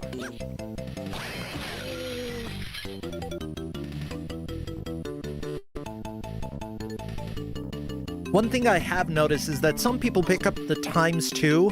Some people don't bother going for that. What do you think? Would you pick up the times Pretty too? sure. I wouldn't go out of my way for it under these conditions. Like I'm just like this is all about progression. So I want to just get the jams and go. That's fair, but what about extra lives? When do you get extra lives? Is it like 30,000 points or calories? I'm not actually sure. Let me go see if I can find out. Yeah. And the reason I ask everybody is that when you're playing an arcade game with 1 credit, oftentimes you want to think about ways to extend the amount of time that you play, and getting extra lives is one of the most important. For speedruns, which a lot of the community here does focus on speedruns, they don't focus too much on points because they're often unnecessary and just for extra lives. But when you're doing a blind playthrough for a game that is extremely short in how long you can play, you want to extend the amount of time that you're playing as much as possible. You know. Oh, yeah? It's not in the dip switch info, and it doesn't seem to be on the attract screen, so I genuinely don't know. Beautiful. I don't even know how to see how many lives you have. Is it just next to your name? Yes, it's the number. Oh, okay. Well, that was easy. Let me see. I'm watching Chamomile Teacup. 10K is often one of the thresholds here, but it may not be the case here. Nope. 10K calories. Of course, it can add up at the end of stages instead. So I'm betting 30K for an extra life if it does have extra lives. 30 or 50 is usually a pretty good Taking a look amount. at Melos right now, because Melos is at 26,000 calories. However, it's also a question, because it seems like the calories reset each level, so if you are at 27,000, it may not carry over to the next level for getting the extra life.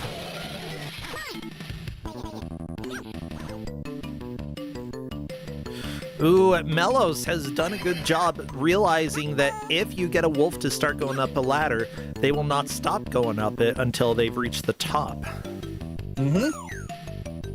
Yeah, it's all about managing how they pass. Yeah. Okay, maybe calories don't reset. I don't know. So it's a good thing we're not tracking score.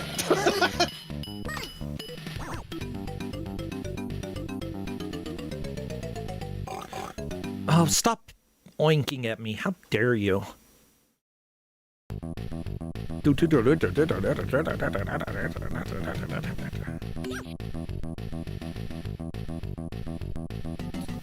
Well, everybody, if anybody here knows how many calories you need to get an extra life, how many calories does the average human body have? Because that would probably be how many calories you need to get an extra life.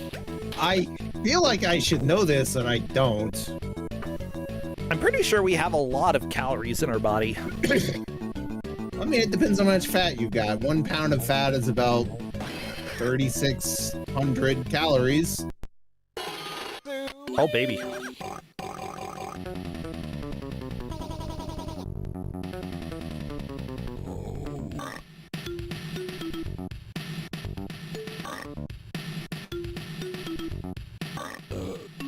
Burp. Burp.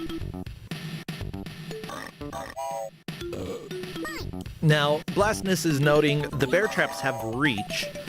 Yes, they do. Their hitbox is a lot bigger than expected then? Yeah, they're really difficult to jump over. Oh no, Mellows got packaged! And that's a game over for Mellows. You don't want to be put in a package, do you? No! It's a tragedy.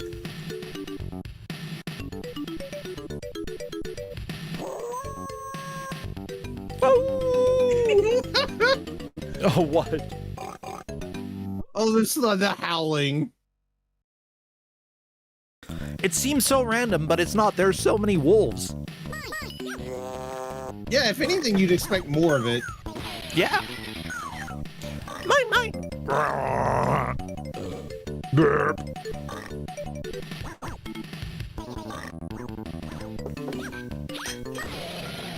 It's like someone got a CD. No, not even a CD, a floppy disk with like 50 sound effects for free, and they're like, how do we use every single one of these? And then they made this game. You know, honestly, that would be a fun game jam. Just make a game based off of these sounds. What, they just give you the sound pack and Yes. you have to figure out what kind of game it is. Yes. Yeah.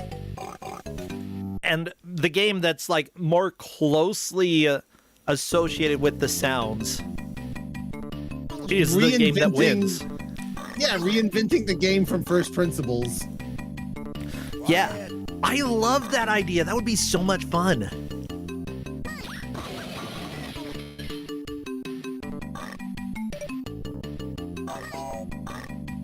The Wilhelm Scream Jam.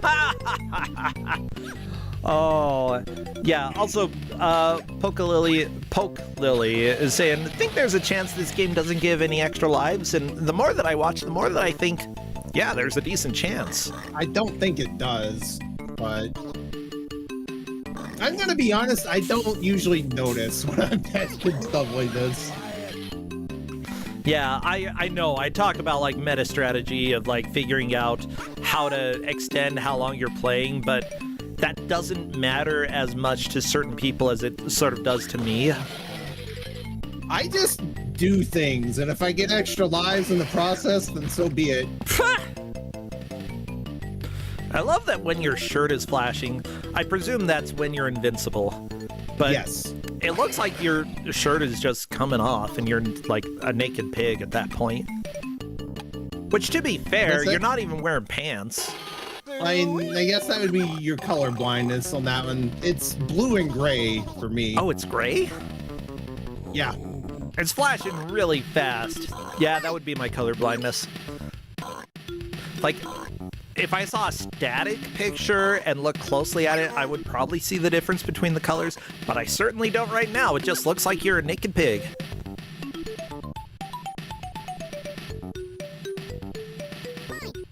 Mine! Yeah! Oh no, the banana peel! Oh, Mega Drivers. No, not the banana! Banana.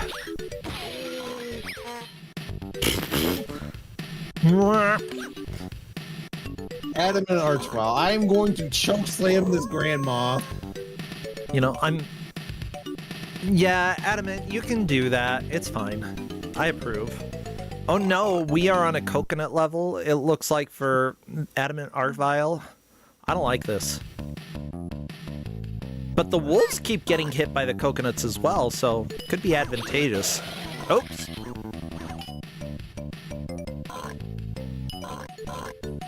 Yeah, I'm a little bit stressed out by this level. Like, how are you supposed to deal with the coconuts? That's the neat part. You don't. Uh-oh. Okay, I presume picking up the S is what gives you invincibility for a while. Yes. S Yes, for Super invincible pig, I pig. guess. Yeah, it'd be super pig, but that. It's the Superman logo, so yep. Oh yeah. Oh, good thing they coordinated with DC Comics to get approval for the S. No, it's such like a commonly known symbol that you can pretty much get away with using Superman S. Yep. Yeah. And, you know, it's parody. It's parody. I support it.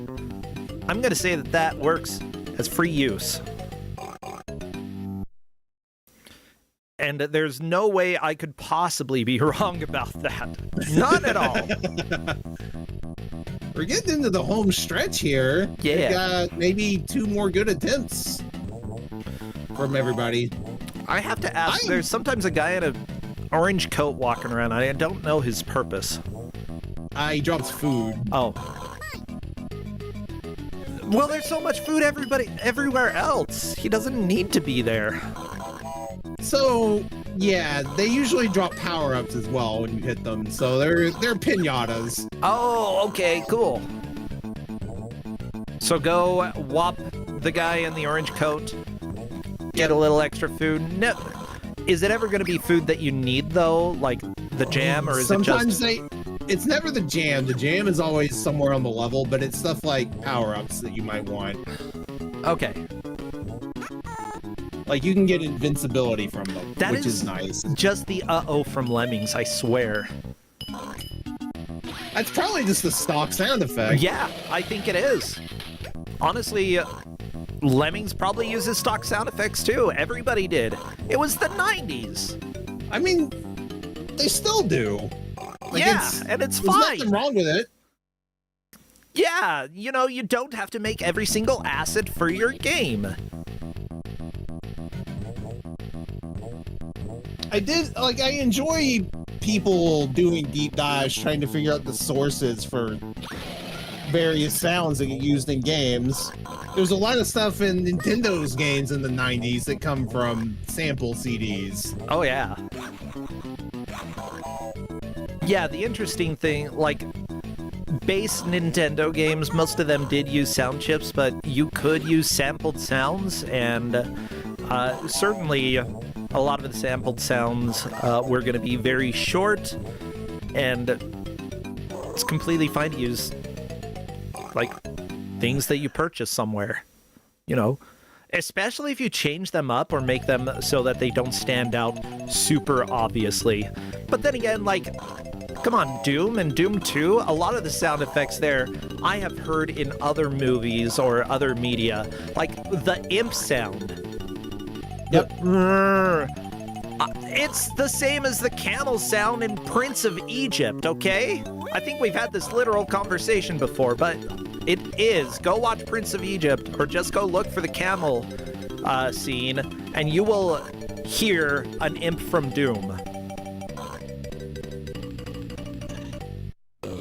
I'm trying to remember which NES game it is that has the Mario coin sound and the damage taken sound from Castlevania in it. I think it's Super Chinese. I don't know what that is in the US. Super Chinese? Yeah. Like, That's I know the name in Japan. I know the Super New Year 15-in-1. I don't think it's that, right? No, this is an actual not bootleg. Okay, not bootleg. A not bootleg called Super Chinese. Yes. That sounds bootleg, though. It does sound bootleg, but it's not. Okay, I'm gonna risk Googling this. Super Chinese. There's nothing bad about it. NES. Famicom. Okay. Oh, a series of action role-playing games for the arcade and various Nintendo systems. Okay. Yep. I think that's Culture Brain? Yes, developer is Culture Brain, correct. Yes. Yeah, that's just how Culture Brain rolled. Yeah. Okay. Ninja Boy. Oh, I think I know Ninja Boy. Yeah.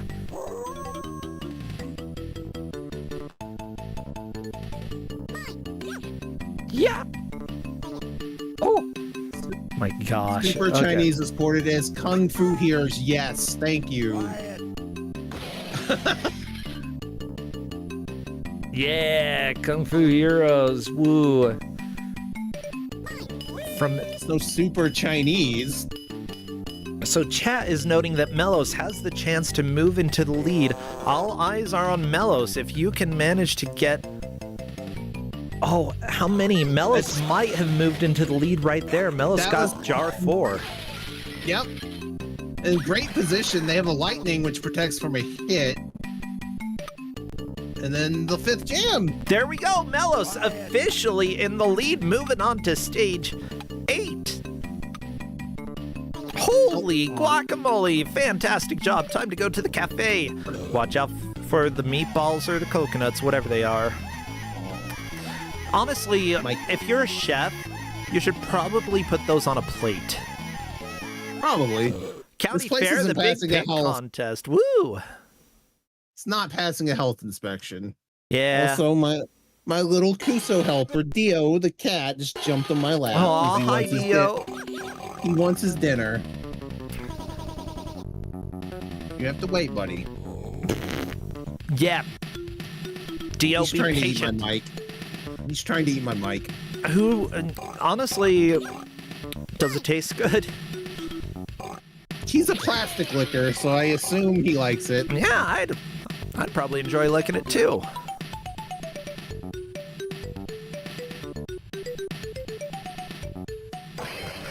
More for the texture than anything else, though. Like the ridges on the microphone, especially if you have like a metal frame around the microphone, it just feels really cool. I'm not going to do it to the mic right now, okay? But I might later.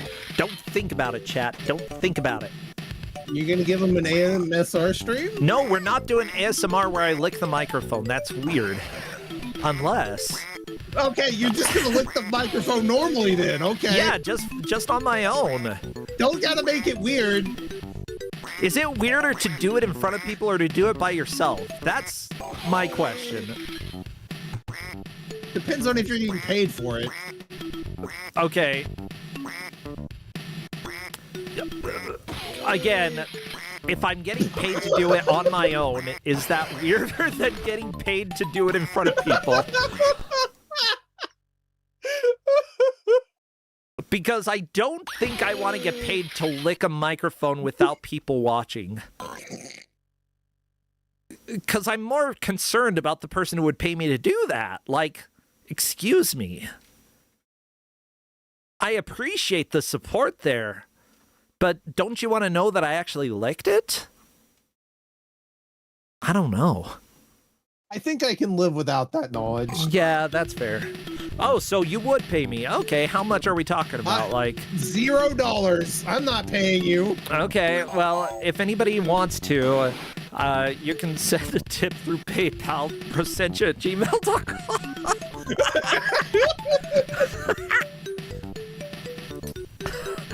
I don't know what Justin said, but I know that he is making jokes over there. Only sounds? No. 4 bits is your best offer, JStrikeX. Okay, I'll take those bits. Thank you. Huh. But is 4 bits enough for me to lick them? Well, that's time. Oh my god. I'm sorry, I got distracted. I got distracted because we were talking about getting paid to lick a microphone. Oh my god. Well, everybody, welcome to Kusogrande. If you've never watched before, I'm sorry for ruining everything. Melos is our victor in Pig Out, dying like a swine. In second place, Chamomile Teacup, making it to level 7. Mega Drivers and Animate Argvile made it. Oh, this music is too, like, weird. I like Stardew Valley, but it's way too low-key. Let's get something higher key. Mega Drivers and Animate Argvile essentially tying. Is this better? Sure. I'll take this. However, big question is who got more jars, and I believe Mega Drivers did, putting them in third, and that is confirmed by the refs. Adam and Arcvile coming in fourth. Well, let me go ahead and invite Melos to join General Voice if they would like to chat with us. Doot, doot, doot, doot, doot, doot. Ah, this music is fun. What is this? I don't even know. Nestby? Oh, yeah, the Nestbound. Earthbound. Yep. Yeah.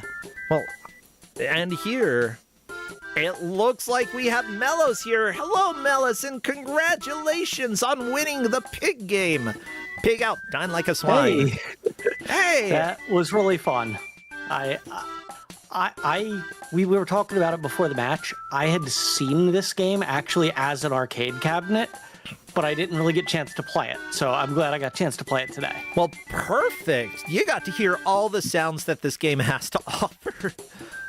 And there's a lot of them. There were some sounds, yeah. Oh, yeah. So what do you think of this game? Pig Out. Honestly, not bad. I mean, for an arcade platformer, pretty solid. It's definitely better than some other arcade platformers I've played. The only game I've played that it reminded me of was maybe the Popeye arcade game. Okay. Yeah. Yeah, I can see that. Yeah, but only a little bit. I will note that this came out in 1990, which I know that there are games from 1990 that had like better like frame rates with graphics that were more detailed, but you don't necessarily have to make the most innovative thing when you're making an arcade game, you know? And like the silly action of the game, I think kept me interested because it's just all over the place. Oh my god, so much happening. Yeah, there's a lot of items. It's hard to keep track of what all the different items do. Because, I mean, you've got like 3 or 4 different attacks. I mean, the cans are just a throw, but then you get the bowling ball that'll roll down everything. Yeah. And then you get the boomerang that comes back and slaps you in the face if you mess up. Yeah, we saw that happen. That's what the helmet's for. Protects you from the boomerang. That, like, yeah. I love items that can potentially hurt you in return. That always excites me. But yeah, I honestly, you know... I think that this game overall is pretty good. Are there any, like, flaws in the game that stand out to you? That's like... The entire bookstore. The entire bookstore. Oh, really? Why? That level is heinous. In what way? Like, what's going on in a bookstore that's so heinous to you? The platforms aren't flat, so it really screws up your movement. You can't drop down through any of those, so your only way up and down on the top are the ladders. Okay. And then you get trapped, and the wolf, the blue one especially, ends up in a weird loop where he just guards the ladder. Yeah! I think we saw that multiple times where people were like, come on, wolves, and nope, the wolves are just there.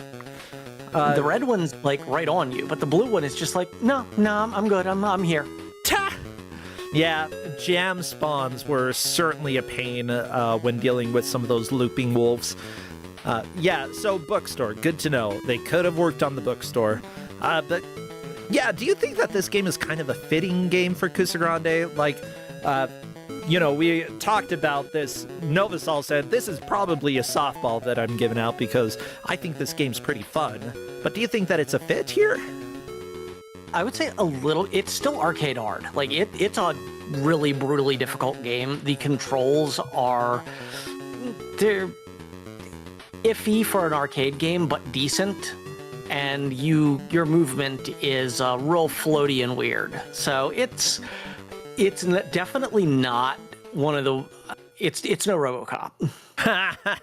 Okay, that is fair. No RoboCop.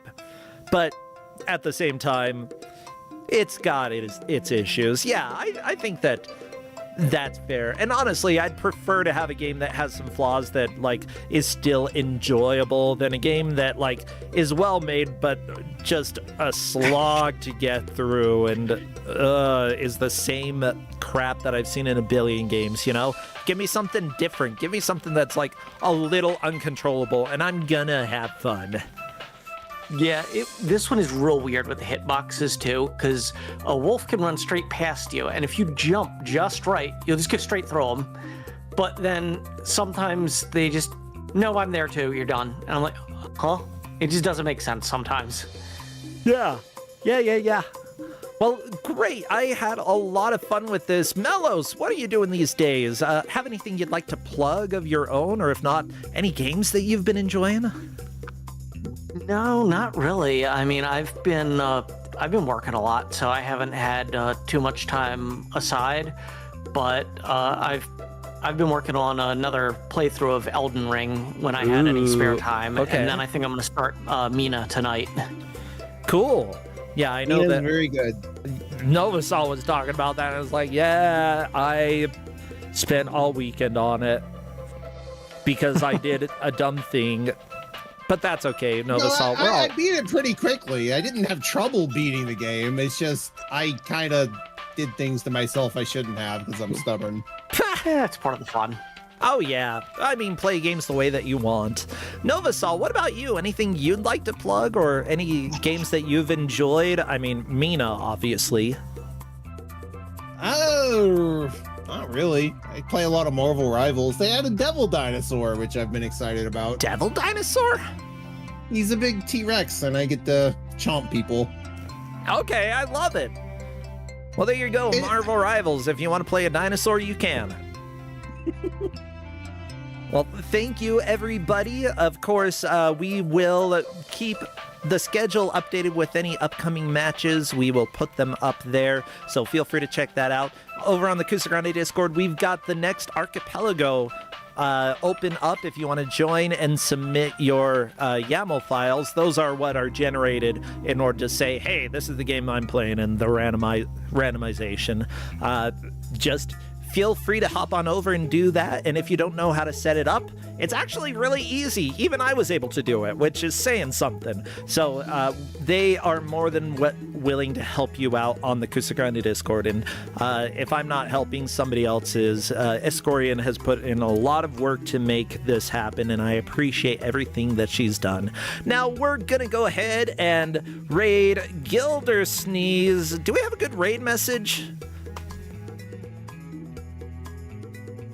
I am drawing a blank. Like, all I remember is Sui, but I don't know. Oh, is it rude to spam oink? Oink. Just anything pig related, I guess. I don't know. You can also use Bart Pig, okay? I'm gonna say oink, but yeah. Bart Pig works. Feel free to use Bart Pig. All right. Thank you again, everybody who has supported the stream, and I will see you all next time. Take care, my friends. Bye, Mellows. Later. Bye, Novasol. Goodbye. Bye.